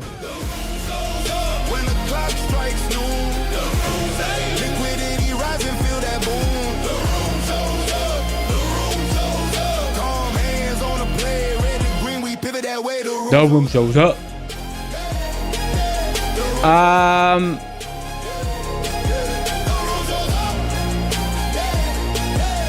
So here was the post this morning. This morning I posted the most illiquid open since December, I think. Wow, sizing down. And then I sized down. What the hell is this? Maybe later. Then I sized down, and then after I did my morning executions, or at least the bulk of them, I posted this. This was all with just 1 to 3 micros. I think I took maybe 5 micros on one position. But sized way down this morning. The most illiquid open since December, I think. That's what I posted. Because it was really illiquid. Things stabilized a little bit around... Things stabilized a little bit only about half an hour ago. So I was just doing really scalpy action this morning.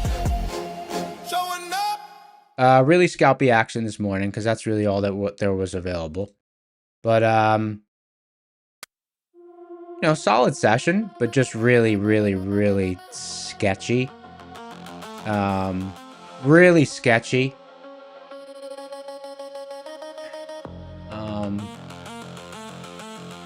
I've still been having on and off issues with my servers.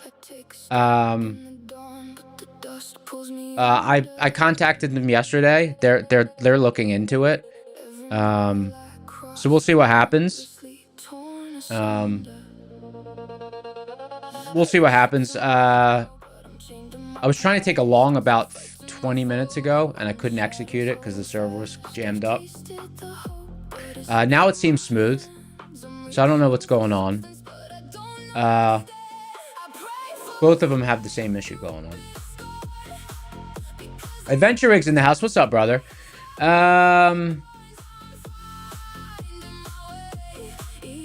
Let's see. Let's do a giveaway. Let's do a boot camp giveaway. And also we got Lucid accounts to give away. We got My Funded Futures accounts to give away. We got TPT accounts to give away.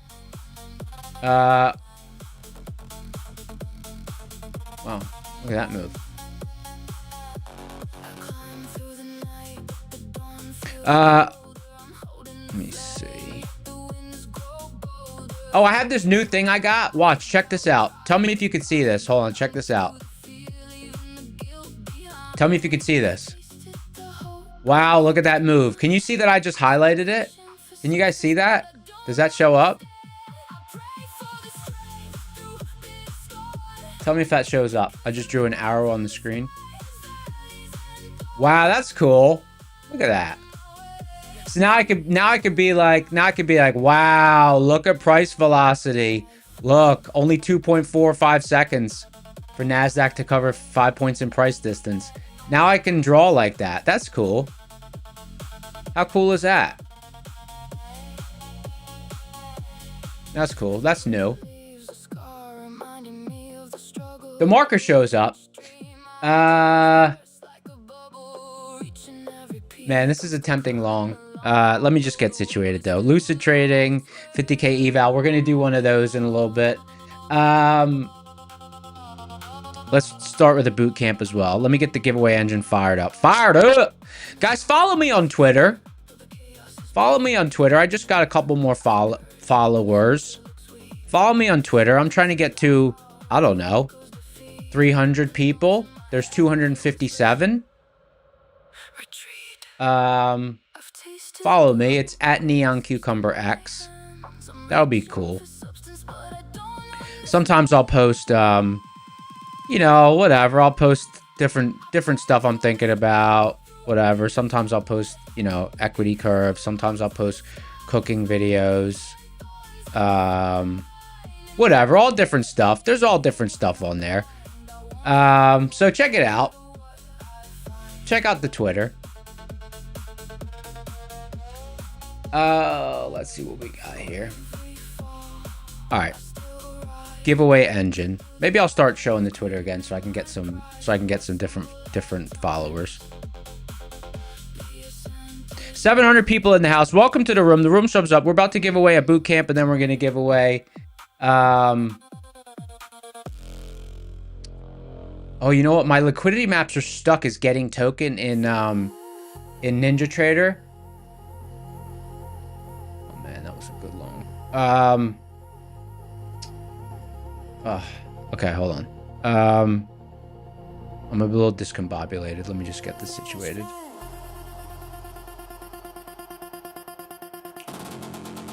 YouTube. Market squeezing now.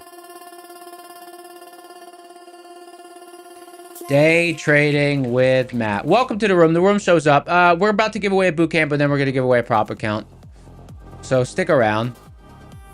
Why is the channel so hard to find on YouTube? It's like I type it in and it just doesn't show up. I gotta click like 7 different things to get it. Because I need the URL for the stream for the giveaway engine. Okay, here we go. Giveaway engine. Reset. All right. Boot camp. All right, type boot camp in chat. Bogdanerus is in the house. What's up, G? Type boot camp in chat. We're giving away a boot camp. Markets finally found some stability and liquidity.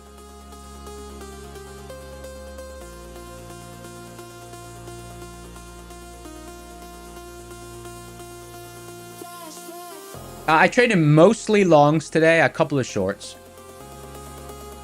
Maybe just one short.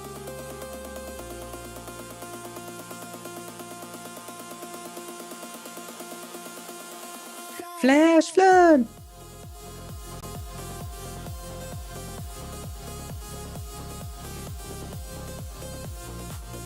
Oh, 735 people in the house. Hey guys, welcome to the room. Thank you for being here. Good to have you. Smash the like button if you haven't already. We got a fun stream planned.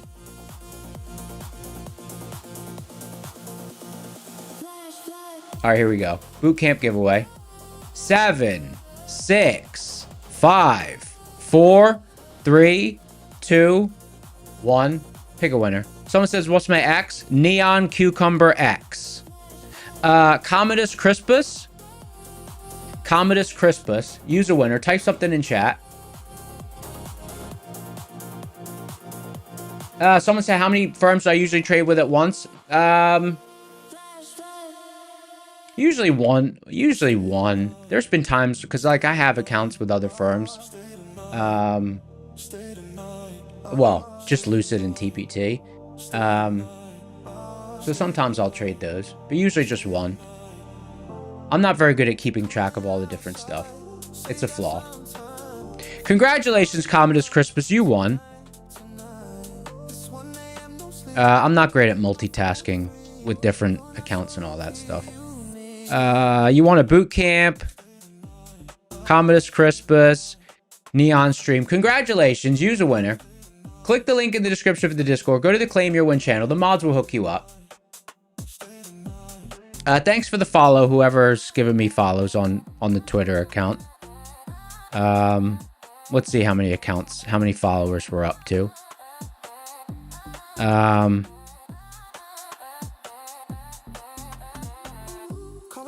Profile.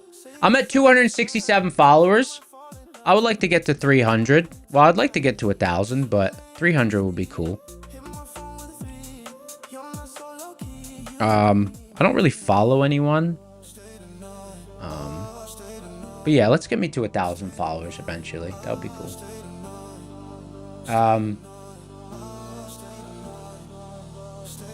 Chill Hop House says, are we giving away more boot camps? Yeah. Why don't we give away another one right now? 7, 6. Oh, this is Twitter. 7, 6, 5, 4, 3, 2, 1. Pick a winner. Vipple? That sounds like one of my cousins. Vipple?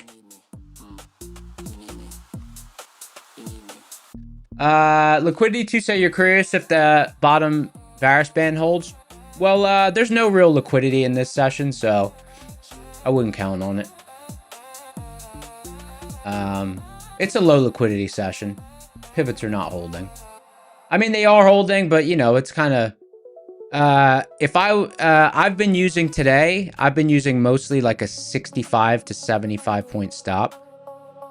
Right now I would need to use about an 80 point stop on anything.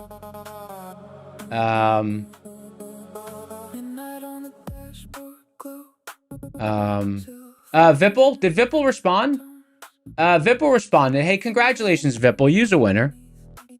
Click the link in the description for the Discord. Go to the Claim Your Win channel. The mods will hook you up. Won yourself a boot camp.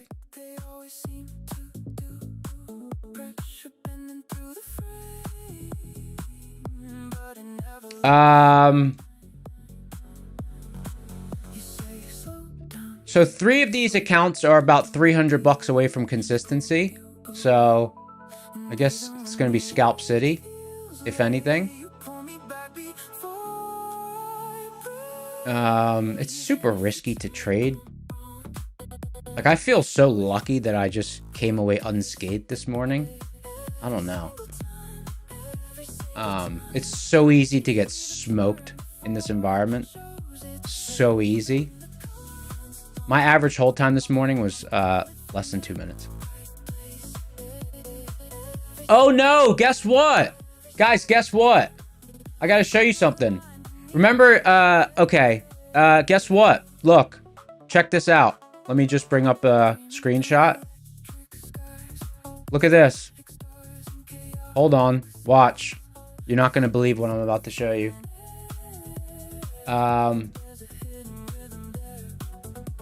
Look at this. Can you see this? Look. This is the Funded Next portal. Do you see this? Did it pop up? Can you guys see the screenshot? I don't know if it works.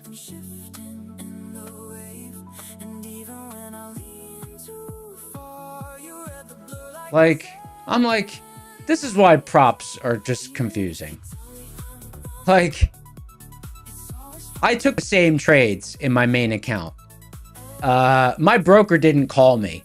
My broker didn't call me and said, hey, yeah, you know that money you made yesterday? Yeah, sorry, you can't wire that out. Yeah, sorry, your trades, even though you were right, and even though you traded well, yeah, you can't have that money. Give me a break with these rules. Fucking stupid. Anyways, whatever. I'm just like, this is why I get frustrated. Like, how am I supposed to keep track of that? What am I supposed to do? Here, guys, let me take a trade. 1,000. Like, I'm trying to manage risk, manage a trade, and go 1,000, 2 1,000, 3 1,000, 4 1,000, 5 1,000, 6 1,000. Give me a break. The hell do you think this is? Like, honestly, I always say I can't multitask. So you think I could keep track of that? Give me a break. Give me a break. I probably violated it again today. So I don't know. Like, what am I supposed to do? Nah, it was fun to next. So, you know, and you know what? Like, it's not like they weren't profitable. Like yesterday,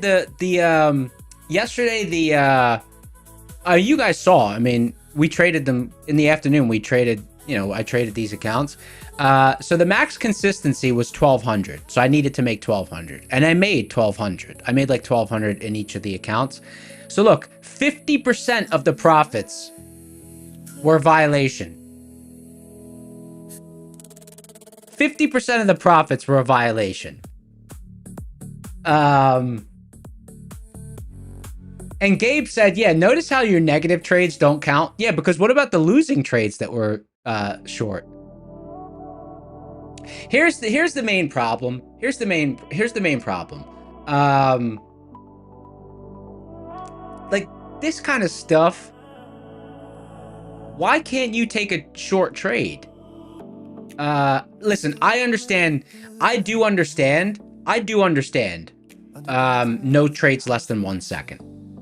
No, I understand no trades less than 1 second. I completely agree with that. Because then, people would just be scalping the, people will try to set up it like high frequency, and it's not a real data connection.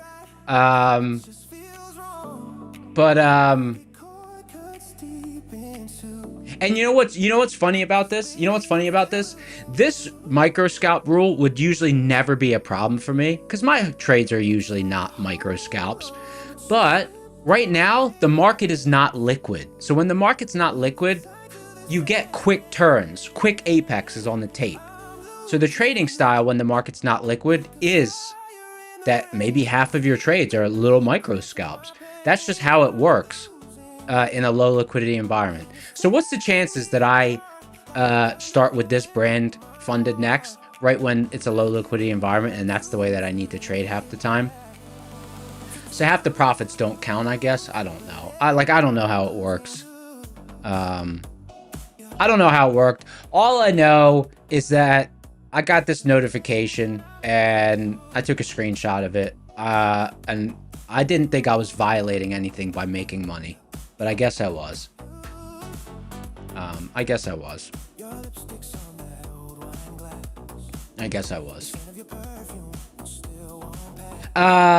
Hey, Don B, I wouldn't say avoid funded next. I definitely wouldn't say avoid them. I think that maybe just make sure you trade them in a normal environment. In a normal environment, I don't think it's going to be an issue. This is not a normal environment. Like this is an environment where, like if you take a trade, which I might take right here, If you take a trade, let me just take one just for a demonstration.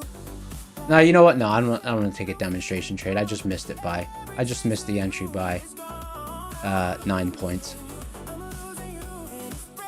I just missed the entry by 9 points. Damn.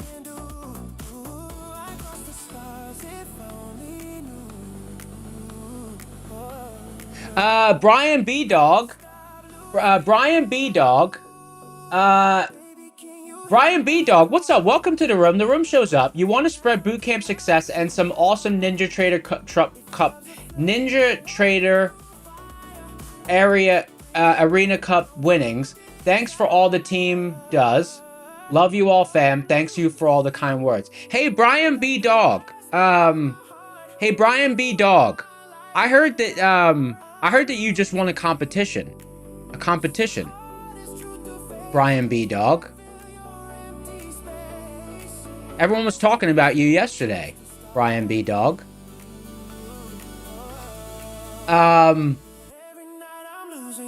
That's awesome, dude. That's crazy. I feel bad that I always dog on the fact on like prop trading and stuff like that because I get annoyed by the rules. Hey, Brian B. Dog, was there a micro scalp rule in the competition, or was it real trading? Like, did they punish you for making money? Was there any scoundrel rules in your competition? Brian B. Dog, was there any scoundrel rules? AJ said, would I start a Twitter campaign to call them out and share my experience? No, that's not my style. That's not my style. That's not my style. No. Because I'm sure it's documented. It's my fault. Like, I'm sure it's documented that you're not allowed to do it. Actually, yeah, it must be, because I think people mentioned it yesterday. You know, I think it's documented. There are caps on how many contracts? Well, that's realistic. In real trading, there's caps on how many contracts. Hey, Brian B. Dog. Brian B. Dog, what did you get for winning? What do you get for winning? What do you get from winning the competition? I mean, obviously you get recognition. Everyone's been talking about you.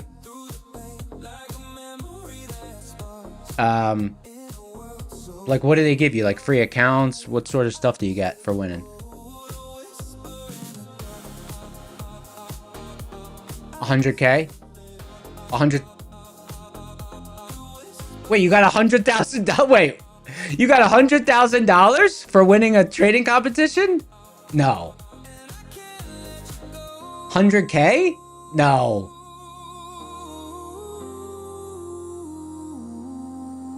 Did you win 100K for winning a competition? No. Really? Dude, that's pretty good. How many people were you against? How many people entered the competition? It's Fly Dice said, do I read any rules? No. I just stay in my lane. I don't read rules. I don't do any of that stuff. I just trade. 100K plus Matt gave you 5K? Nice. Like, how many people were in the how much did you have to pay to enter the competition? Like, how much do you pay in? How much does it cost?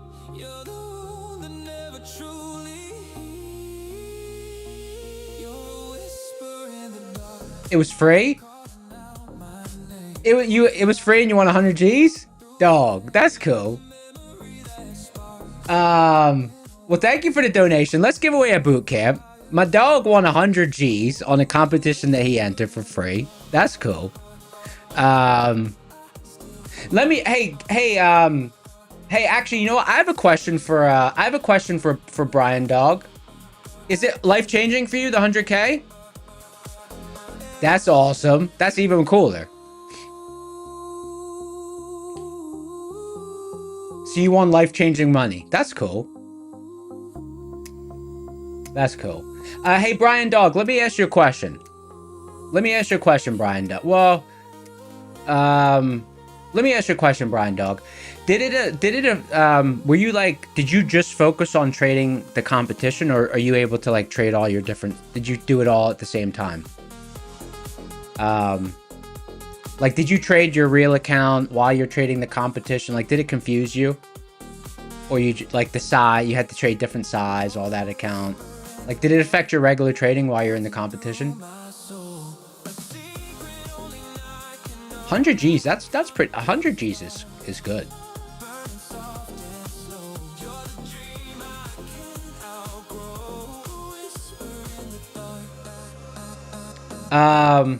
You only concentrated on the tournament? Yeah. You only concentrated on the tournament. See, that's what I was... That makes sense. That makes sense. So you had to put your regular trading on hold.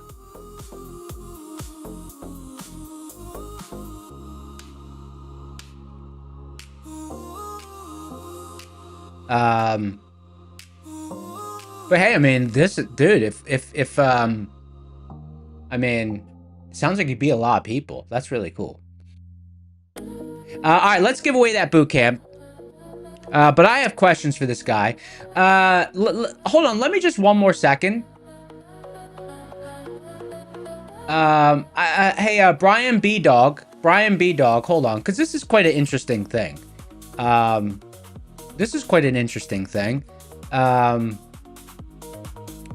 So you enter the competition, it's free. You got life-changing money, but you had to put your regular trading on hold.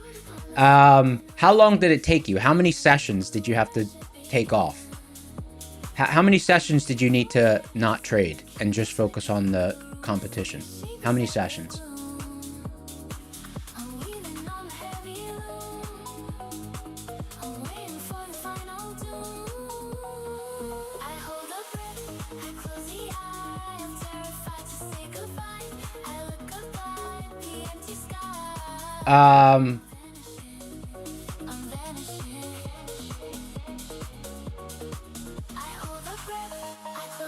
Two days? It was a 2-day competition? It was only 2 sessions?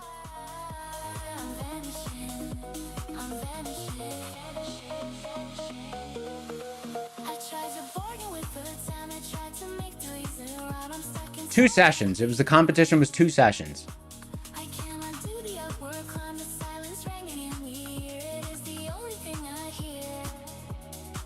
That's pretty crazy. So that's like high stakes. Because like if you take one bad trade, you're gonna drop out. If you take one bad trade, it's like... that's pretty crazy. Well, that's cool. All right, so listen, we're gonna give away boot camps in celebration of this. Here we go. 7, 6, 5, 4, 3, 2, 1. Pick a winner. LSG 2012. Hopefully you're here and you have your thing up to date, because you won an account before and then you didn't respond. So hopefully you're here. LSG, brother. You want a boot camp? Are you here? You're here. Congratulations, LSG. One letter change and you would be a psychedelic. A 1-letter change and you'd be a psychedelic. Congratulations. You's a winner. LSG. Almost a psychedelic. Welcome to the room. The room shows up.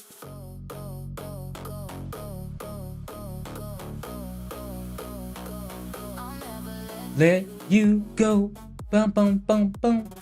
Bum, bum, bum, bum. I can't believe, actually I can believe that someone from the channel won a competition.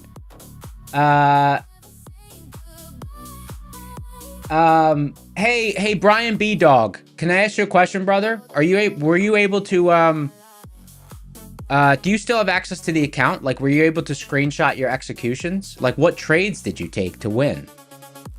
Like, are you gonna like, I don't know. I feel like if you won life-changing money, I feel like you should like frame a picture of your executions on the chart. and put it up in your office or something. You know? Like, frame your executions and like the trades you took, and maybe, you know. Hey, I'm so intrigued by this. I wish Brian, you weren't able to. Hey, I wonder if there's a way to, I should have Brian B Dog on the show.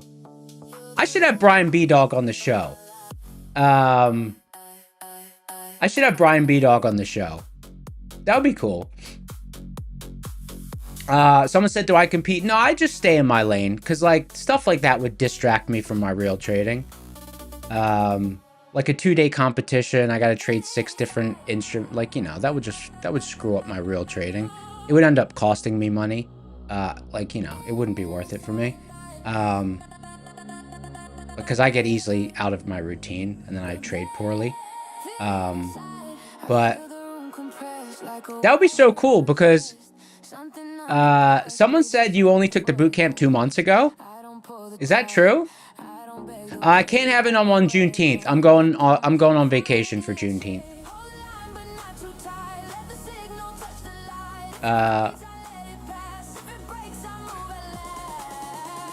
Oh my God, guys, Brian B Dog has just had the most life-changing experience. Said you only got your first payout last Wednesday and the second this Monday.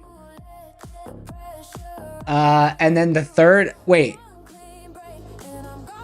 People are saying Juneteenth. I'm going on vacation on Friday. I'm going to the beach. Because I never get to take days off, because I don't skip any sessions ever. So to have a Friday where the market's not open, I'm taking advantage of it. I will not be at the desk. Hey, Brian B Dog. Hey, Brian B Dog. Let me tell you something. Hey, Brian B Dog, this is not financial advice. This is not financial advice. Okay, Brian B Dog, this is not financial advice. However, if $100,000 is life-changing money, right? That probably means, you know, that means that you obviously are early on in your trading career. So, you know, not financial advice, but I don't know. If I were you, I would put it aside and just trade with, you know, just keep learning. Especially if this competition was only 2 days, you know, keep learning, because then once you've learned, you can use that money and you can make a lot of money off of your money. Once you have the skills.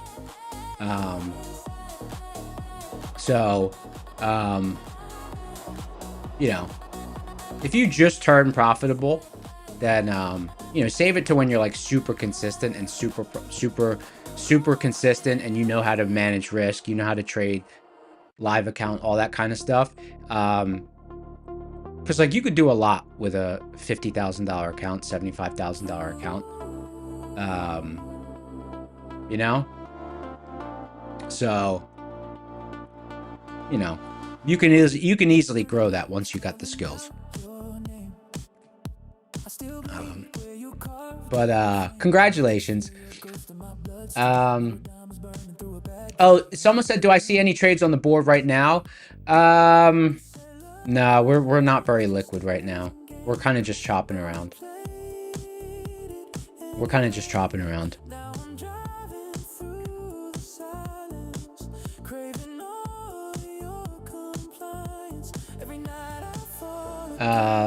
So you want $105,000. That's cool.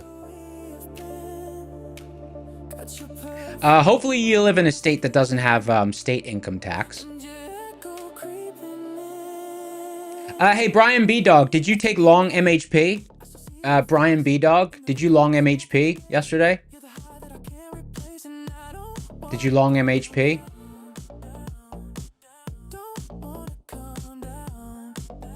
Did you long MHP? that I couldn't keep. Every heartbeat cuts too deep, and I don't wanna come down. I wonder if he longed MHP yesterday. Don't wanna come down.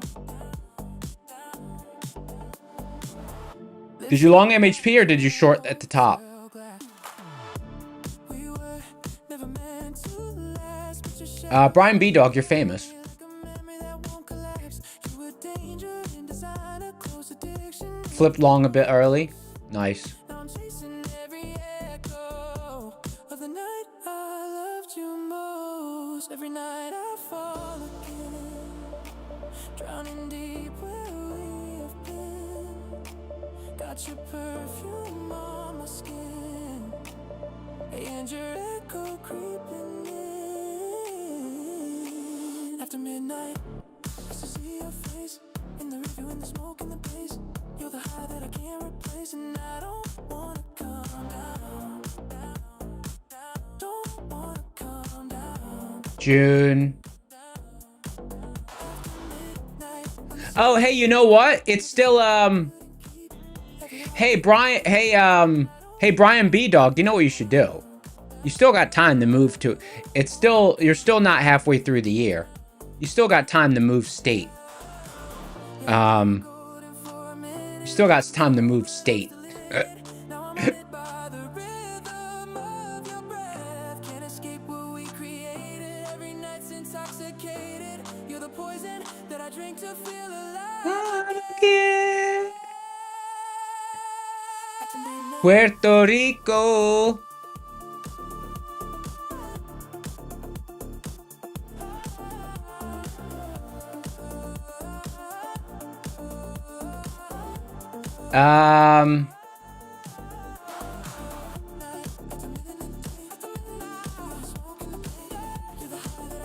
This market is wild, man. This market is wild. All you need is one micro right now.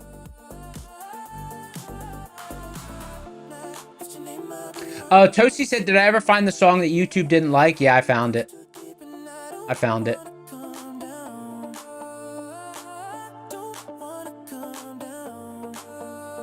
I moved to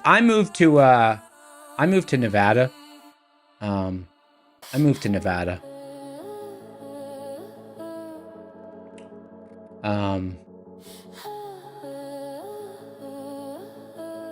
Yeah, I moved to Nevada. Slow burn, feel it build. Don't rush, let it spill. Step light, don't disturb. One line, then no sound. It's kind of not really that tradable. Right there, don't let it slip. Hold that line. Stay right here, feel it right. Crystal clear, brick by brick. Brian B. Dog said, you still have a full-time job? Can't leave yet, working on full-time transition? Yeah. Yeah. You want to try to have, like,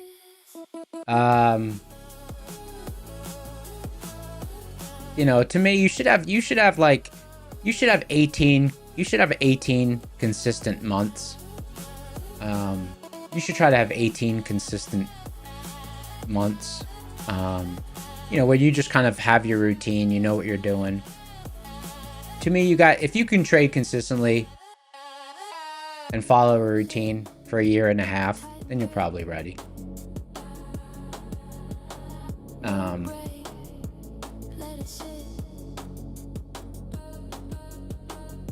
Because some people will be like, you know, like, let's say, I know there's a lot of people who like became full-time traders in 2020 and 2021, and then when the market was no longer in a bull market and it started rotating in 2022, 2023, they got smoked and they realized they weren't traders. So that's why I always say that. You got to just experience different conditions. But usually you'll get different conditions over the course of 18 months. I would say 18 months minimum.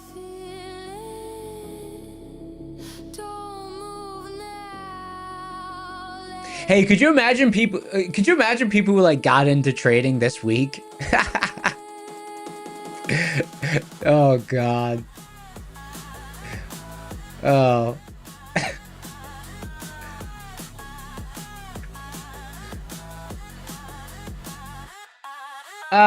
Hey, Ryzen's got a great question. Said, you just starting, have we taken any trades today? This afternoon session, none yet. But the morning session, you know, the morning session I was active. We'll see what we get. The afternoons have been pretty active the last few weeks. But we're pretty illiquid, so I'm a little trigger shy. Because we're so illiquid. And like it's been a pretty good day for these funded nexts. I'm not trying to get smoked. Although I'm probably gonna get that violation notification again, and then like I don't know. Is there even? I don't even know. Am I just gonna? It's just gonna be just a waste of $400. I have no idea. I have no idea. Oh, look at us coming into the seed zone. Coming into a seed zone. What's the depth of this zone? The zone, wow, 75 points? Okay. Mid pivot, 28,581.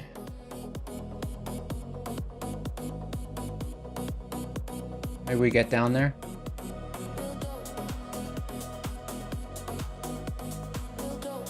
$28,581, $28,559. That'll get me to consistency on this account. Or I'll get smoked. I'm due for some smokage. That's another reason I'm a little trigger shy. I'm due to get smoked. Because you know, statistics realize themselves. I'm due for some smokage. Track chart said, how do we enter? Just got here. We're about to give out a code word.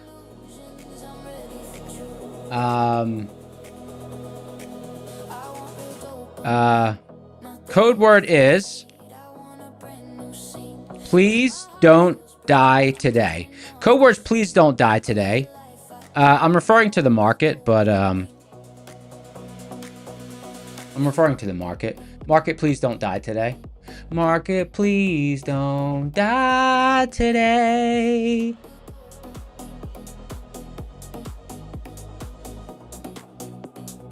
Cizo said, what win rate have I been hovering around? Around like 76, 77%. That's not sustainable. That's why I know I'm due for some smokage. My average usually comes in between 66 and 71%. So you know, above 75%, it's not sustainable. I know my stats, so I know I'm due for some smokage. But I'm trying to be cheeky. I'm trying to skip. I'm trying to dance. I'm trying to avoid the smokage, even though I know it's inevitable. But whatever.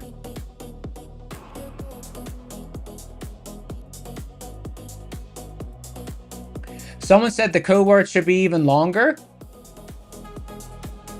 Maybe the next word, maybe the next code word will be the code word should be even longer.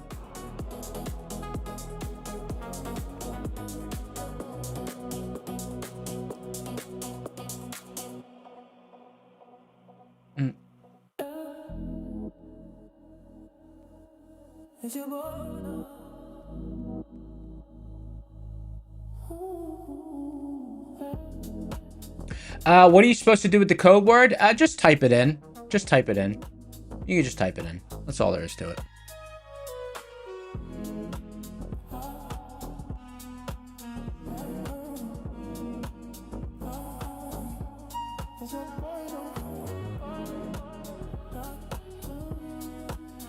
I don't have Thinkorswim open. I should probably open it and see what VIX is doing.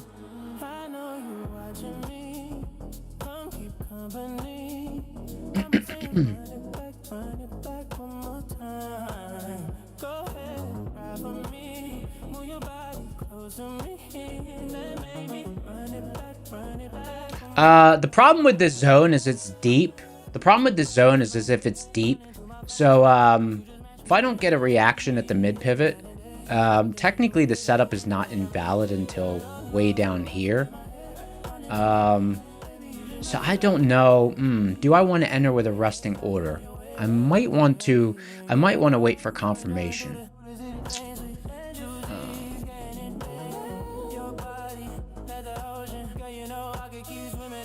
I think I might pull the top order. Keep this one here. Because the problem is I'm not gonna have any room to scale. Oh, let me reset this whole thing. I'm not gonna have any room to scale. Not gonna have any room to scale.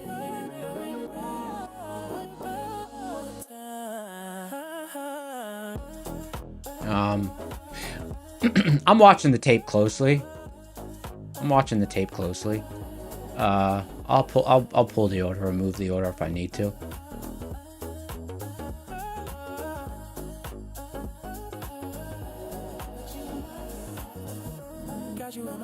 Mudload said you wait unless I have a lot of juice. I have juice. I'm just trying to hit consistency on these accounts. Although I honestly don't even know if it's... I don't even know if I'm going to end up...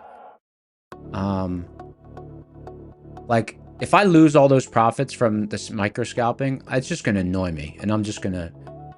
I won't even want to keep trading them if they keep... if I get penalized for that. I don't think it's fair to, you know... I get 1 second, but 10 second. I probably should have read that rule. Whatever. All right, we're giving away a Lucid. Oh my goodness gracious. Lucid Flex 50k eval. A Lucid Flex 50k eval. A Lucid Flex 50k eval. 7, 6, 5, 4, 3, 2, 1. Pick a winner. Oh my god. Hey, is this the perfect person to win or what? Yo, it was meant to be. Was it meant to be? Look at this. Someone was saying we need a longer name.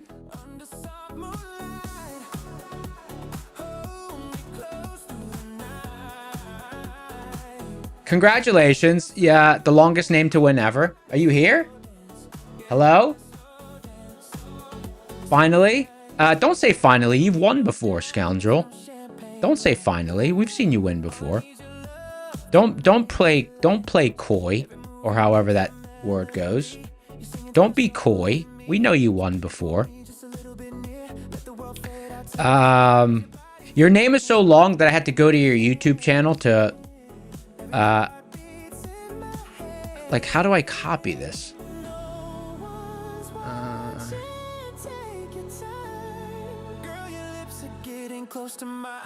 Slow dance. Close window. I can't even copy and paste this. It's so long. Look, I'm trying to click on it. It's not working.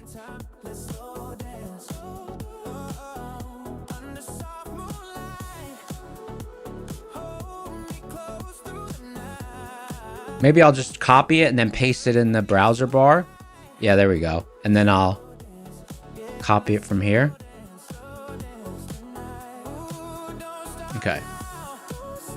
Got it. Lucid Flex 50k. Lucids are 50% off right now, people. Lucid Flex 50k. Lucid Flex are 50% off right now. Use code SCORE, SCORE. And guess what? Our code for TPT is now updated to SCORE.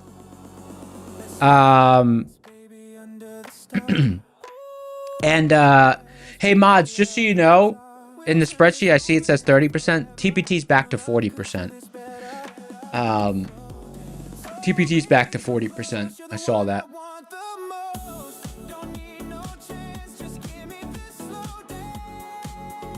Eminem said I'm mean? Really? I don't know. People don't really describe me as mean ever. Wait, what did I do? What did I do? I don't even know what I did. I must have inadvertently done something.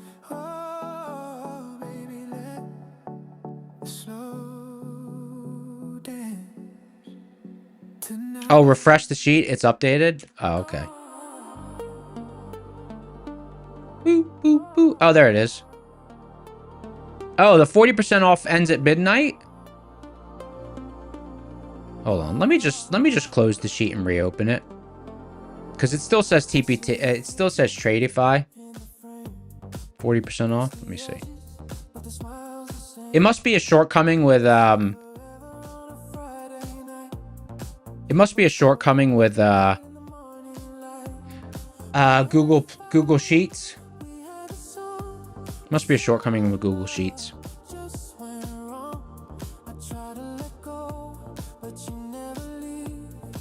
Damn, only 5 more accounts. Okay. Someone's still typing please don't die today. Hey brother, that giveaway is over. That giveaway is over.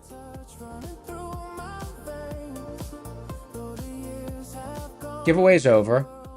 But if you're just saying, hey, Neon, please don't die today. If that's what you're saying and you're not trying to enter the competition and you're just overall saying, please don't die today. I appreciate that. That's nice. That's a nice of you to say.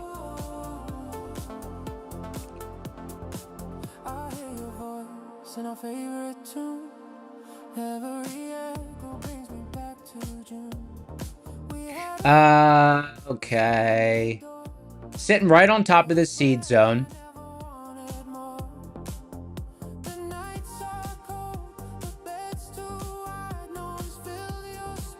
Is there any rocket scooter pivots down here? We have MHP at 24,482. Oh, look at this. MHP's at 24,482.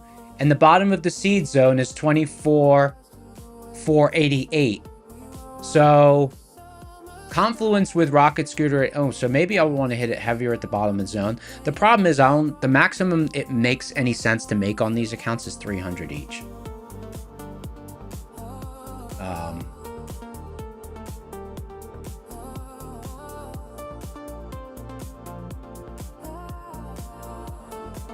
Okay. 28,482. 28. Yeah, what did I say? Did I say something else? Someone said, doesn't negative res mean it'll go under? Technically it means resistance, but I for an initial touch, I'd usually still trade it.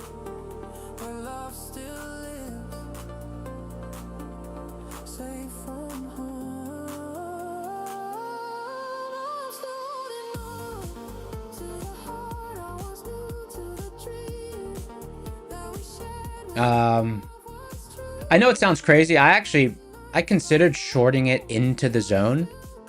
But that just seems too diabolical. It seems too diabolical. But I did consider it. Shorting down into the zone. With a stop 75 points above the zone. Let me see where that would place my stop. You're driving me insane, boy. Can't keep my mind off of you. Don't know what to say. That will place the stop at 28,709. Damn, DD ratio is so low.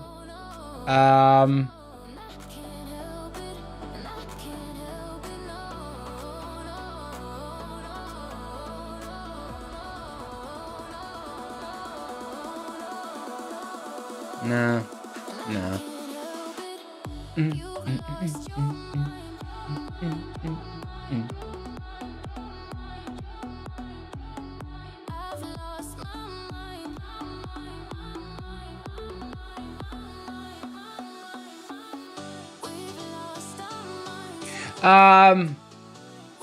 We still got 5 more accounts to give away on stream.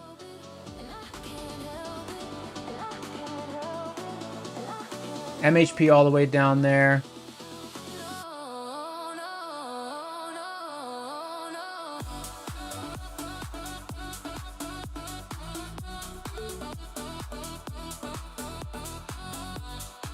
I just realized both of these charts are on 1 minute charts.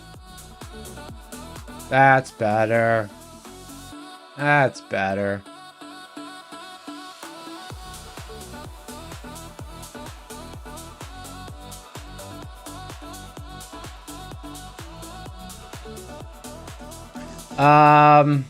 Damn, this will be an acceptable short with a stop at 28,709. Stop 28,709.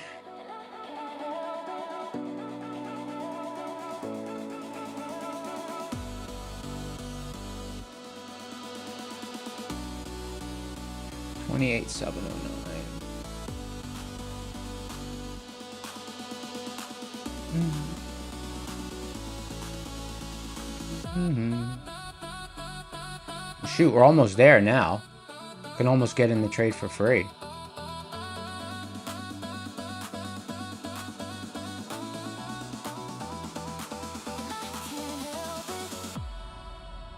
Like a free trade. We're at the stop.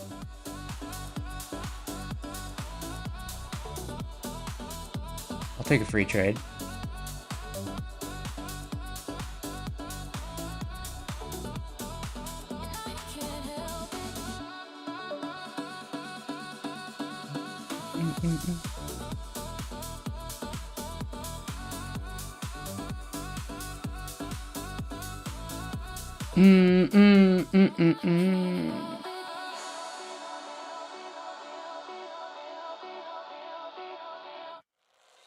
Waiting for a break. All right, there's 27 points. I'll take half off.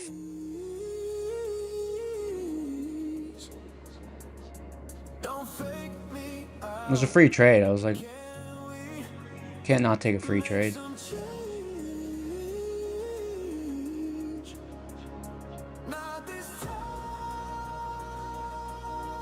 Um, 28,709. Stop.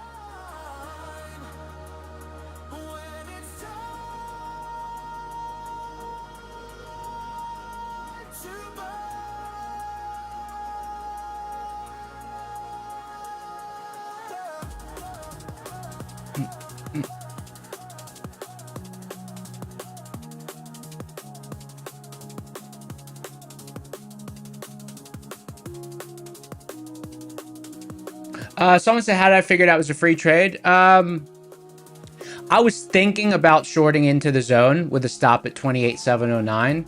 And then right about 15 points before 28,709, the tape started to turn.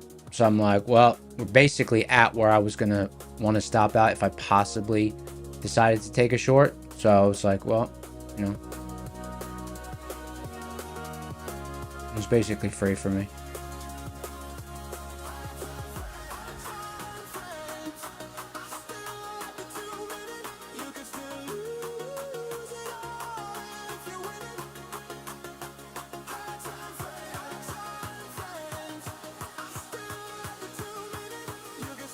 Someone said tape was confluence. Yeah, tape was confluence.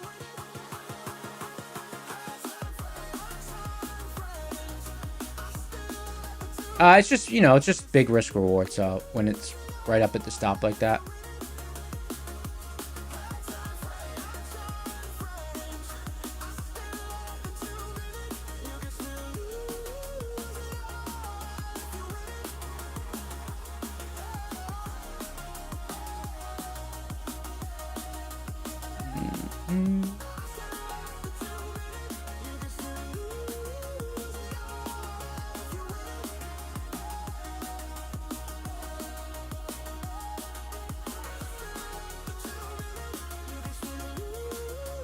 Trying to get to 28,709.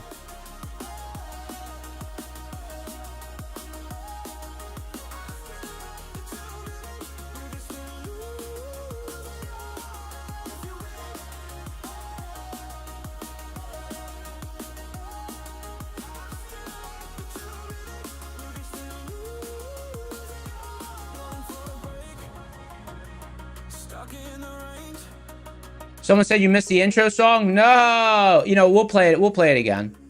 We'll play it again. Don't fake me out.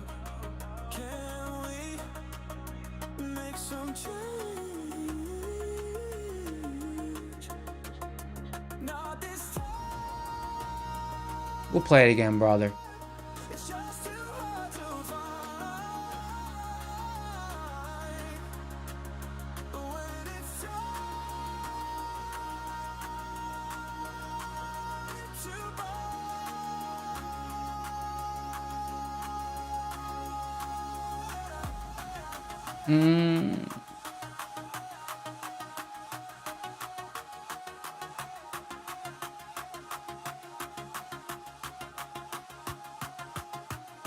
Someone said, what's special about that? It's just 75 points above. It's 75 points above the stop of the zone. 75 points above the stop of the zone.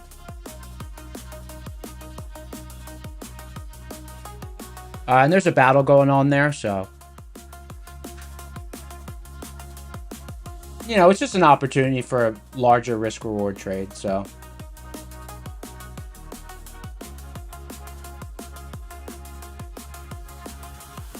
Because it could really sink into this. It could really sink into this zone. Like 25, 580. You know, it could really collapse into that zone.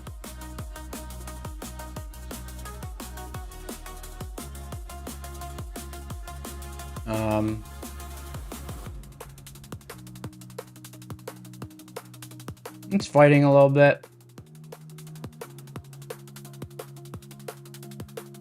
Now, if I had more size on, obviously I would trim again. But I don't. I'm going to take this ad contract off.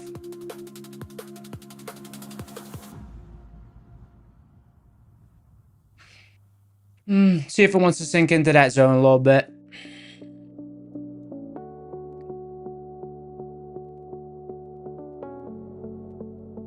The room shows up. What is love? Can you feel it? 28, probably 28, 586 area. Want to take it off? It's not a love song. Or a sudden flush. Obviously, because it went is short, you know, I cut him. If there's a sudden flush, I'll cut it. Up 45, up 43 points, 45 points. Kind of want like 70 points out of it. In the zone. Quick flush down, I'll cut it.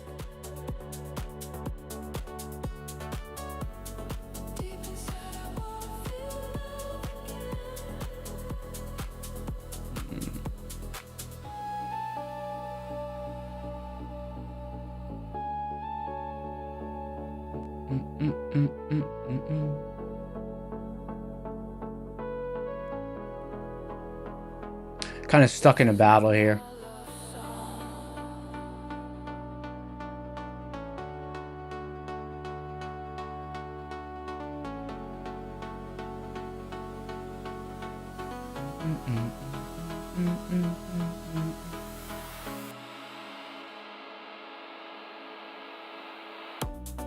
Deep inside, I wanna feel love again. Deep inside, I wanna feel love again. What is love? Can you feel it? Can you trust it? It's not a love song. Someone said, why don't I use yellow lines? They're not automated. Because they're mainly just because they're not automated.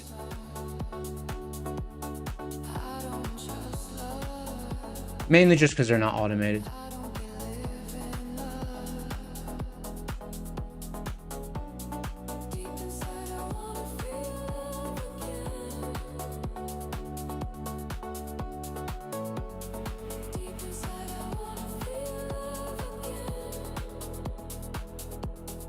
Sorry, I'm watching the tape here, so I'm kind of locked in.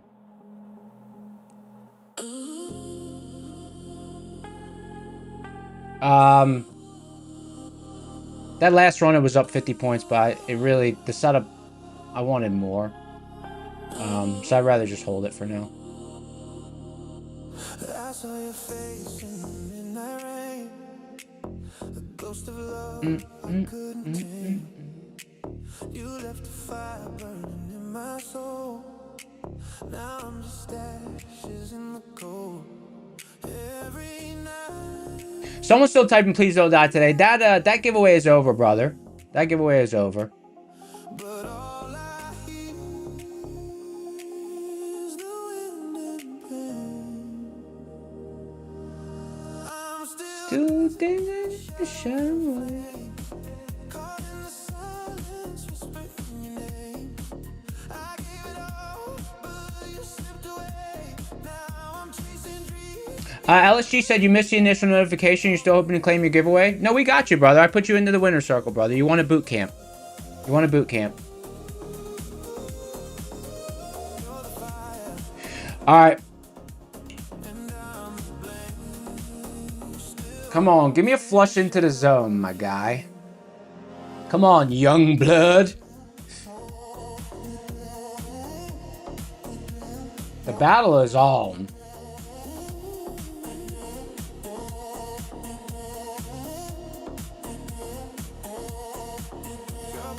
Lingers in the dark. A lonely echo of a spark. You wrote goodbye. All right. Do or die time for this. Ghost that haunts my bed. I swore I'd move. I tried to change, but I keep crashing through the same. There's a lot of flow down there. Dancing in the shadow of your flame. Caught in the silence. Leslie's in the house. What's up, Leslie? I gave it all, but you slipped away. Now I'm chasing Is volatility dying down? Let's see. No, not really. Not really. Not really. Like 55 points, totally reasonable. So.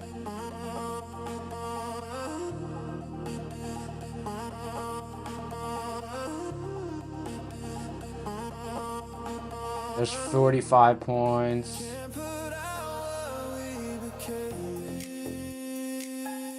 The battle is on.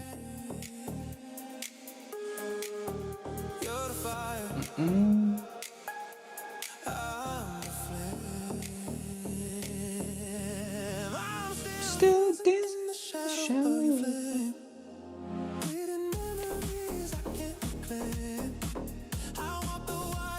Dave Mack in the house. What's up, Dave Mack?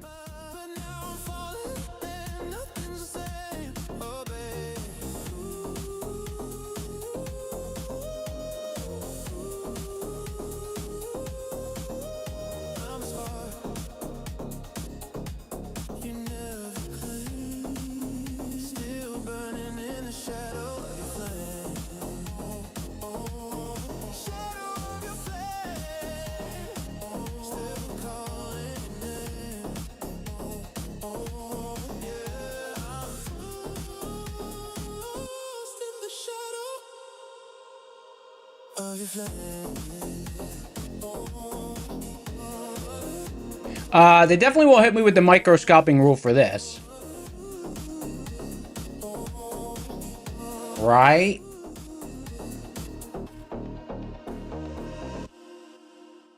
Right?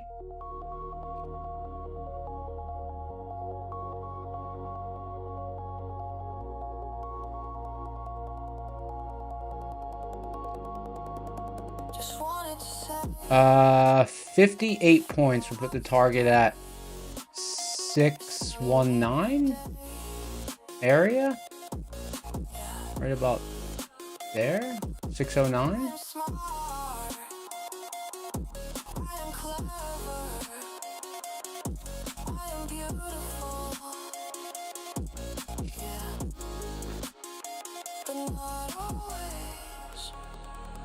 I'm a genius, but you can never tell.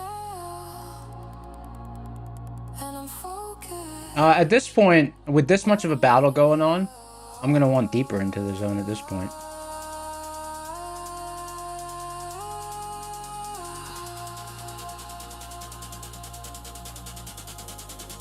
But I don't want your sympathy.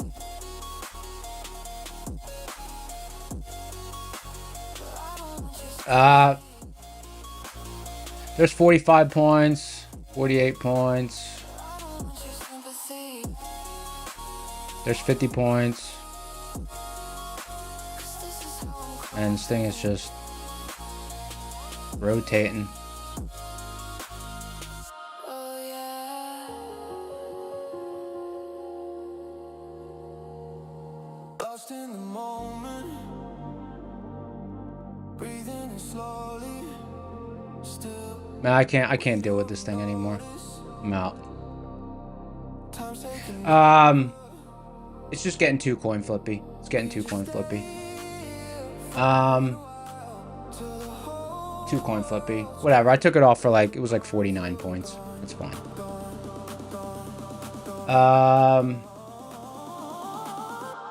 we take it in slowly, poison, till it's all in our veins, poison, take us poison, let it burn till we're gone. Yeah, I don't feel like sitting in the rotation anymore.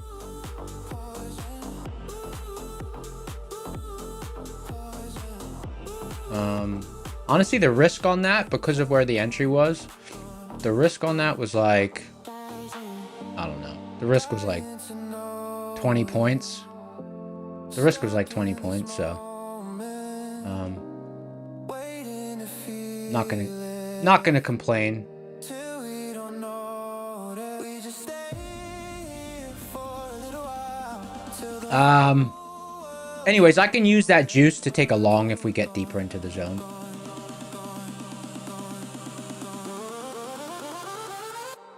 we take it in slowly, poison, till it's all in poison. I know it will take us poison, let it burn till we're gone.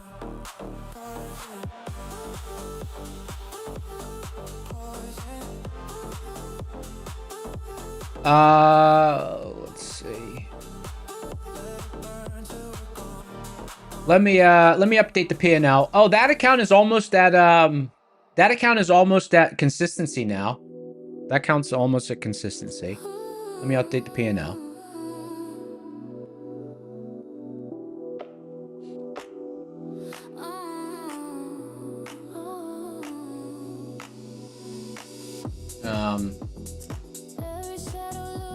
I took a couple of scalps right before the stream as well, actually. So there's a couple of... Made like basically a break-even trade in the top account. Yeah. Alright, so now 2 of them almost at consistency.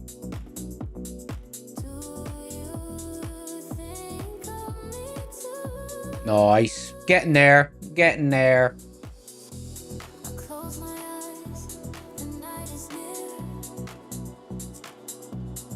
It's funny when the market's in a normal market. It's funny in the normal market, you're not trimming early for 50 points. You know what I mean? But when the market's this crazy, someone said copy or not matching. No, I didn't. I wasn't copy trading them all together. After the initial trades of the morning, I started to kind of separate them. Because what happens is once they all get up a certain amount, I'm like, well, it's not worth. Because like I thrive early in the session and the volatility, so once they get up, it's not worth trading them all together usually. I'd rather separate the risk. I'd rather separate the risk.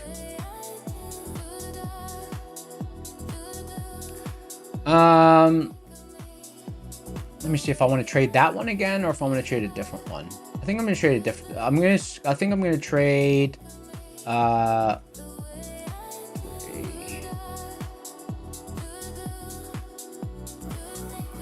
Yeah, I'm gonna trade a different one.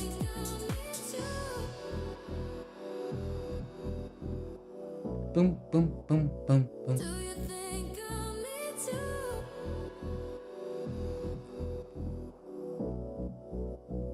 Do you think of me too? Mm-mm.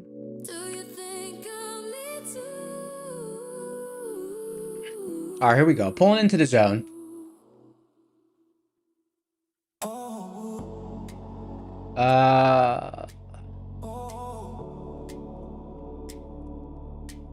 Okay. Okay. How deep? How deep is your love? Chase the morning light. Now I'm running from the day. Whispers echo in my soul. Someone said I might trade. No, I closed it. I closed it. It was one contract. There was a very specific setup where there was a tight risk. So that setup only had like a 20-point stop. I took one contract off for 27 points, one contract off for 49 or 48 points or something like that. I'm just trying to get these accounts to consistency.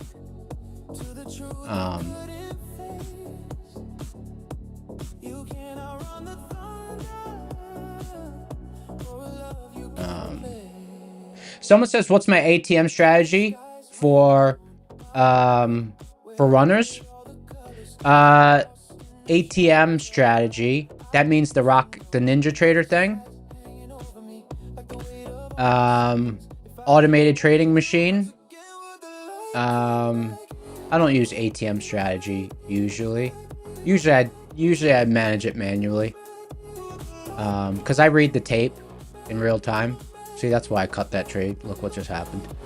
I read the tape, so if I have an ATM strategy, sometimes it gets in my way. Because what happens is, the way my mind works, if there's something on the chart, sometimes I fixate on it. So it could take me out of my flow state. I mean, sometimes I use the ATM, but usually I'm moving the orders around. I'm not like an exact target. Boosted Dime said, anyone remember lock and load? Yeah, I still use lock and load. I don't let it take up space on the screen. I still use it. Lock and load 44. I still use it. I spent like 8 months on that thing.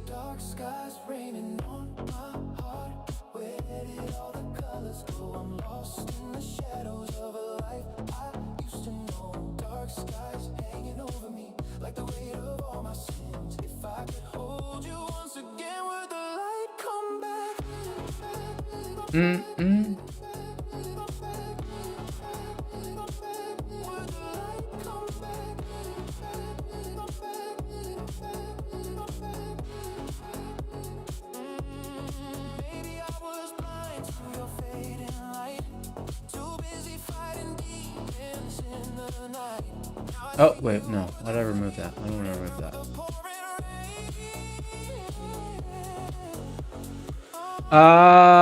Let's see. Raining on my soul, but I still believe in grace. If you're out there somewhere, just a whisper would erase.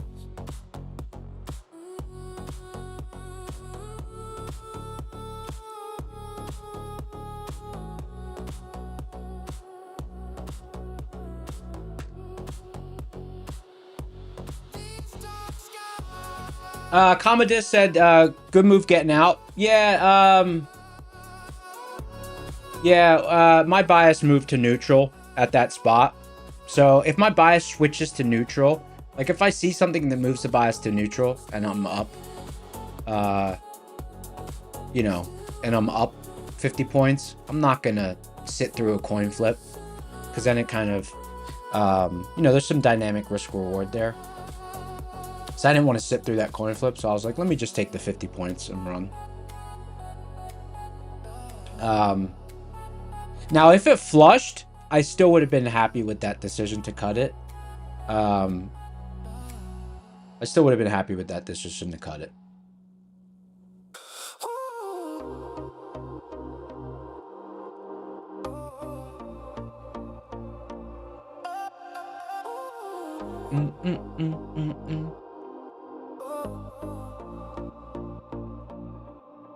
Midnight's calling,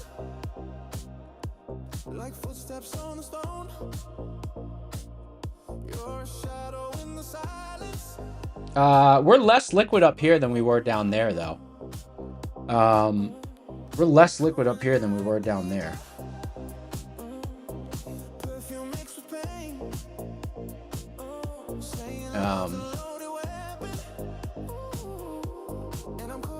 DD ratio is 44.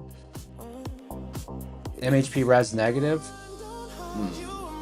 Damn, and a seed zone. And damn, that's kind of a... It's kind of not a bad short. I missed it now. Oh, missed it.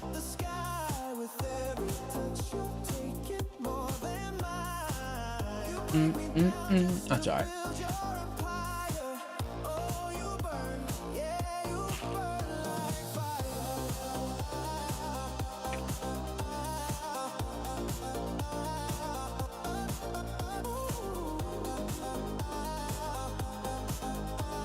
My God, MHP, DD band, hedge pressure, bear zone top, seed zone.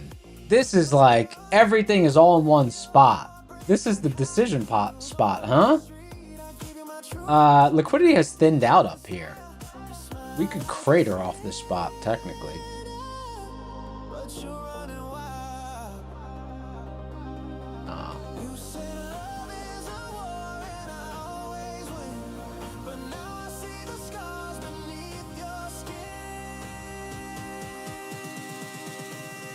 You burn like fire.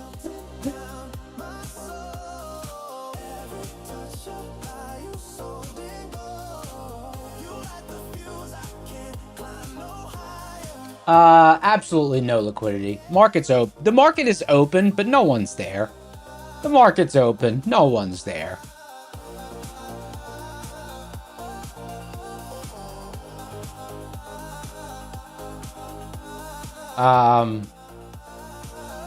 It's so easy to get smoked on a day like today.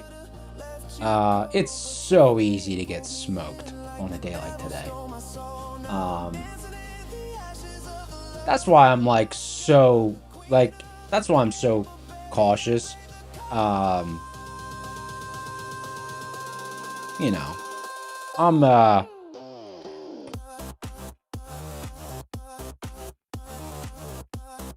you know, I just happened to catch the right moves today. I just happened to catch the right moves. I did almost get smoked once this morning. I was very close to some smokage.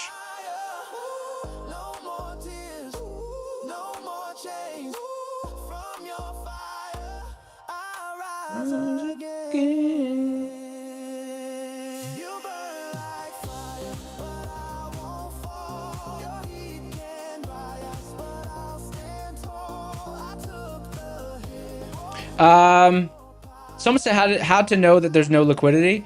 If you take a look at, first of all, you can look at VIX Triple B and you can see where we're at in relation to the contango midpoint. Rocket Scooter's a class on that. Second thing you could do is you can look at Rocket Scooter's monthly maps. And then you could do a lot of things. And then the third thing you could do, which is what I do in addition to those, is I look at how much time it's taking NASDAQ to cover 5 points. And, what the corresponding volume is.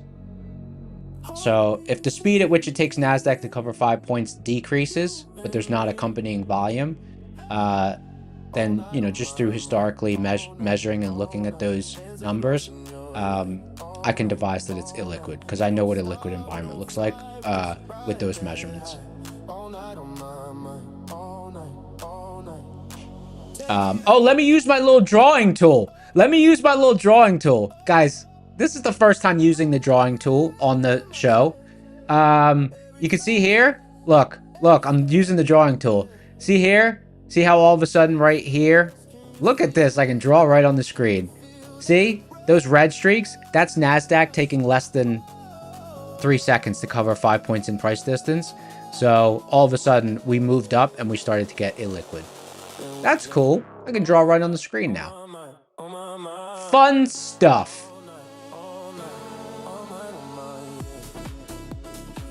Gamma said, do I trade key levels? Like whole numbers? Nah, it's not my vibe. I actually, if you look at my, see my chart? See Rocket Scooter? See how there's no number for the price line? And see in seeds? See how there's no number for the price line? I hide the number. I just look at the line. I don't look at the number. I don't look at the number. That's how much I try to ignore it. I don't look at the number. I hide it from the chart. I also don't do well with flashing things. Like flashing numbers, bright colors, stuff like that. So that's why I hide it.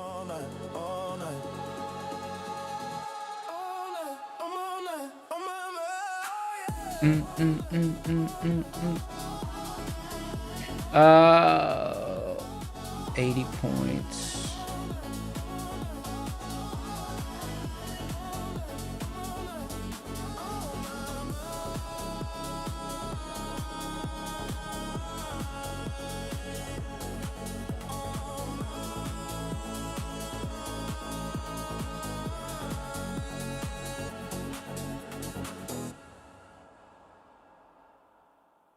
Don't tell me what to do, you know I'm gonna do what I want to. Don't tell me where to go, I'm not someone you know. I'm gonna go where I like, I'm gonna live moonlight. Oh yeah, don't tell me what to do, you know I'm gonna do what I want to. Don't tell me where to go, I'm not someone you know. I'm gonna live my own.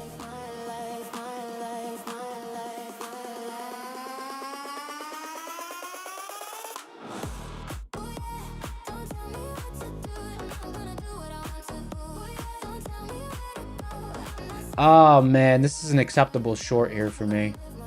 Contemplating it. But I don't want to get my face ripped off. Stop would have to be all the way up at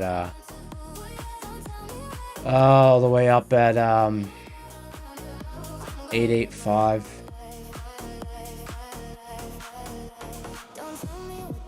Yeah, no, I can't do it. No, not gonna do it.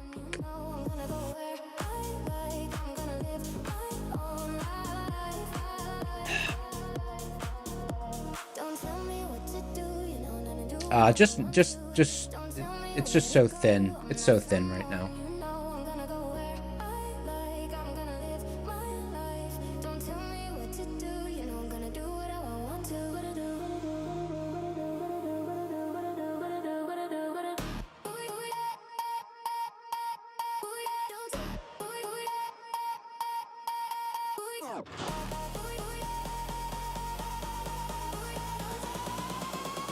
Oh, look at this. Smack dab all these levels. Market's trying to find stability here. Tony asks, am I overall short bias? No, I am not overall short bias. Due to the lack of liquidity in today's session, like the market's just rotating. It's just rotating in a large range. There's no, neither side has authority over this session. Neither side has authority over this session.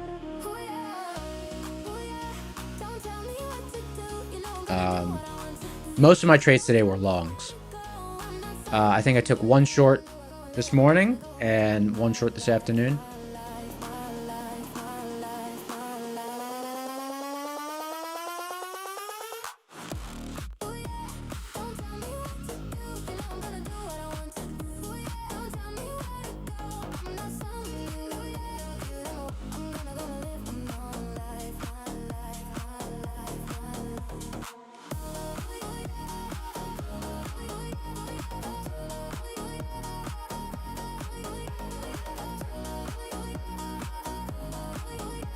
It is starting to stabilize, so I mean, I'm not opposed to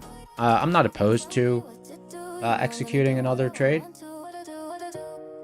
Not opposed to it.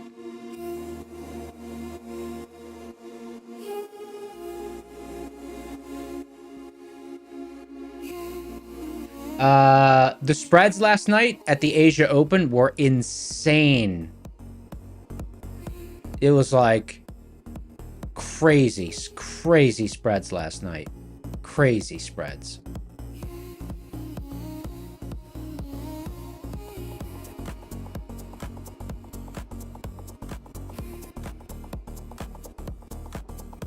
We're in an LP, huh? Let's look at monthly maps. Let's see what the market's got in store for tomorrow.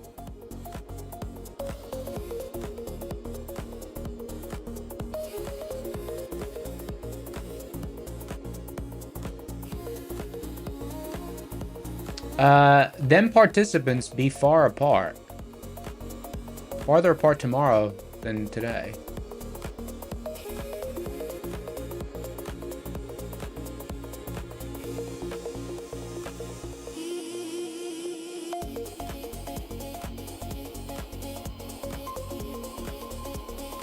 Participants be leaving the market. Not interested.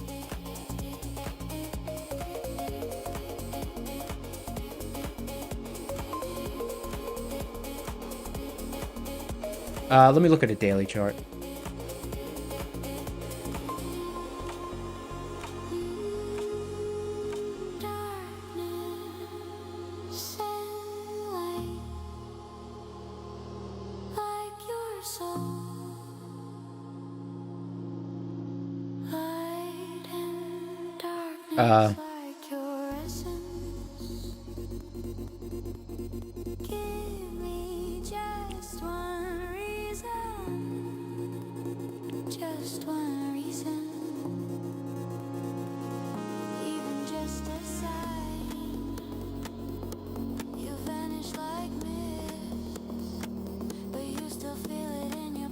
Did anyone trade the open last night? Anyone out there trade the open last night?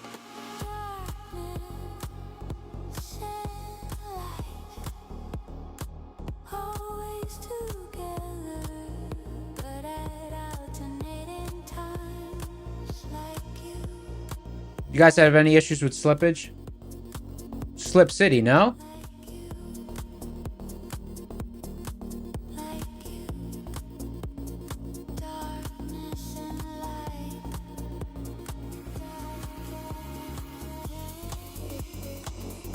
I opened up the chart. I saw the spreads. I saw liquidity, and I was like, nope. No issues.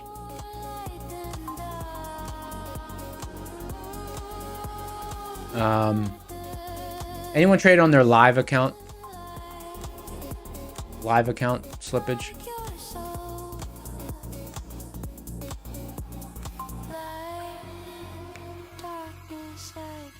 Lucky Mon said, any advice on how to reduce slippage? There is no, well, I mean, you can use an execution algorithm, but I mean, that's more for regular market conditions. It'll help in illiquid conditions a little bit, but stuff like that's mainly just to reduce getting sniped out by algos if you put in one large order. But other than that, no, there's no way around it. Low liquidity, you're just going to get slippage. There's ways to reduce slippage introduced by algorithms. Because, like, you know, legally, they can split up a second into, like, nanoseconds. So they could legally slip your order down and then bring the market back and not affect any other participants.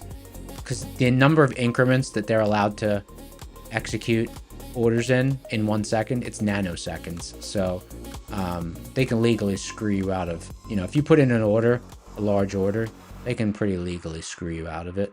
I've talked about this before. If you use an algorithm that machine guns orders in, even chopped up in the milliseconds, you'll get different fills than if you submit one large order. It's treated differently by the market maker algorithms. I've tested that. That is true, 100%.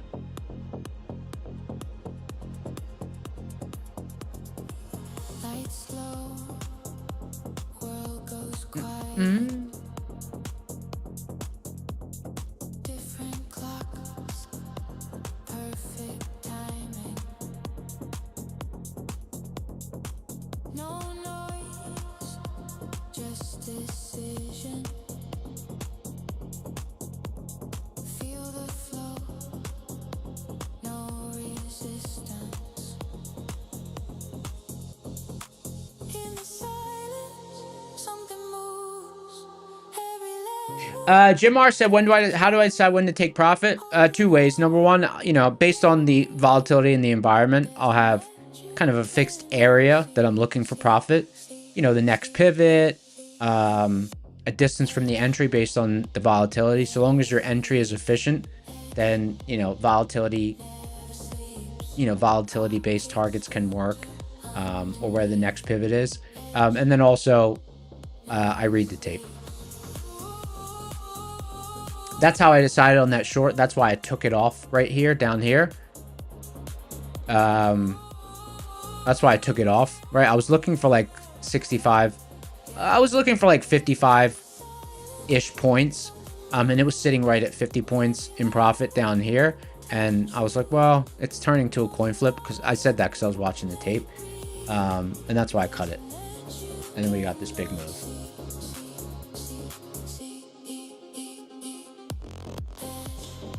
So just reading the flow, reading the order flow. But that's not science. That's not scientific. That's very much like feel, rhythm, and just overall screen time experience based. And you'll never get it right all the time, Some people have no edge doing that. I have a little bit of additional edge doing that. No rush. No fear. Just the plan. The edge is there. If you wait for it.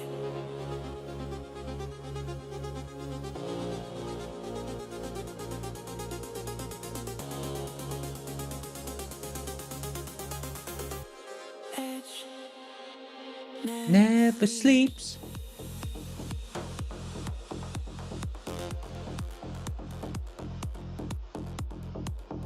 Edge never sleeps.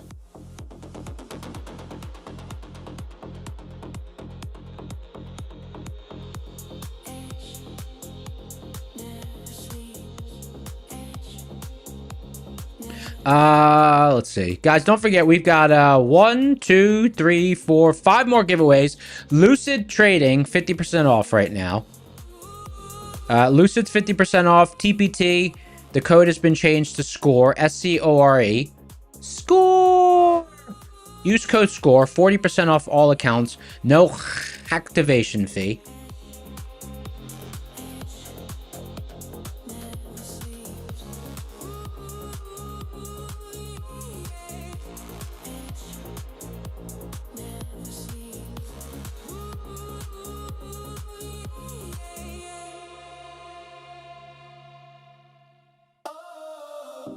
Edge never sleeps. Never. neon lights flicker on the avenue. Every shadow's just a memory of you. Lucid, no 50% off, just saying. You probably used the code already. It turns to 30% off if you've already used it a few times. The ghost in every midnight show, but I still move, I still breathe, even though you're me.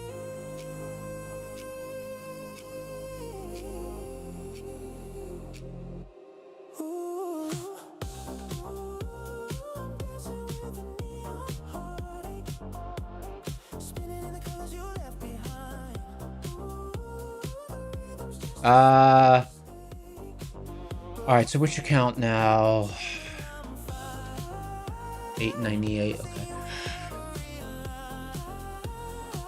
This improv state of mind.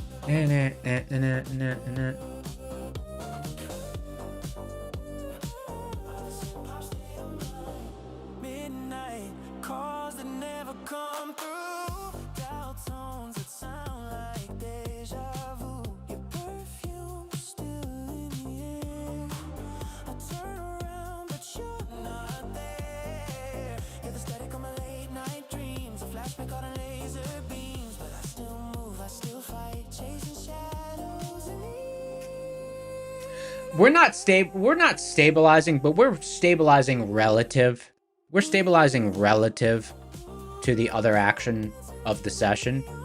We're not stabilizing, like, I'm not saying we're liquid, but we're less, I wouldn't say we're more liquid. We're less illiquid than we were.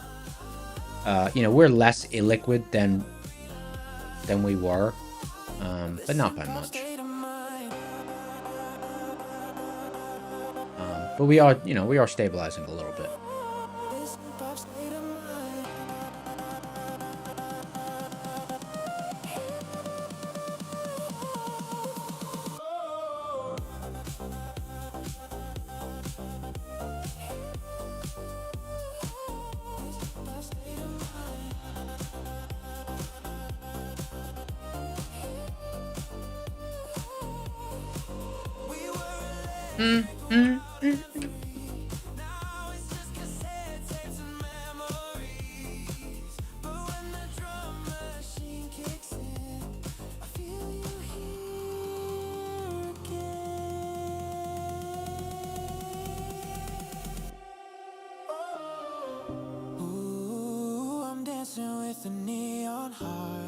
Someone says the market closed on Friday. No, it's open. It's closed.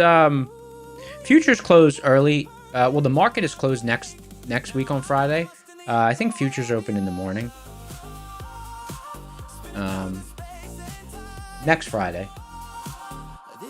I'm going on vacation for. I'm going to the beach.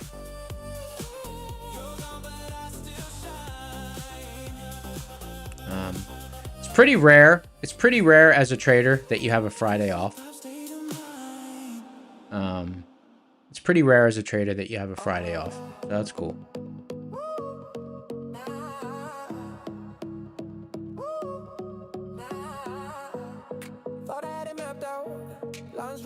Someone said, "Am I gonna wear my pants and my shoes on the beach?" I will wear. I'll wear pants. I'll wear pants. I'll wear pants. I won't wear shoes.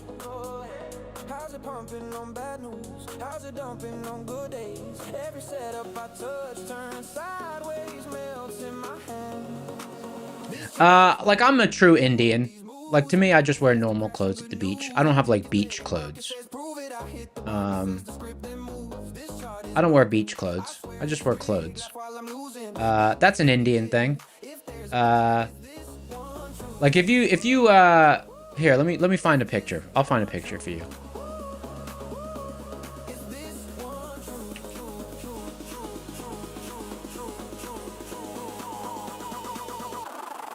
Is this one true?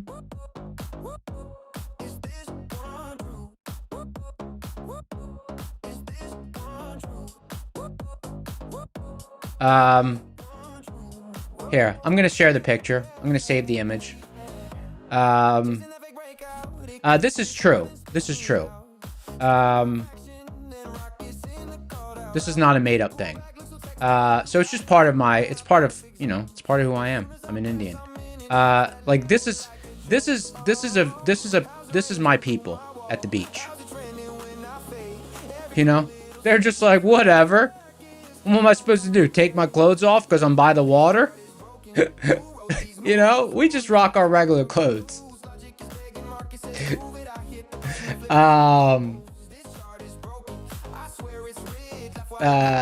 We just rock our regular clothes. The first time I went to the beach with my girl, we were packing for the beach, and she's like, "Do you have shorts?" She's like, "Are you just gonna wear your like your joggers? Do you have like shorts and sandals and stuff?" And I was like, I don't know. I don't have any shorts. She's like, "Do you have sandals?" I was like, "No, I don't own sandals." She bought me sandals. She bought me a sleeveless shirt. You know, I was just like, whatever. I'll just wear it, you know.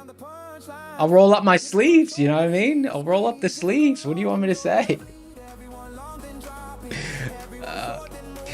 You know what? Has anyone ever played bocce? Has anyone ever played bocce?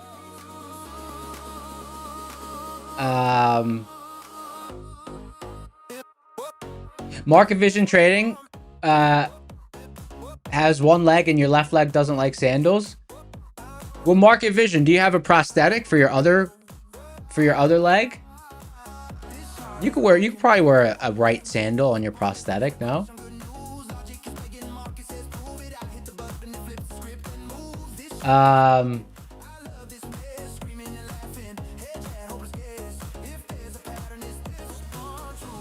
The prosthetic doesn't like sandals. I guess they probably slip off, maybe.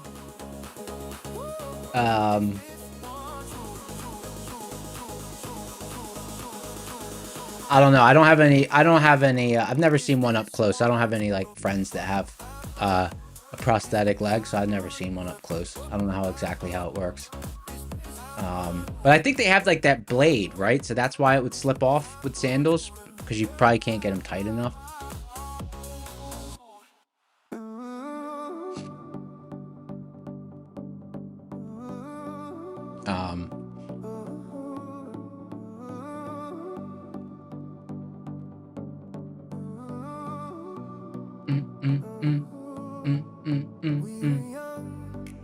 Chasing stars in the back of your car, singing loud like the night couldn't hold who we are. You say love me now, love me then, love me when we're old. Oh, what was I saying? Bocce. Okay, so bocce is an Italian game. It's when you throw a marker and then you try to get the other balls close, and then it's a very simple game. But anyways, it's a great game. I play it at the park sometimes. I have a buddy of mine that we'll go to the park sometimes by my house and we'll play. And then with my girl, or if we go to the beach with our family, we always play at the beach. So I have a bocce set, so we're gonna take it and we'll play bocce at the beach.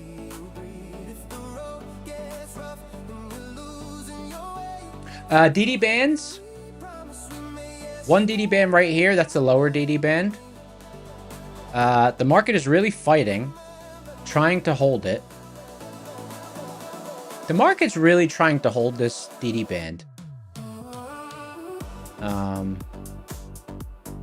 It's really trying. It's trying its best.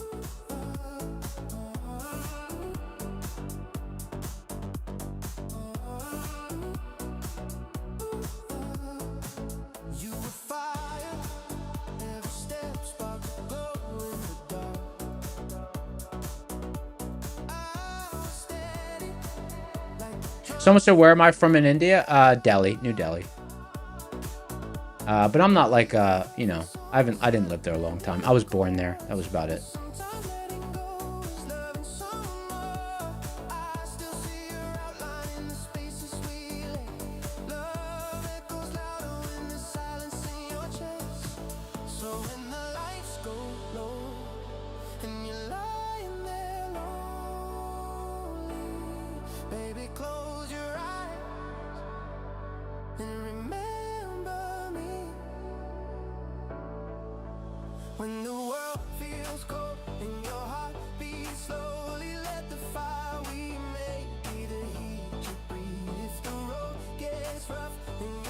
Leo Energy in the house. What's up, Jay?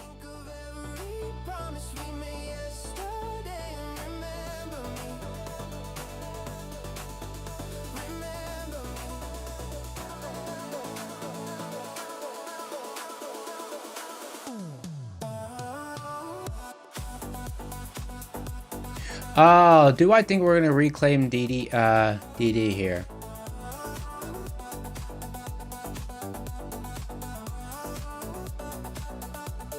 Market sure seemed happy and healthy there.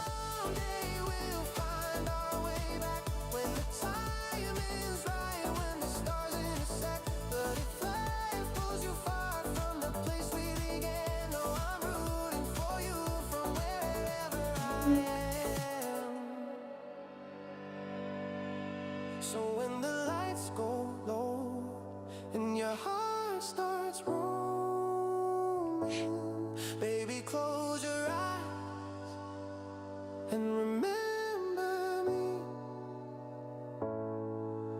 If you ever feel lost, like you're out there floating, let the love we had be the ground beneath. And if you dream at night of a moment of peace, I hope in that moment you think. Try a little long here.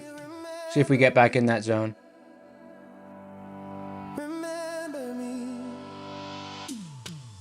But we'd have to rock it right back through MHP. Otherwise, I gotta cut it.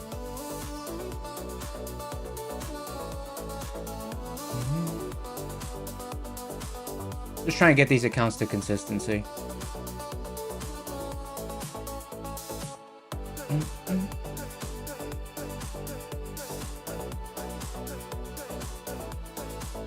Do or die. Do or die.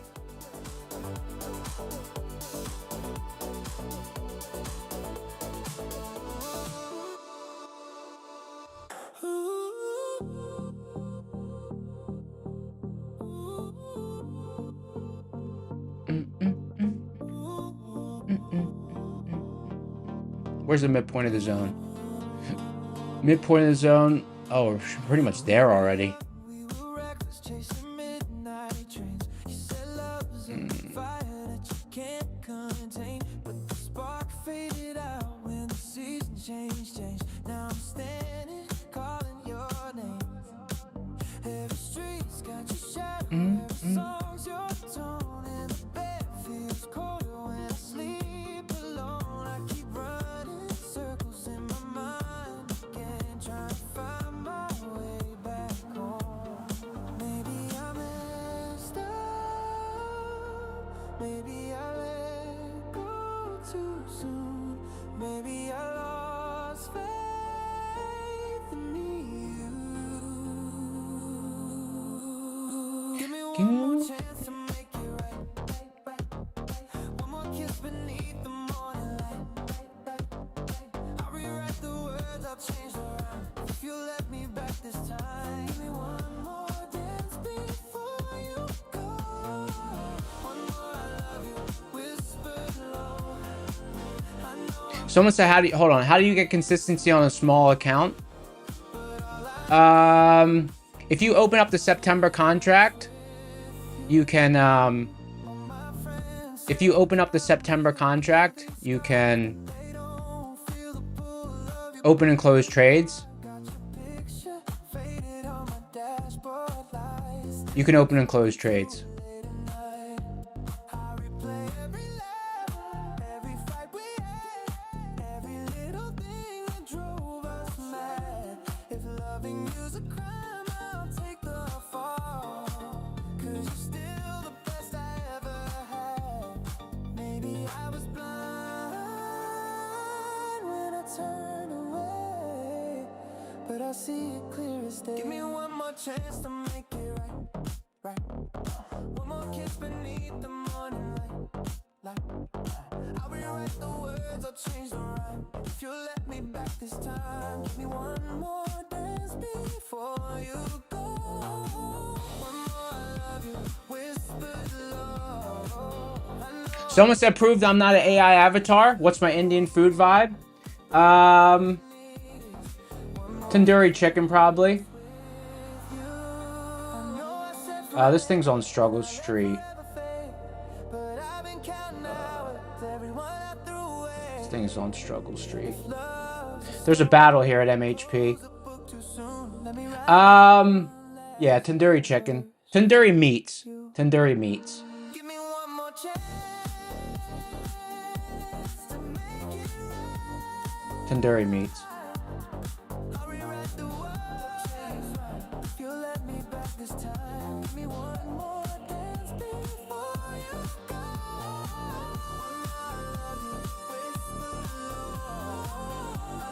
29,781. See if we can get there, maybe.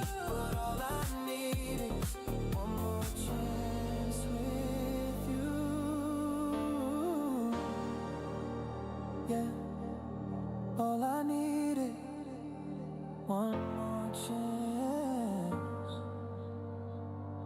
just one more chance with you.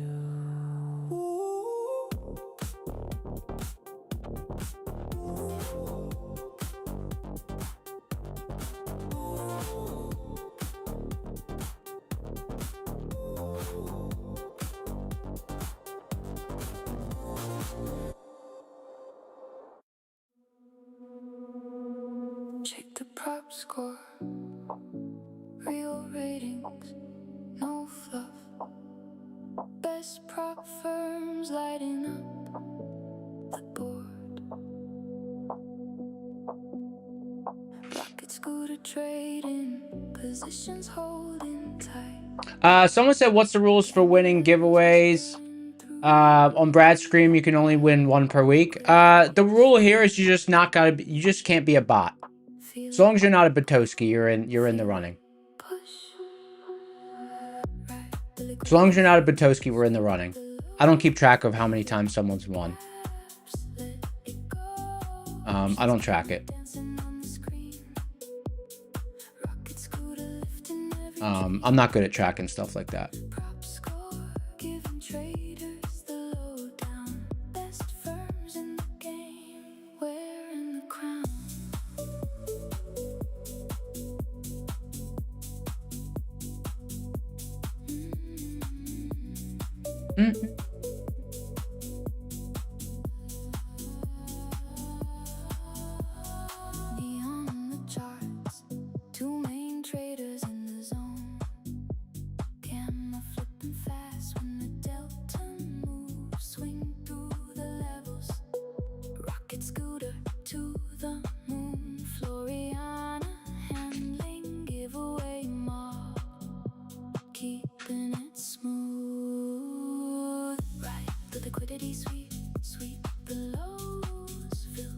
Marco was pretty happy around MHP, so trying to see if it wants to stick near it and not drift away from it. MHP res is actually climbing.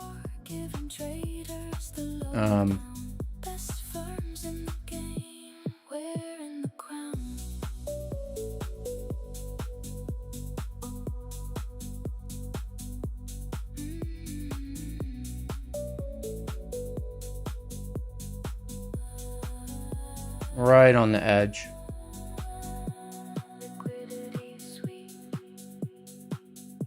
Where would the ad be? 28,676.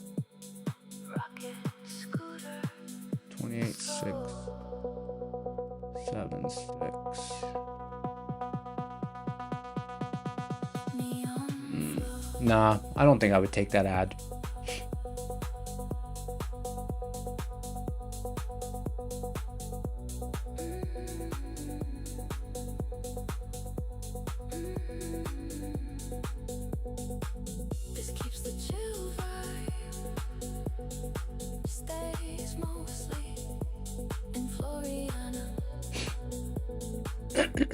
Without forcing it, Matt is referenced indirectly through the overall.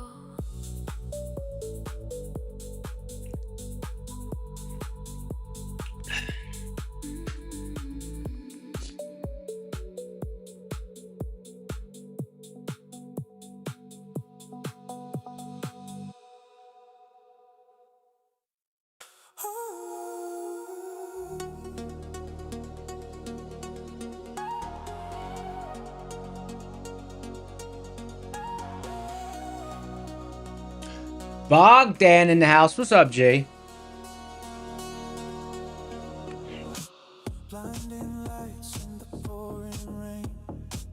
Reflections dance on glass and paint. I hear your voice in the midnight air, but I turn around and you're not there. I gave you Now I'm chasing ghosts in a memory. We were fire in a cold dark night, but the morning Do I want to take the ad? light. So don't look back, It's 28,676. don't turn around. The past is gone. Let it stay underground. If I take the ad on this trade, it's either going to make consistency or it's going to just get me far away from it.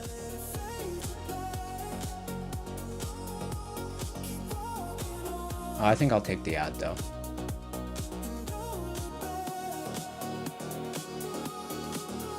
$28,676. Plays our favorite song, but the melody feels all wrong. The pictures fade, the tape unwinds. Another love lost to time. I still feel the heat of that, but holding on just Didn't get there. some dreams were never meant to last. Some roads just end too fast. Don't look back, don't turn around. The past is gone. Nice.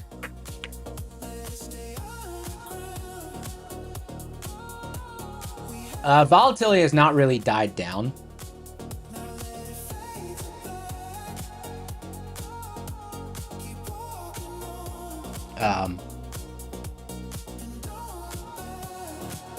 So I'm just seeing if MHP stays sticky.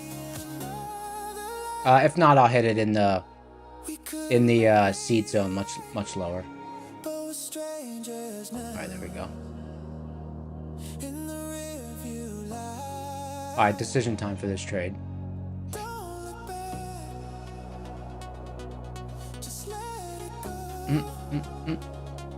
We said goodbye so long ago. The night is wide, the sky is painted black. Keep moving on, and don't look back. Struggle Street.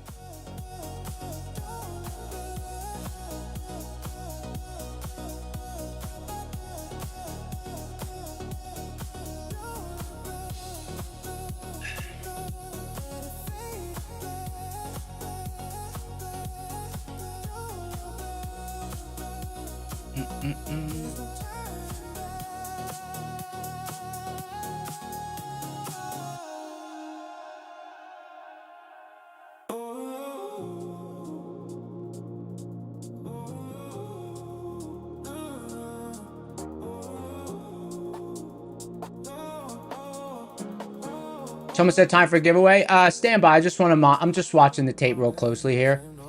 Want to see if we turn back up towards MHP or not. Turn it up, let it breathe. Give me something I can feel. We're right at a decision point here for this, so. Don't stop now. We're too close to coming alive.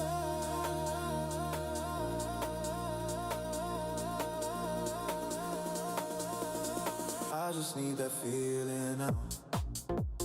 Turn it up, don't turn it down. Let the bass take over me. I just need that feeling. Need that feeling now. Need that feeling now. Need that feeling now.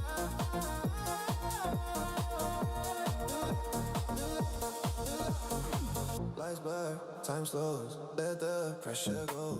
No past, no doubt. Only right now. Slow down. Get too close to losing control.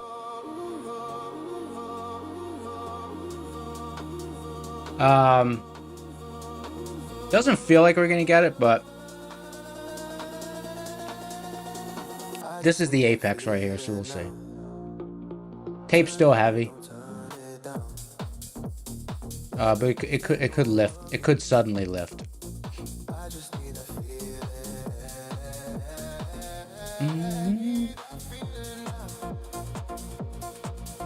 What's the account? It's 300 from consistency.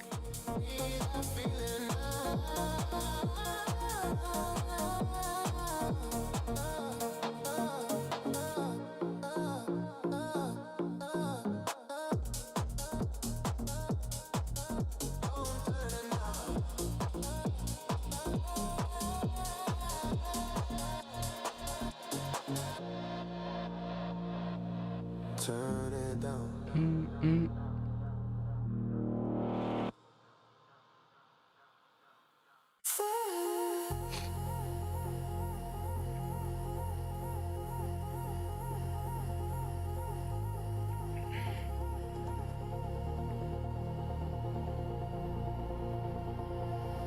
Flash flood.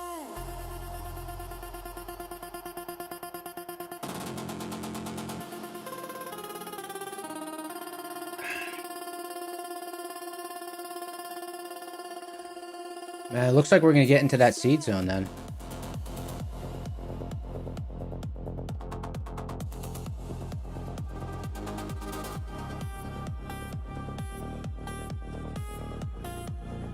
Watching.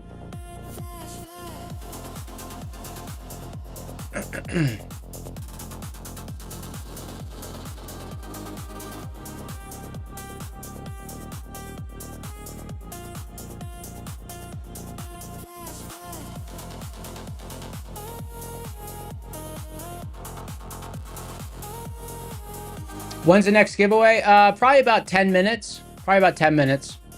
I'm just watching this closely. Flash flood.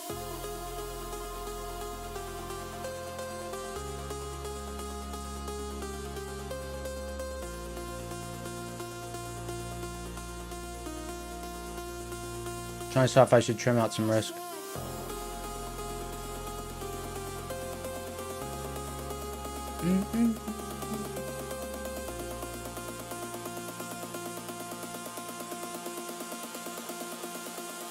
Flash flood.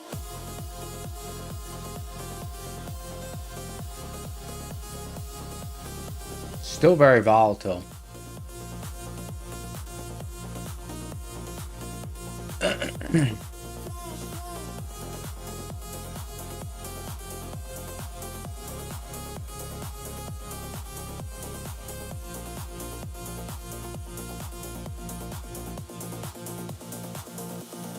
Flash flood. Yeah, let me trim out. Try to put it back on deeper in the seed zone. This will be, let's see. 574.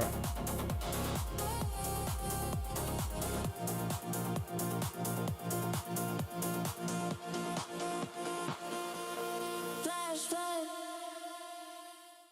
I was young and you were my DJ.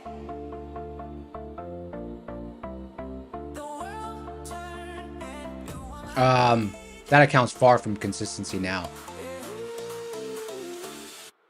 And we had our dancing shoes on. Yes, we had our dancing shoes on. You remember we were 17. Life was like a movie screen. Skipping school, running free. I remember when we met that summer. Fell in love with each other. Fell in love with the parties. Life has changed. Somebody might in a buy position. Yeah, especially if we get deeper into the seed zone. I'll add back size. And we got our dancing shoes on. Yes, we got our dancing shoes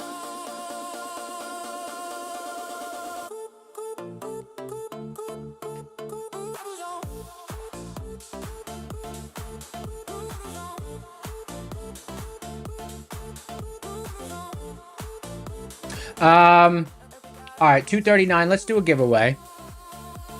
Try to see if this can get lower into that seed zone.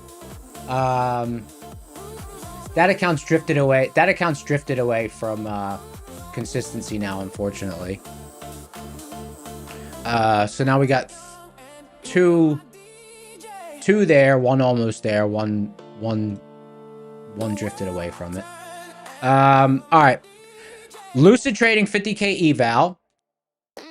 Let me bring up the giveaway engine. Let's see here.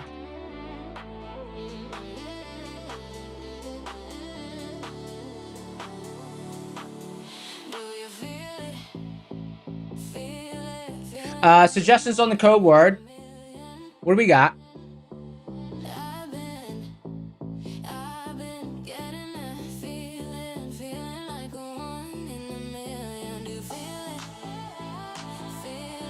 Socktan.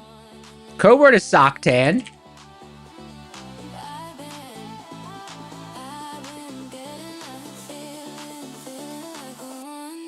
Socktan. Code word is Socktan.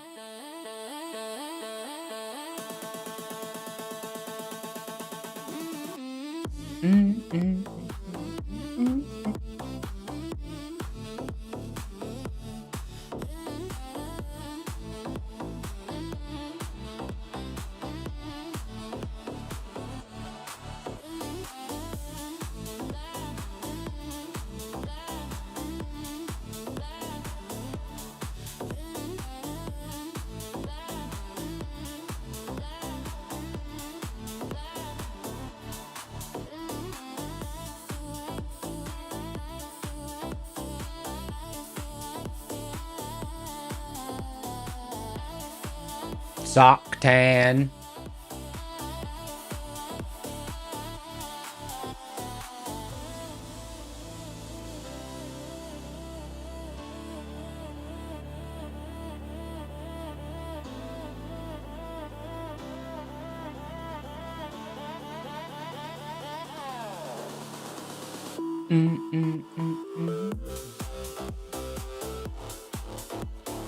Oh, 3.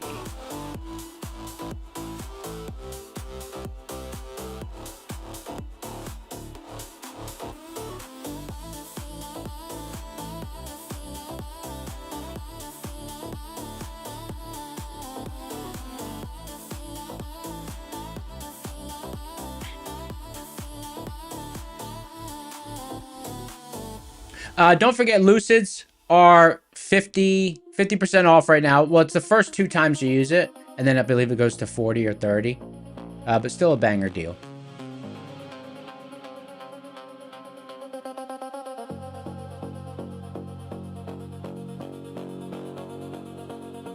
Staring at the glow again. Cold room, quiet hum within. Lines I draw, then draw again. Never sure where to begin.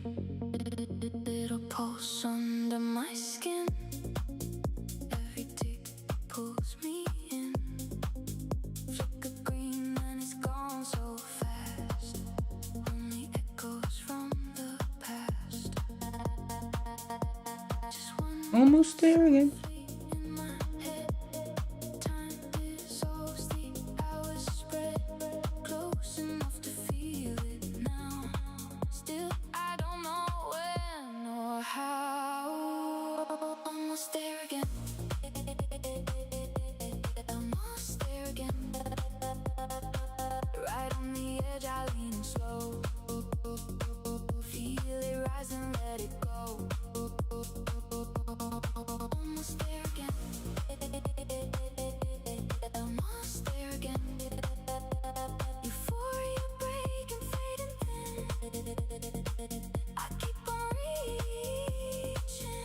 Socktan. In.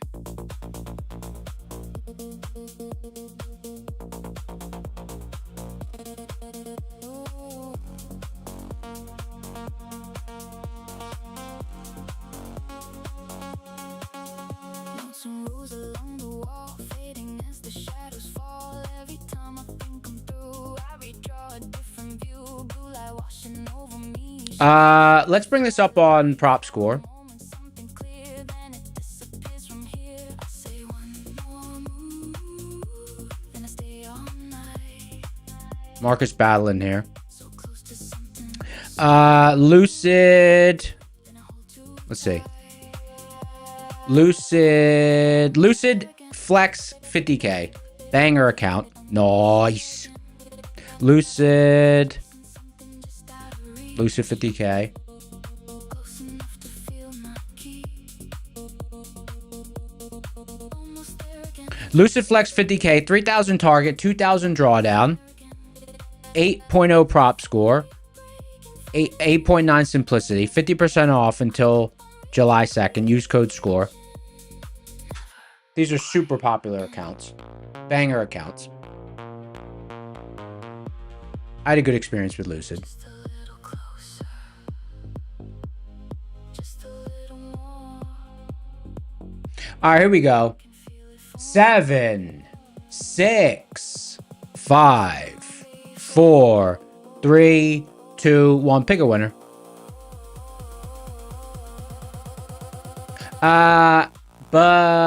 Balaji Trades. Balaji Trades 1. Use a winner. Type something in chat. Balaji Trades. Almost there again. Almost there again. Balaji Trades. Step up and claim your prize. Never still, no time to rest. Almost there again. Almost there again. I didn't see them type anything yet. Did they type anything? I keep on reaching. Balaji, did they type anything? Quiet and 7, 6, 5, 4. Balaji, 3, 2, 1. Oh, they got it just in time. Congratulations, brother. You got it just in the nick of time. Lucid Flex 50K. Stand by. Where we at? Let me just give away engine. Boot camp. Other. Lucid Flex 50K. Congratulations. You've been entered into the winner circle. Click the link in the description for the Discord. Go to the Claim Your Win channel, and the mods will hook you up.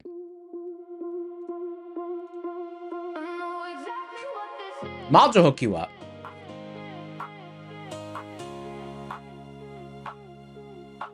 Red dress and red flag mean the same thing to me. You don't call back, but I still leave a key under the mat, like a fool, like a chord that resolves to the wrong room every single time.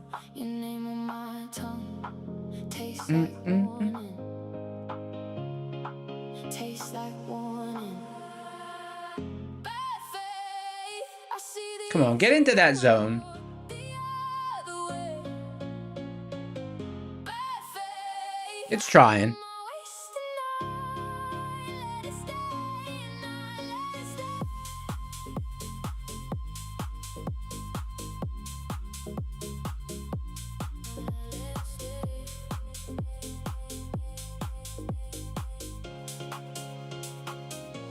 Your silence is loud and your smile is a trap. My body honest and my mind on tap. Pouring out what Someone said, "Do I ever get EDM fatigue?" No, but we can play Bangers 01. Tokyo Ticks.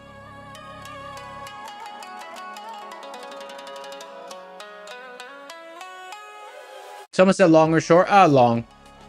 I'm looking for longs. Looking for longs. candles flowing in electric lines. Waking while the western wines. Tokyo sky Making the bet that we don't completely fall apart. liquidity zones while the city sleeps back home. Making the bet that we don't completely fall apart. Clocks, but the same old game. Every market chasing the flame. Every took another chance. Trying to get this thing lower. Doesn't really want to push.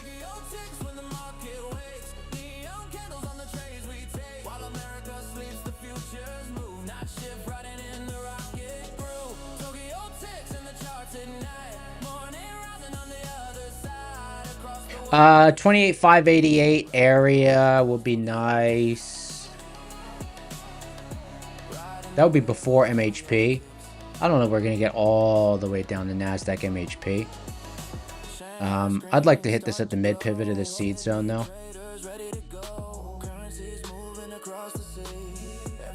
There we go. Keep going, keep going.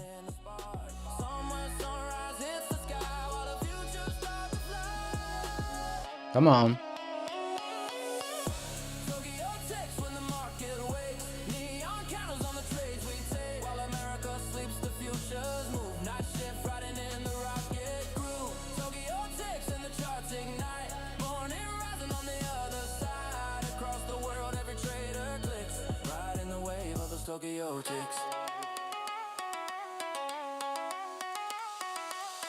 Different cities, different land, same candles, same demand. From the moon to the trading floor, A little bit more.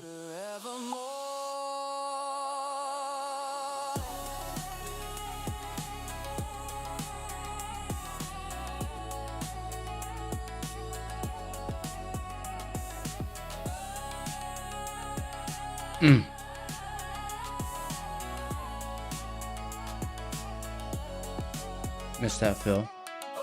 Tokyo ticks when the market wakes. Neon candles on the trays we take while America sleeps. The futures move. Night shift riding in the rocket groove. Tokyo ticks and the charts ignite. Morning rising. One. Let's see. One. That'll be three. That'll be 4, 6, 7. Maybe 2 more down here.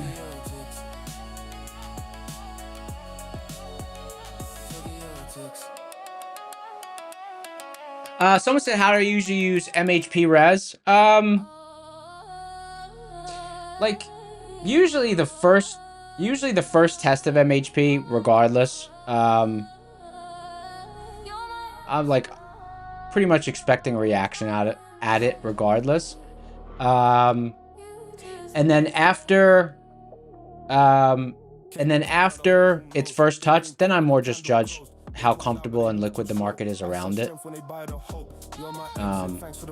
Click that button, pay my bill. No hard feelings, that's just skill. I stay cold when the chart gets ill. Late night screen bright, I'm locked in. One good rid in the bag is locked in. They want smoke till the stop gets boxed in. Then it's my bad, bro, when the loss starts clocking. I don't chase, I let price come. I don't pray, I make size run. Whole chat screaming it's mine. I don't think it's gonna be very difficult to get that account to consistency. After the cash, I let it burn. You want it proof, you want it war. I'll see. Watching my peace, I left the floor. Try and fade me, you just take me on my exit, don't you blame me. Try and fade me, you just take me, big green numbers marking me. You're my exit, I don't miss when I set up blessings. Try and fade me, you just take me, I'm that guy in the tape, confess it.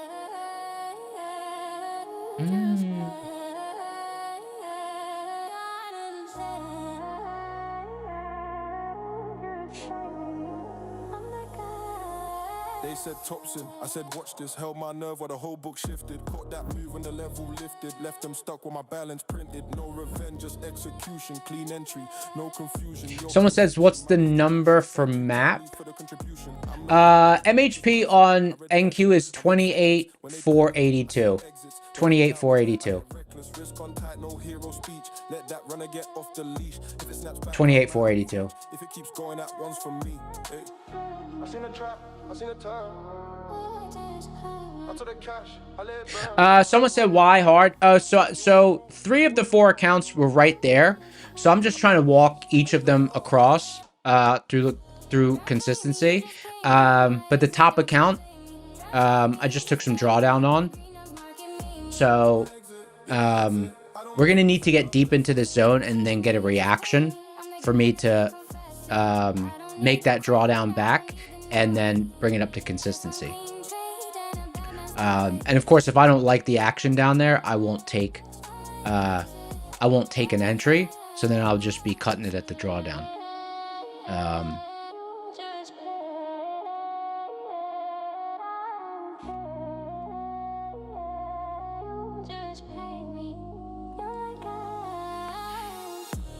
and fade me, Because we're just starting to rotate now. You just pay me big green numbers, marking me. You're my exit, you're my exit. I don't miss when I set up blessings. Try and fade me, you just pay me. But we're just so volatile. Like in this environment, you gotta use. It's almost like you need like we're in like 90 to 100 point stop territory right now. Screens bleed red. You know, there's so much overshoot right now. Negative cameras got their echoes whining. No biz left just there beneath the floor. Every fake pump just leaves us wanting more. Trapped in the spread, the tension sticking me. But I've got 3 of 4 of them basically there, so I don't mind risking. I don't mind risking one of them. Just trapped, money crying all alone. I don't mind risking one of them. When's it bound? Negative cameras got us Always come back tomorrow, you know. nonsense, price jumps like a ghost, but it's all phantom games. What we need most is a real damn bounce on solid ground to stand. But this negative gamma's got the whole thing down. Someone said, what happens if you go back into the buffer again if you pass your TPT Pro? Does it start? It stops where it's at. It won't start. It won't start following you again. It pauses once you make it to that balance, and then it stays there. Once you clear the buffer. Once you clear the buffer, it stays there. Machines keep shorting, the pressure won't cease. Praying for gamma, begging for peace. When will she find a bottom? When's it bound? Negative gamma's got Might us change this to down. 2. Tweets nonsense, price jumps like a ghost, but it's all It'd be phantom 3. games. What It'd we be need most is 6. a real damn bounce on solid Max ground on to this is stand. But this 9. negative gamma's got the whole thing down. When will she find a bottom? Tell me when. Cause right now it's just free fall again. The van is bleeding, the charms turn sour. Tick after tick, losing power by the hour. No bid stacking, no calls, getting barred. Just a slow motion crash, the lesson. Hard talk, where's the positive flow? Where's the relief? This negative gamma's amplifying the grief. A bottomless pit, a terminal face, staring into the abyss, lost in the haze. When will she find a bottom? When's the bounce? Negative gamma's got us counting down. Trump tweets nonsense, price jumps like a ghost, but it's all phantom games. What we need most is a real damn bounce on solid ground to stand. But this negative gamma's got the whole thing down. When will she find a bottom? Tell me when. Cause right now it's just free fall. Someone said, do I have market data through Rocket Scooter? Yeah, I have it through Rocket Scooter. I have it through... I have equities data through Rocket Scooter for that platform. And then I have an account with Optimus for the futures data there. And then my regular... my regular trading accounts are with Ninja Trader.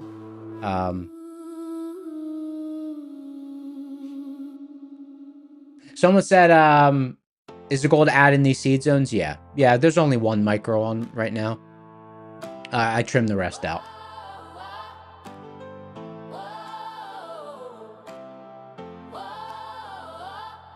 Just on one account. Only on one account. Trapped in a cage, the 9 to 5's awake. Prop for my freedom, I'm sealing my fate. Rocket scooters call alike in the fray. Heart pounding hard, I'm breaking away. One payout shivers, one day's a war. A steady beat rises from the floor. Soul on fire, I feel the surge grow. Step by step, where the wild winds blow. One step at a time, my heart's aflame. Rocket scooter guides. Sock tank giveaway's over. Oh, wow. It's almost power hour. My spirit takes flight. Now I got to decide. Do I actually... With all this consolidation, I'm not even sure if I want to hit the mid pivot. I might want to wait for MHP. Rhythm in my veins. Every move's a pulse, breaking let's the see. chains. Steady on the path, I trust the flow. One step closer where dreams overflow. One payout shivers, one day's a war. A steady beat rises from the floor. Soul on fire, I feel the surge grow. Step by step, where the wild winds blow. One step at a time, my heart's aflame. Rocket scooter guides, I claim my name. Dreams ignite, my spirit takes flight. One step at a time. I own the night. No chains can bind, I'm forging my soul. From the grind to glory, I take control. We are in bear territory on monthly maps. Yeah, we're deep in bear territory on monthly maps. One step time, one step at a time, I'm heavenward bound. One step at a time, my heart's aflame. Rocket scooter guys, I claim my name. Dreams ignite, my spirit takes flight. One step at a time, I own the night. One step, one trade, one payout's my roar. One day at a time, I'm forevermore.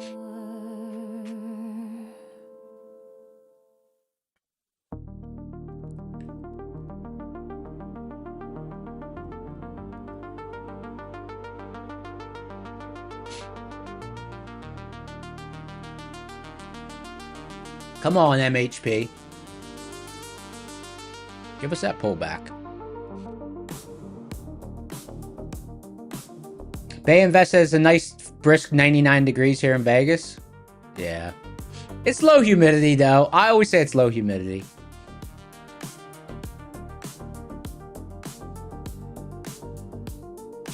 Come on. eyes on the dips, rage boiling high. FOMO's a killer, tying me in knots. Why the hell not now? Oh shoot, I added this on the wrong thing. Hold on. 2, 3, 3. Let me. These are wrong. Hold on. Oh shit. These are gonna get out of sync. 2, 3, 3. Hold on. 2. We got 2, 3, 3. There we go.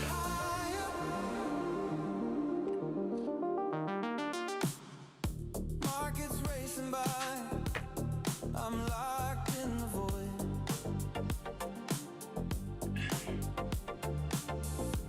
Is the setup coming, or forever toy? Clock's vicious sneer, screaming my doubt. Waiting's a battle, gotta trade it out. It's a waiting game, damn it tears you down. Behold the line, patience turns it around. Full zone strikes back, rather be an hellfire. Push fan blow, ride the wave, take it higher. Stay calm in the storm, rocket scooter about to launch. 4 more tears deep, my patience getting warm. Screaming inside, why the endless delay? Grip slipping fast, but I won't fade away. Power hour here.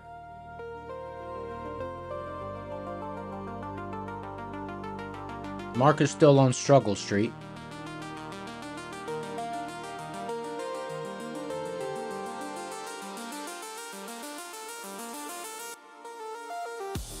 It's a waiting game, damn it tears you down.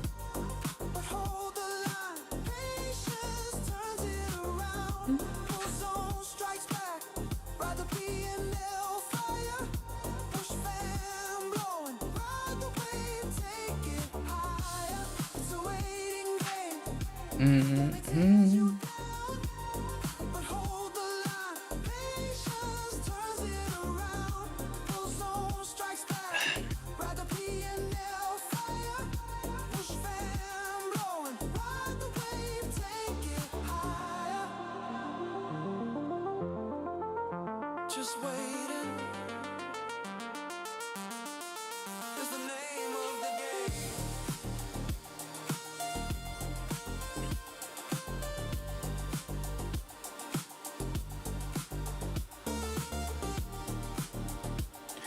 All right, we got, let's see how many more giveaways we got. 1, 2, 3, 4 more giveaways. My Funded Futures 25K Rapids. We got a Next Gen Pro Trader Funding 25K. And we got a TPT 50K. Nice. Let me see what the current specials are. Next Gen 50% off.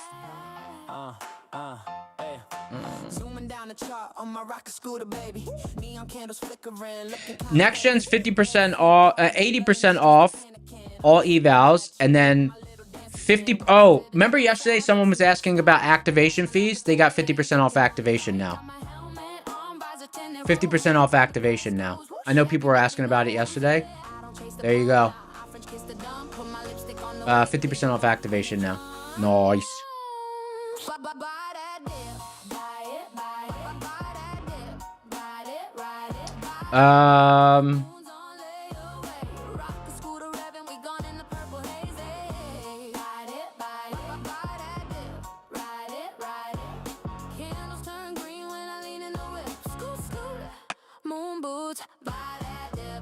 Okay, Next Gen, and then we got Alpha Futures. I never tried Alpha. Alpha 40% off. Aqua 60% off. Wow, a little battle going on here. This is just really turning to crap action.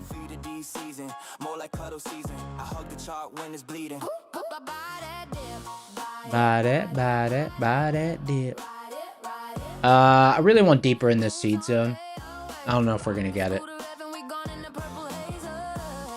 Because we got MHP down there as well.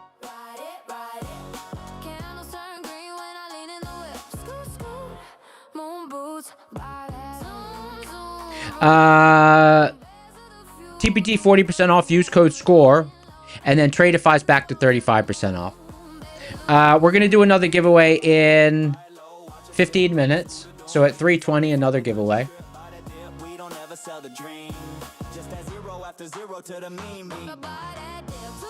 Buy it. Someone said I'm blurry? Oh no. Oh no.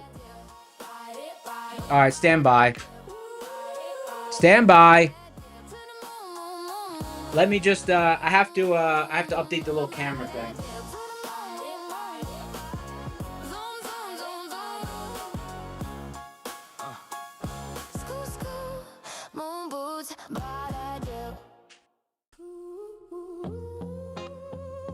All right, I'm back. I'm back. Can you see me now? Can you see me now?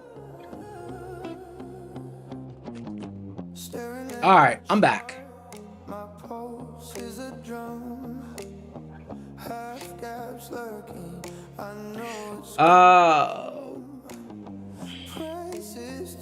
What indicators do I use? I just use Rocket Scooter. I use something that measures liquidity. It measures volume, the speed of volume and the speed of price. Those are in the bottom left. And then I use, the only other pivots I use is pivots from an algo I wrote that draws these zones. That's in the top right. But just pivot trading. Good old pivot trading. Nothing special.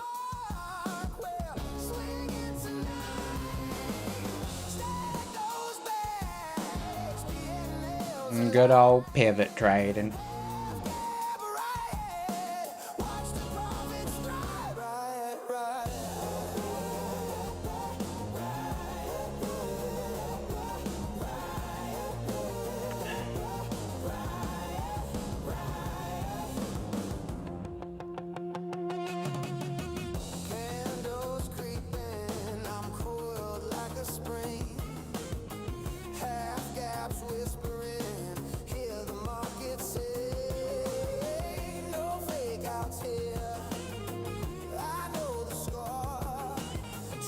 Someone said, are the velocity?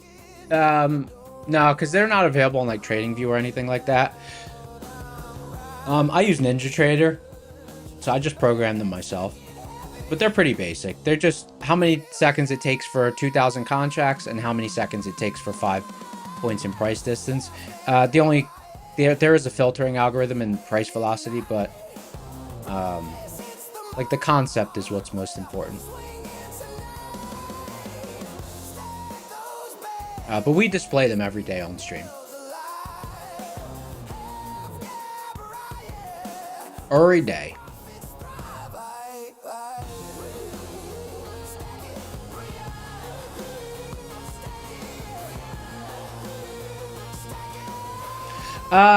Someone's asking about how to get credit prop score. So all you got to do is make sure you have an account registered with them, and when the account system comes out, we are going to, I think there's going to be a way for you to submit that proof, and then you'll be able to get credit.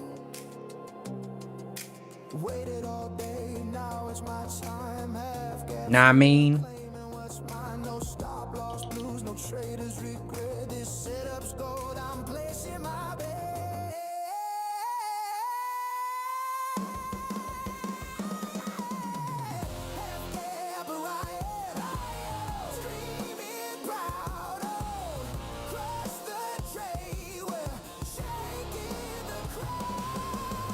Someone said you don't like this much volatility. Yeah, I mean, it's not ideal when it's illiquid volatility.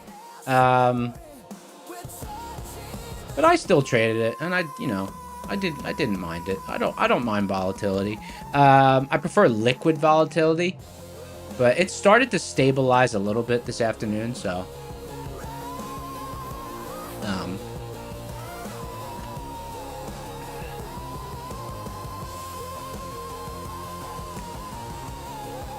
but on Monday, monthly maps kind of showed that we were going to be illiquid. So I wasn't surprised. I'm not surprised at all this.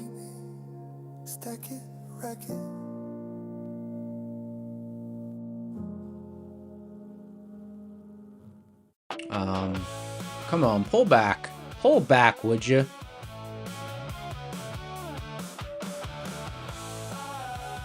Eight minutes and we'll do another giveaway. Market, don't die today, but die a little bit. Die a little bit, would you?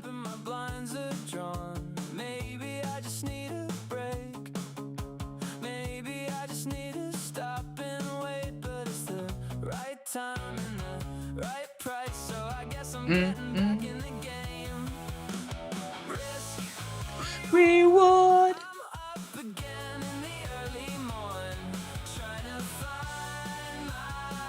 Entry point. Reward.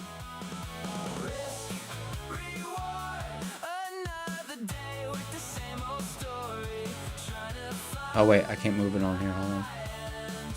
Keep moving it on the wrong place. There we go.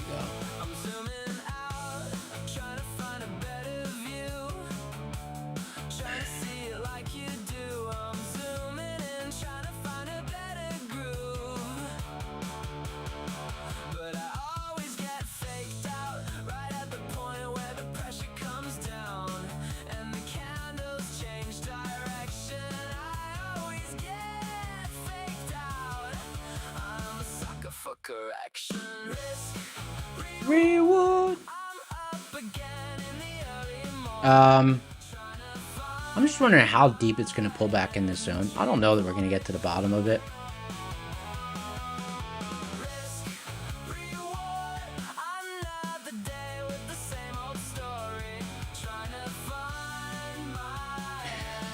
I don't know.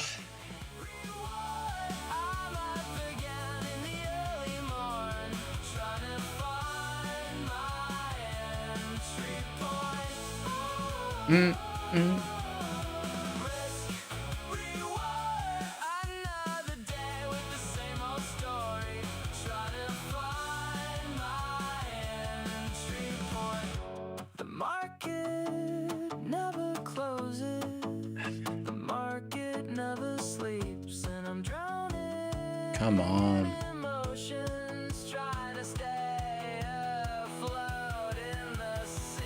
Eaton said if you go long, you can assure it will wick down the MHP in a blink. Go long, brother. Go long. Not financial advice. I didn't mean that.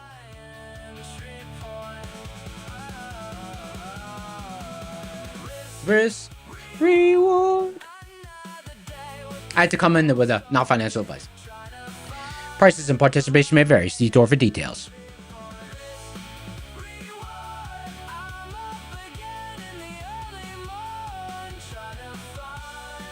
My entry point.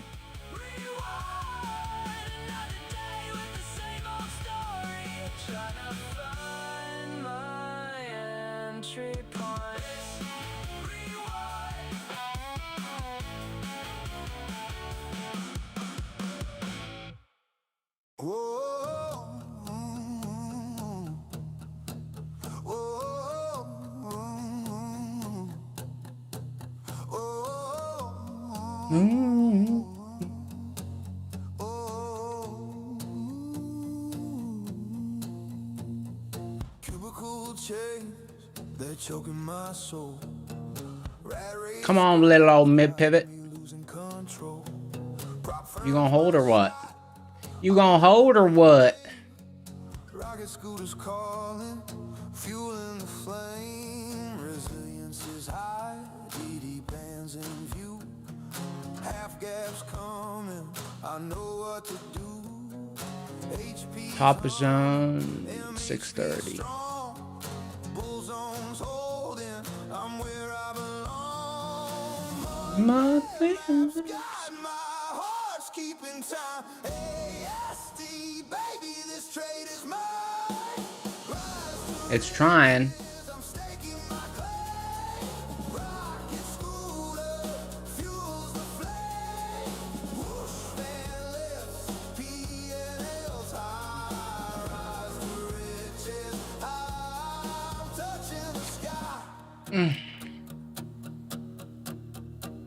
Liquidity pockets, price starts to glide. Half gap by, I'm along for the ride. Charts on my map, no turning back now. Bull zones my fortress, I'm making my 3 minutes till giveaway. the pivots alive. Push fans blowing, Code word is. MHP strong, Code word is. Stand by. I'm where I belong. Reset tool. Maps got Code word is where that liquidity. Hold on. Stand by. Where that liquidity. Let me just show it real quick. Code word where that liquidity.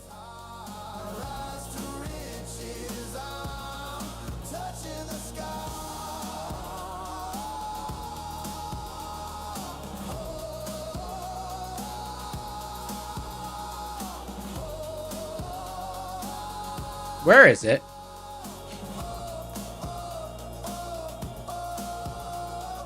no more 9 to 5, no more despair. Prop firm funded, I'm breathing new air. Rocket scooters tools, they're my battle plan. From the grind to glory, Almost at MHP. Almost there. Almost there. to riches. Break the cage, rocket scooter, rides the page. Whoosh, fan roars, my dreams ignite. Rise to riches. Is it gonna be that smokage or what?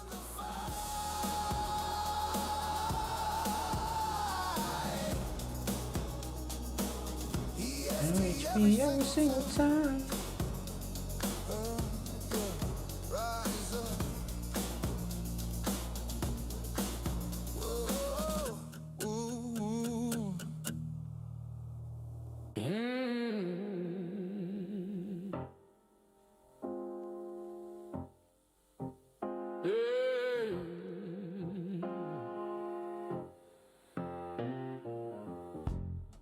You're hammering that mouse like it owes you rent.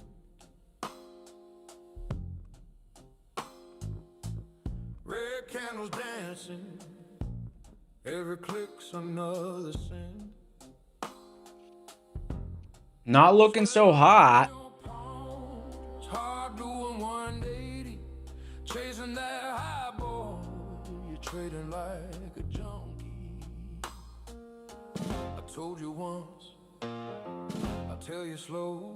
The market's a woman, she don't like desperado. You keep on forcing, she'll bleed you dry. But the chart don't give a damn if you live or die. The chart don't give a damn. 282, 28,482. Almost there, almost there. Rocket scooter knows the truth in the flame. Rocket scooter might just save you from the grave. The chart don't give a damn. The chart don't give a damn about you.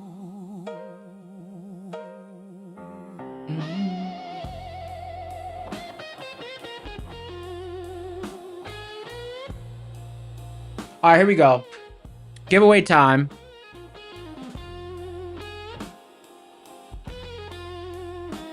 Hold on. We're pulling in. Hold on.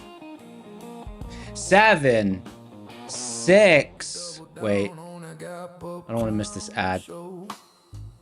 FOMO in your veins like cheap whiskey flow. 7, 6, 5, 4, 3, 2, 1. Pick a winner. Now your account's in the ditch, screaming at the screen. Zeus Links. Zeus Links, use a winner. Type something in chat, brother. To forgive.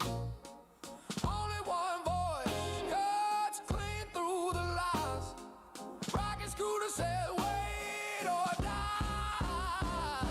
The Chart don't give a damn. Zeus, type something in chat. You get a little extra time because I'm looking at the chart right now. Rocket scooter knows the truth in the flame. Rocket scooter might just save you from the grave. The chart don't give a damn. The chart don't give a damn about you.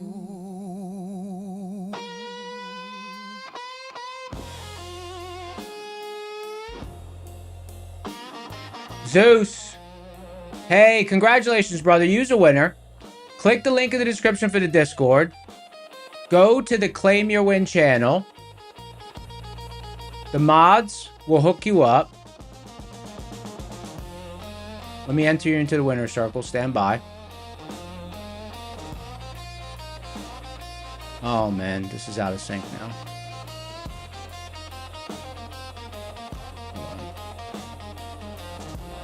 My Funded Futures. You cannot choose the account. You cannot choose the account.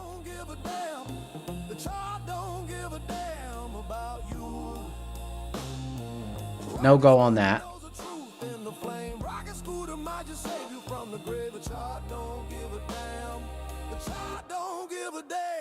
What is going on with this account? Why is it getting out of sync? Oh, this account is getting out of sync. Oh, I gotta close and reopen it. Hold on. This is annoying as hell.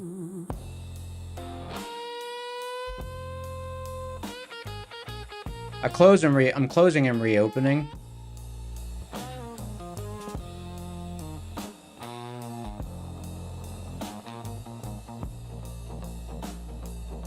That account's red now. I close and reopen. My copier got out of sync. Okay, hold on. The account is My Funded Futures 25K Rapid.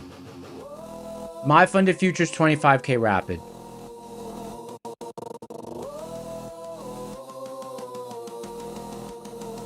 My Funded Futures 25K Rapid. Oh my god, this copier is driving me nuts. Now I gotta manage 2 trades separately.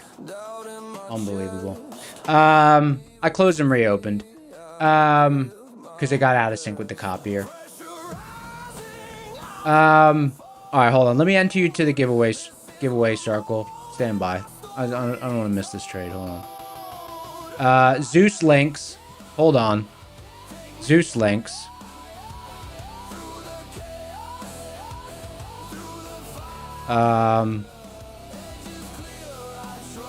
Zeus links.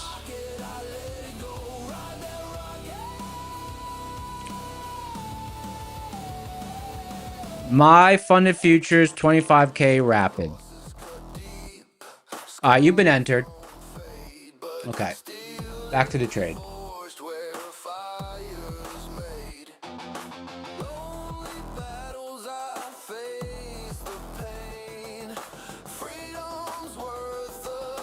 Price of pain. Come on, MHP.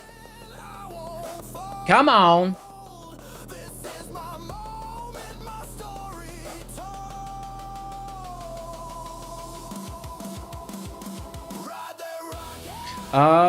Not seeing a whole lot of volume step in here.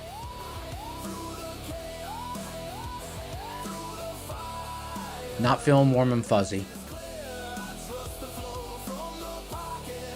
Not feeling warm and fuzzy.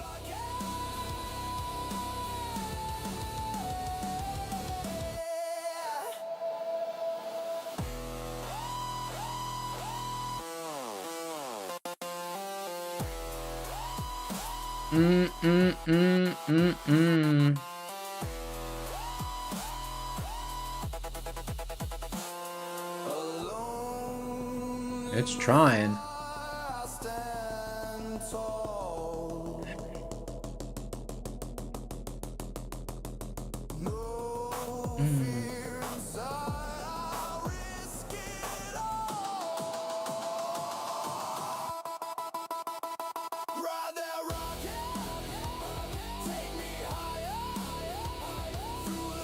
I don't know how to draw the whoosh fan, but I need one.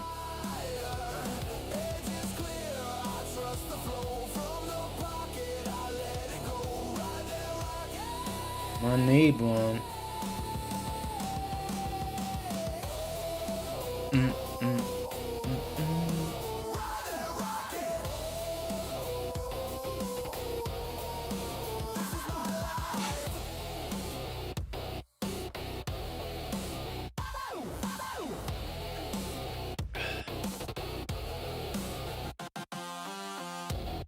Do or die.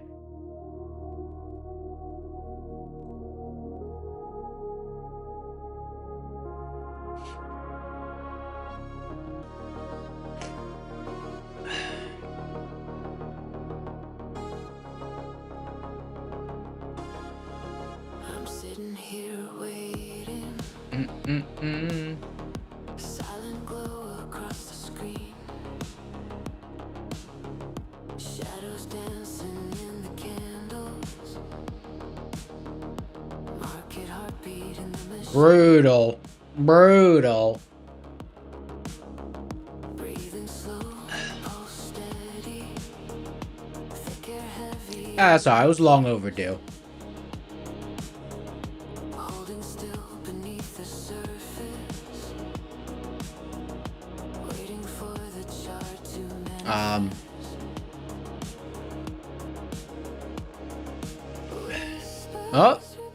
Oh, what we got here? Come on. Signals hiding in the noise.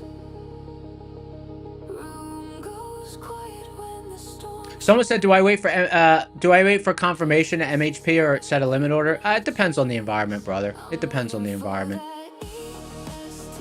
It depends. It depends. This trade is not having an easy go.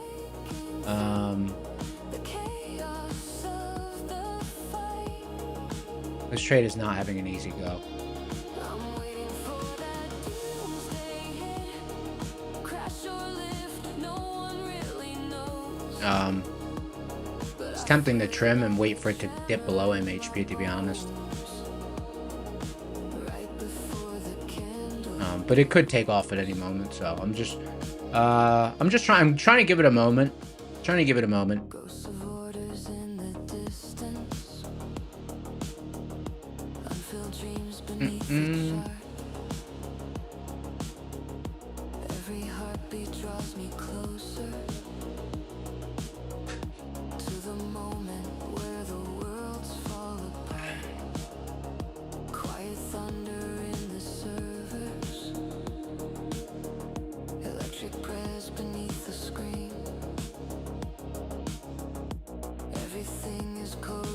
prophecy. Nothing's ever what it seems. All right, decision time. Come on. Frozen seconds stretch forever. Time dissolves into the air. Oh man, it got stuffed. Totally stuffed. Raise a warning softly. Move too soon and lose it there. I'm waiting for that EST. Where direction sharpens into truth. Razor edge inside the map, cutting through the static of the moon. Someone said, am I still along? Yeah. Yeah. At MHP. HP, like a pulse beneath the ground. Pressure building like a hurricane before the I should probably put some orders out there just in case it spikes real fast.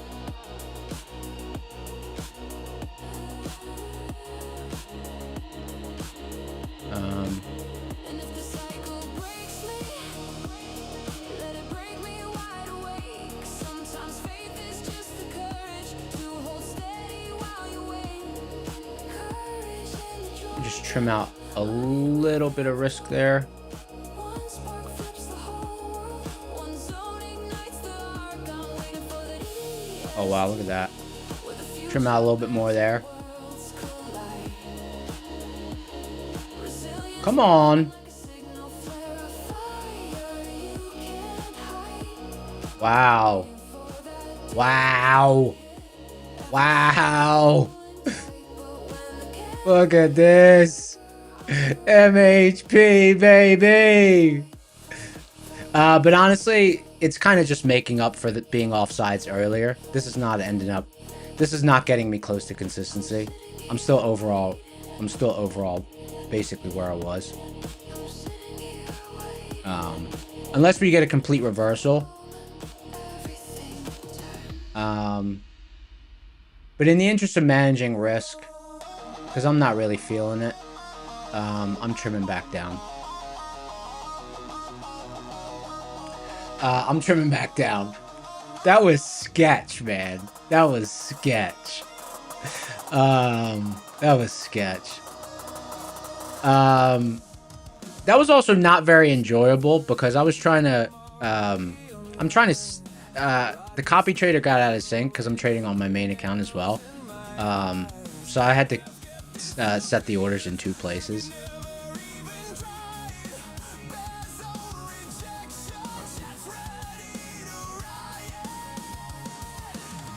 Respects the levels like you're scared to be wrong. I just sit back, calm and let the trade run long.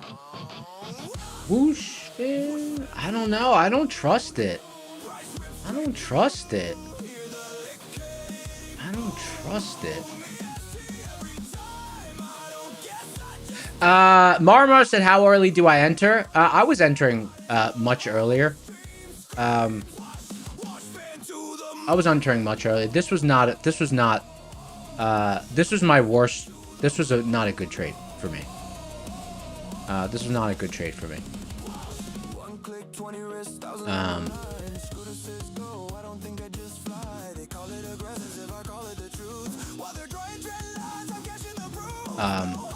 This was not good for me.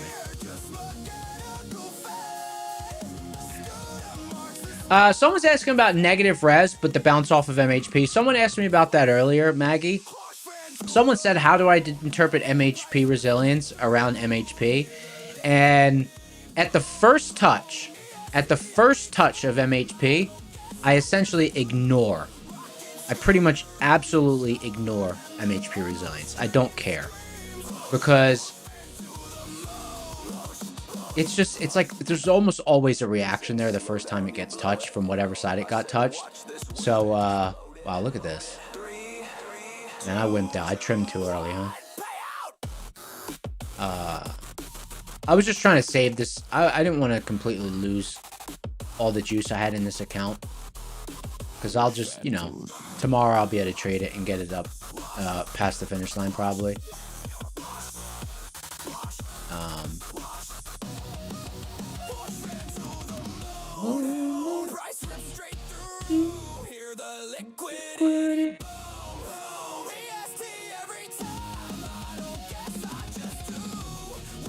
Do I want to trim one more? Yes, I do. I'm trimming one more. I'm trimming one more.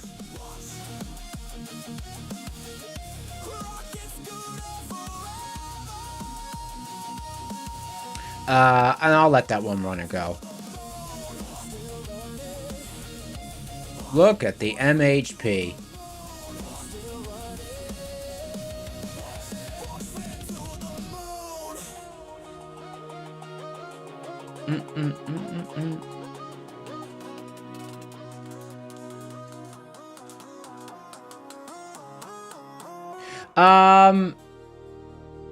You know what? I gotta trade. I have to trade this. Forget the consistency. I gotta trade this like I'm trading. Like I'm closing this in my main account.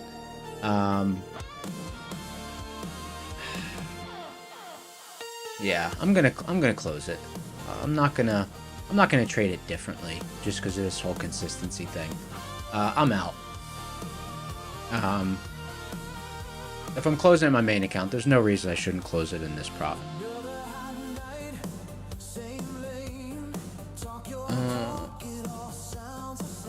Someone said minis are micro. I traded it with micros in the prop, and then I traded it with minis in my main account. All right.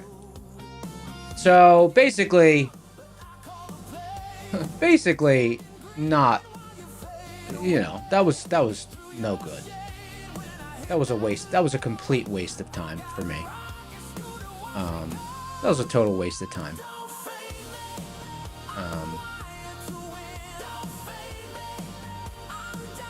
Let me update the P&L. What a waste of time.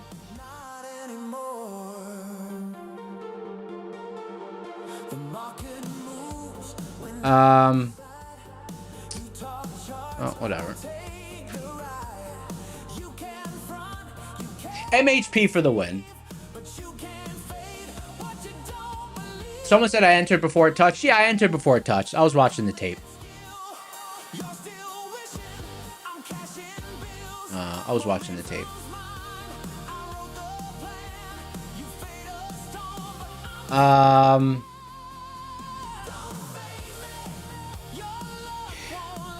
You know, obviously a very strong reaction. Obviously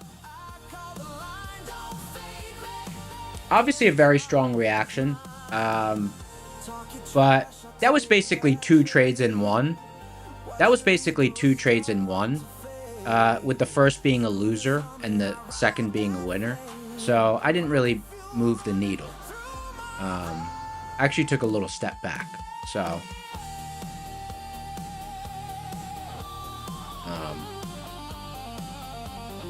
but whatever.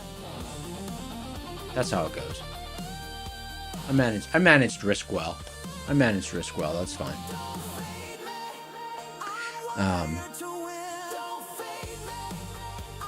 Because I trimmed out.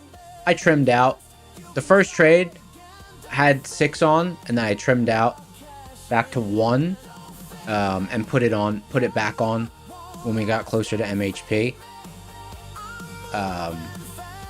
Had I not done that, that would have been horrific. Andre said, how do I manage the risk?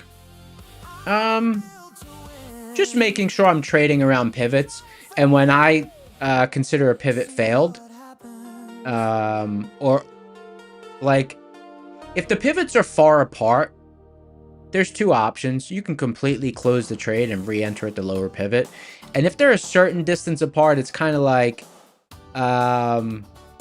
it's kind of like it's in the gray area. Then what I'll do is like what I did on that trade was I trim out as the first pivot fails, and then I add that size back at the second pivot, and then add back the size at the second pivot.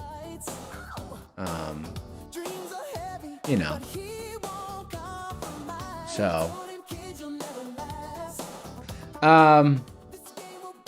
T-Vlog said, aren't I missing out on points and wider stop by entering too early?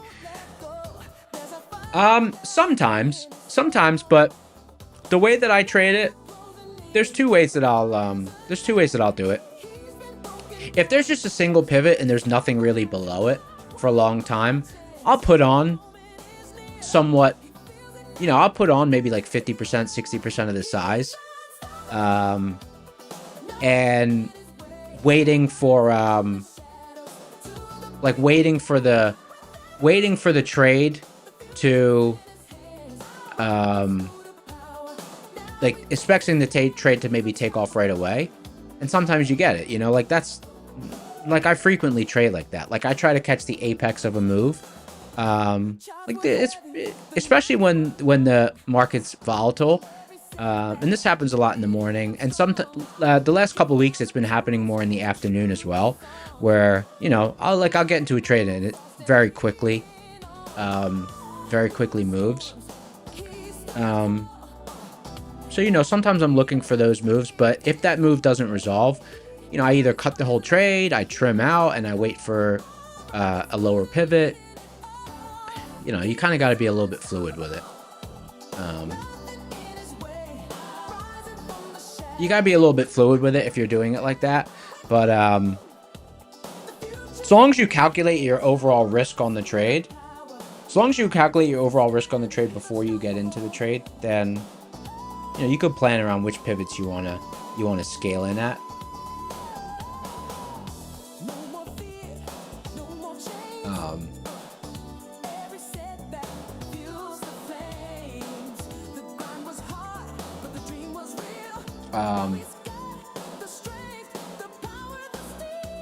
Like that trade, that trade brought down my accuracy for the day.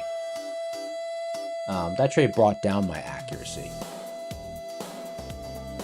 Because like when I trimmed out at the contract, and then I added back. Oh, Eva said, what do I mean by watching the tape?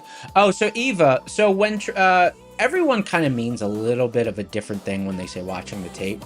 So I'll give you a few examples. So some traders, when they say they're watching the tape, they're watching a footprint chart, and they're watching where the transactions are in the middle of the candle.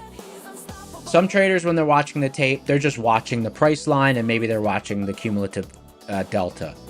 Some traders, when they're watching the tape, like Matt, for example, he talked about it before on stream. I think he uses like some sort of low tick chart just to see when the tape speeds up, like the order flow. Some traders use Bookmap. It's really just watching. It's watching the action on a more micro scale. It's like taking a magnifying glass at the apex of a market decision point and just reading a little bit closer. It's very much like reading the tempo. So some people look at a low tick chart. Some people look at Bookmap. Some people look at a Renko chart. Like oftentimes I'll look at a Renko range chart. Me personally, I look at a Renko range chart, and sometimes I'll look at a tick chart, a low tick chart. Because I have an algorithm that I wrote for tape reading that I'll use. So like for that sequence, I was watching for tape reading, I was watching a tick chart. Because the market is too volatile right now that watching a range chart for tape reading is really useful. So I was watching a tick chart, and then I have an algo that colors basically the decision points on the tape. You see here, see this purple streak? You see that purple streak? So that was drawn in real time by my algo. And like I'll usually frame my trades around my tape reading algo.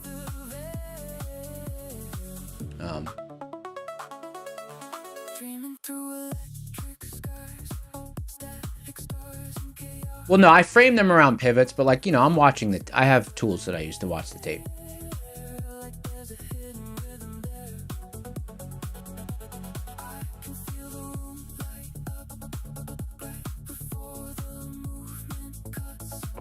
Nothing loud, but also clear. Someone said, where do I get data from? For Rocket Scooter, I get it from Optimus. And then equities data through Rocket Scooter, I buy it directly through Rocket Scooter. It's $10 a month. It's just so that when people want to pull up different tickers, Rocket Scooter works. And then for my regular trading, I just buy it through my broker. My broker's Ninja Trader. I just get it through them.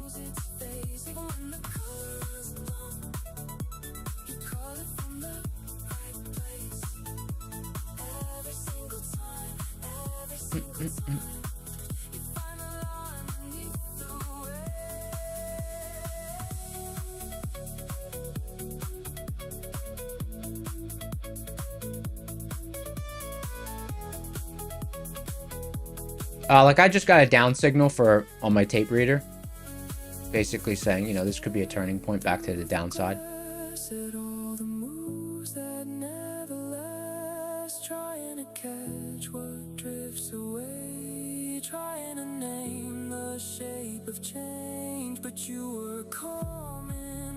But we're in the middle of a decision block. I'm not gonna re-enter. All right, here we go. And you know, like tape reading's not really like, I don't know. You could just look directly at the price line. It's just reading the tempo. On equities, a lot of people actually look at the tape at the time in sales. On equities, a lot of people actually look at the time in sales, but on futures and on the indexes, usually people are looking at an order flow tool or a tick chart or something like that because the time in sales moves too fast. It's not required. It's not a required skill. It gives you a little bit. It gives you a little bit more. For some traders, it gives them a little bit more edge. Like it contributes a little bit to my edge. And like to give an example of how it contributes to my edge, I'll give you an example. Someone was asking, oh, you entered. Someone was asking, oh, you entered before MHP.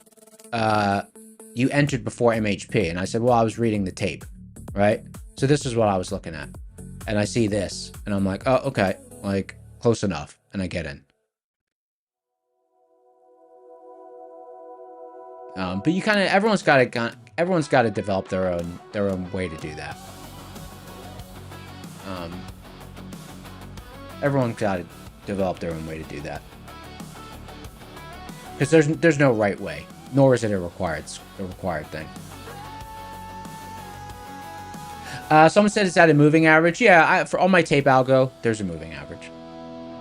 Because the tape moves so fast that I want to see if that helps me in reading the tape. Because there's too much going on, so I want to see where I kind of want to see that line.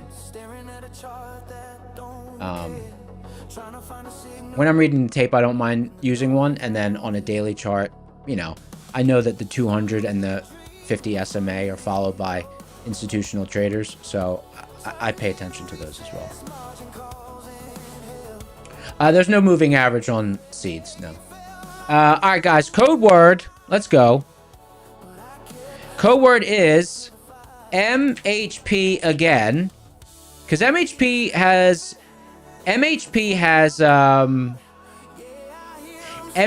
has been a profitable, like, MHP has been so profitable in the last week with all these sell-offs. The reaction at MHP has been so responsive.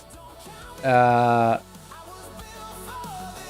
Friday, there was a reaction at NQ MHP. On Friday, there was a reaction at ES MHP. I forget about yesterday. Today, there was a reaction at NQ MHP. Today, there was a reaction at ES MHP. Like, MHP is just, you know. Someone asked me a few weeks ago, what's my favorite pivot? And I said, it used to be the midpoint of a seed zone. And in the last year, it has now changed. My favorite pivot is MHP. If I could only have one if I can only have one pivot to trade off of for the rest of my... Like, if someone said, you can only trade off of...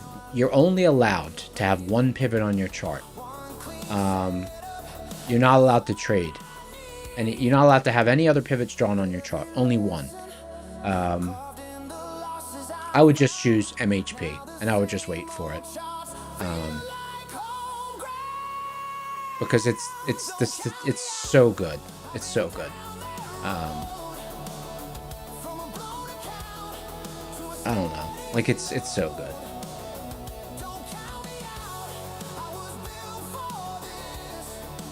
I don't know. When's the last time an MHP trade got smoked? It was a long time ago. MHP rarely gets smoked. MHP rarely gets smoked. Oh man, look at the mid pivot now. The mid pivot of that seed zone. I didn't re-add.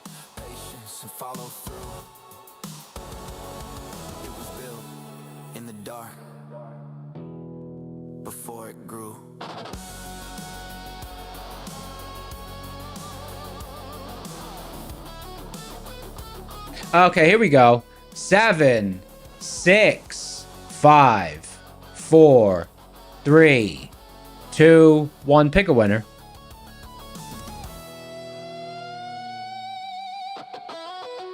My funded futures 25k rapid. Another one of these bad boys. And the winner is... Oh, wait, hold on. Sorry, I was rigging it. I was rigging the giveaway. Sheena Alexis 2895. Sheena Alexis 2895.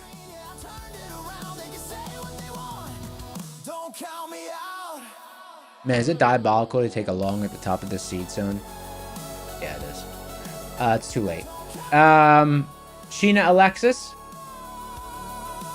Hey, congratulations, Sheena. You just won a really good account. You just won yourself a My Funded Futures 25k Rapid. It's one of the best accounts in existence. My Funded Futures, Lucid, and TPT. And I think Matt also talks really highly of Tradeify. I had a good experience with Tradeify.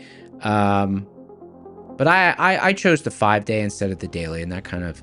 I was kind of mad at myself for that. For all 5 of my accounts, I chose the same thing. I should have not done that. Okay. Let me enter you into the winner circle.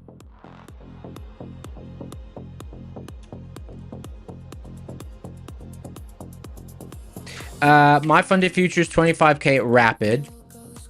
I'm tempted to write Rapido, but I don't want to mess up the mods. I don't want to mess up the spreadsheet.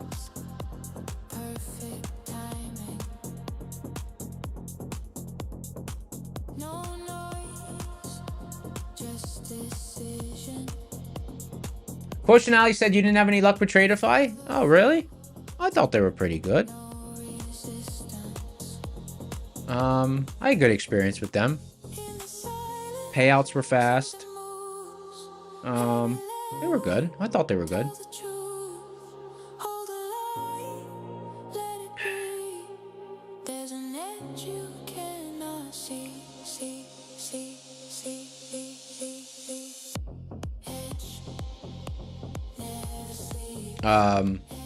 I still have those accounts. I wonder if I can contact them and ask them if they could switch them to the dailies. Probably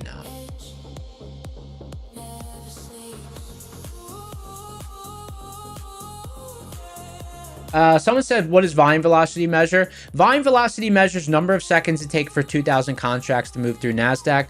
Price velocity with a filtering algorithm, but, you know, it's not super complicated. Price velocity, the number of seconds it takes NASDAQ to cover 5 points in price distance.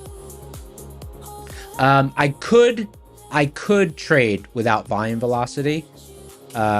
You know, it would be a little bit more difficult for me because I'm used to looking at volume that way. I would have a very, very difficult time reading the market without price velocity. Extremely difficult. Price velocity is like I constantly look at it. Like, I look at it a lot.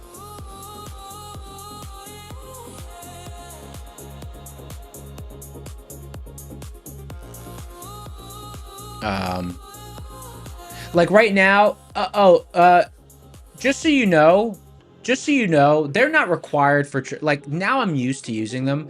The main reason I created them was so that I could leave the desk and analyze a move after the fact. Like I can look at price and I could see when it's liquid and illiquid, and I could look at a tick chart and see that. But like, let's say I leave the desk and I go, like the main reason I honestly made it was so that like, maybe an hour into the session, I could leave the desk and, you know, go refill my coffee, you know, go cook a couple of eggs. And if I come back to the desk and a move has happened, mechanically, if I didn't see it happen, I was always lost. So I was like, well, like, was it whipping around during the move? Was it stable during the move? You know, like you can't really recreate the move, the mechanics of the move by just looking at the candles or the chart. So that's why I created it. So I could be like,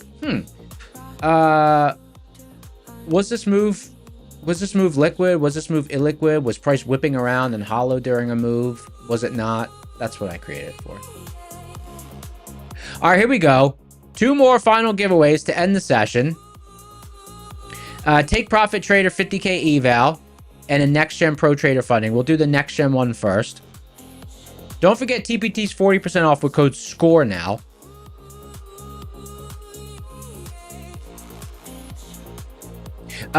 Code word is closing time.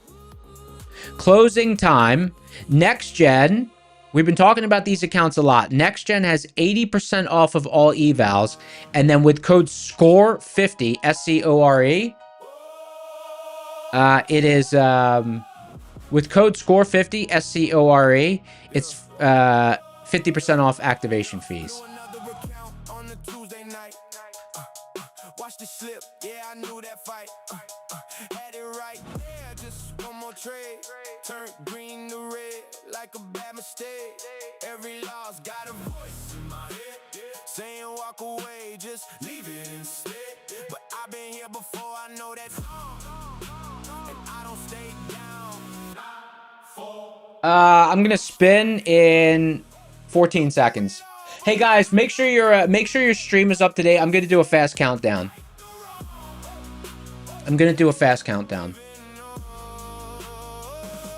Man, I would have passed consistency on that if I just waited to MHP and I didn't try to scale in earlier. Woulda, coulda, shoulda though.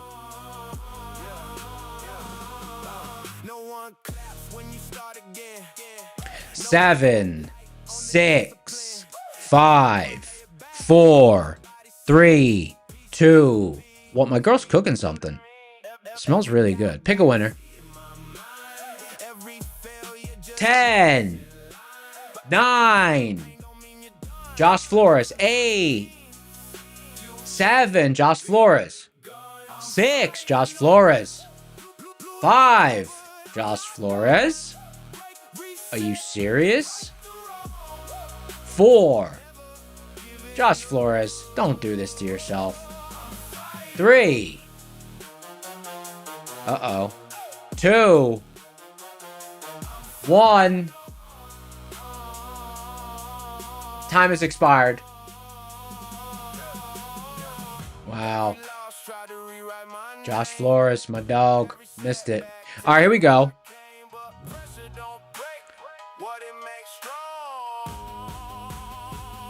Make sure your stream's up to date. 7, 6, 5, 4, 3, 2, 1. Pick a winner. 10, 9. Josh, too late. Manic. Who is this? I don't know how to say this name.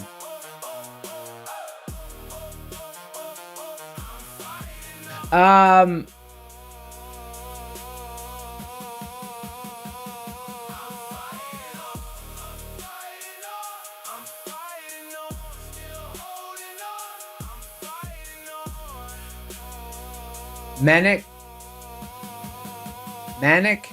10, 9. Who's here? Okay, Manic's here. Let me see here. Okay, Manic Manic, you got yourself a Next Gen Pro Trader Funding 25K eval. When the candles lean, coffee gone cold by the keyboard glow. I watch that spread like a hook on a post. Bid get slapped and off for runs. I cut that drag when Next Gen 25K eval. Guys, make sure your stream is up to date. Make sure your stream is up to date.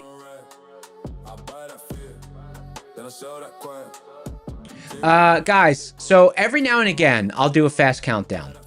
I've polled the audience, and they say they like the fast countdowns sometimes. So sometimes if I'm feeling hyper, I do a fast countdown. So you got to make sure your stream is up to date. You got to make sure your stream is up to date. Okay?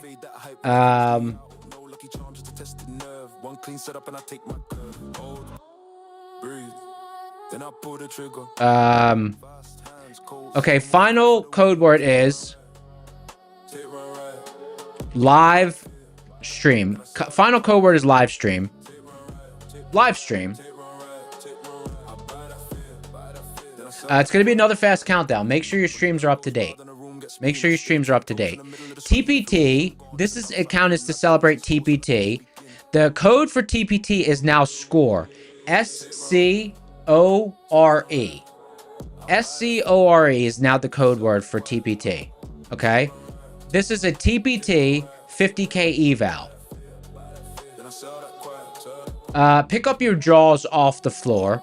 You heard that right. It's a TPT 50K eval. The code is SCORE. SCORE. My favorite account I've ever done was a TPT 25K. I'm sure the 50Ks are great too, but all my accounts, I still have them, are 25Ks.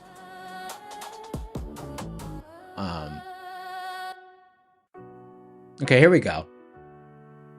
7, 6, 5, 4, 3, 2, 1. Pick a winner. 10, 9, 8. I told you I'm feeling hyper. 7, 6. Tony's here. Tony's here. Tony's here. Tony, congratulations. You is winner. Winner. Oh, yeah, winner. TPT 50K. Hey, you know what's cool about the TPT 50K account? In the little winner circle form, I only need to type in TPT 50K because they don't have Flex, Airstream, Nanayuna, Whoosy Whatsy, Payday. They don't have 17 different accounts. They just have one. So TPT 50K. It's nice and simple. Crisp. TPT 50K. Congratulations on your win. You've been entered into the winner circle. Click the link in the description for the Discord. Go to the Claim Your Win channel, and the mods will hook you up. Solid day today. No complaints. I flew pretty close to the sun on that MHP trade. Came out unscathed, but it was pretty close to some smokage on that MHP trade. I'm not gonna lie. But it worked out. Thank you. Hey, Josh Flores. Josh Flores, keep showing up, brother.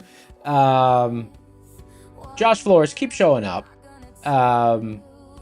Keep showing up, brother. Keep your head up. You know, I need to keep it fair. I need to keep it fair. So if someone misses the countdown, you know, they missed the countdown. But you know, sometimes it helps, sometimes it hurts. But we keep it fair. Thank you so much, everyone, for being here. Oh, someone said, why the 25K accounts instead of the 50K accounts? I don't know. They're a 1-to-1 profit to drawdown ratio. So it's like so vanilla to pass it. You know, you just trade 1 to... I mean, you can get really aggressive and trade 6 micros or something, but, you know, you trade 1 to 3 micros with edge. It's pretty easy. That's why. It's much harder to fail with a 1-to-1. And there's no there's a 50% consistency, but like that's fine. All right, guys. Until tomorrow, I'm out. Peace.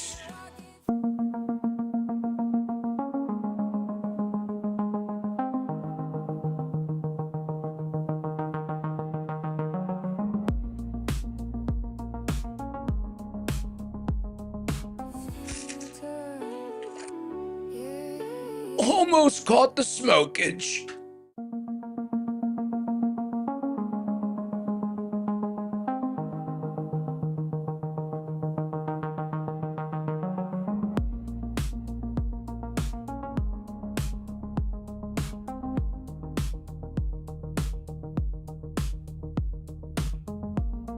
Screens closed.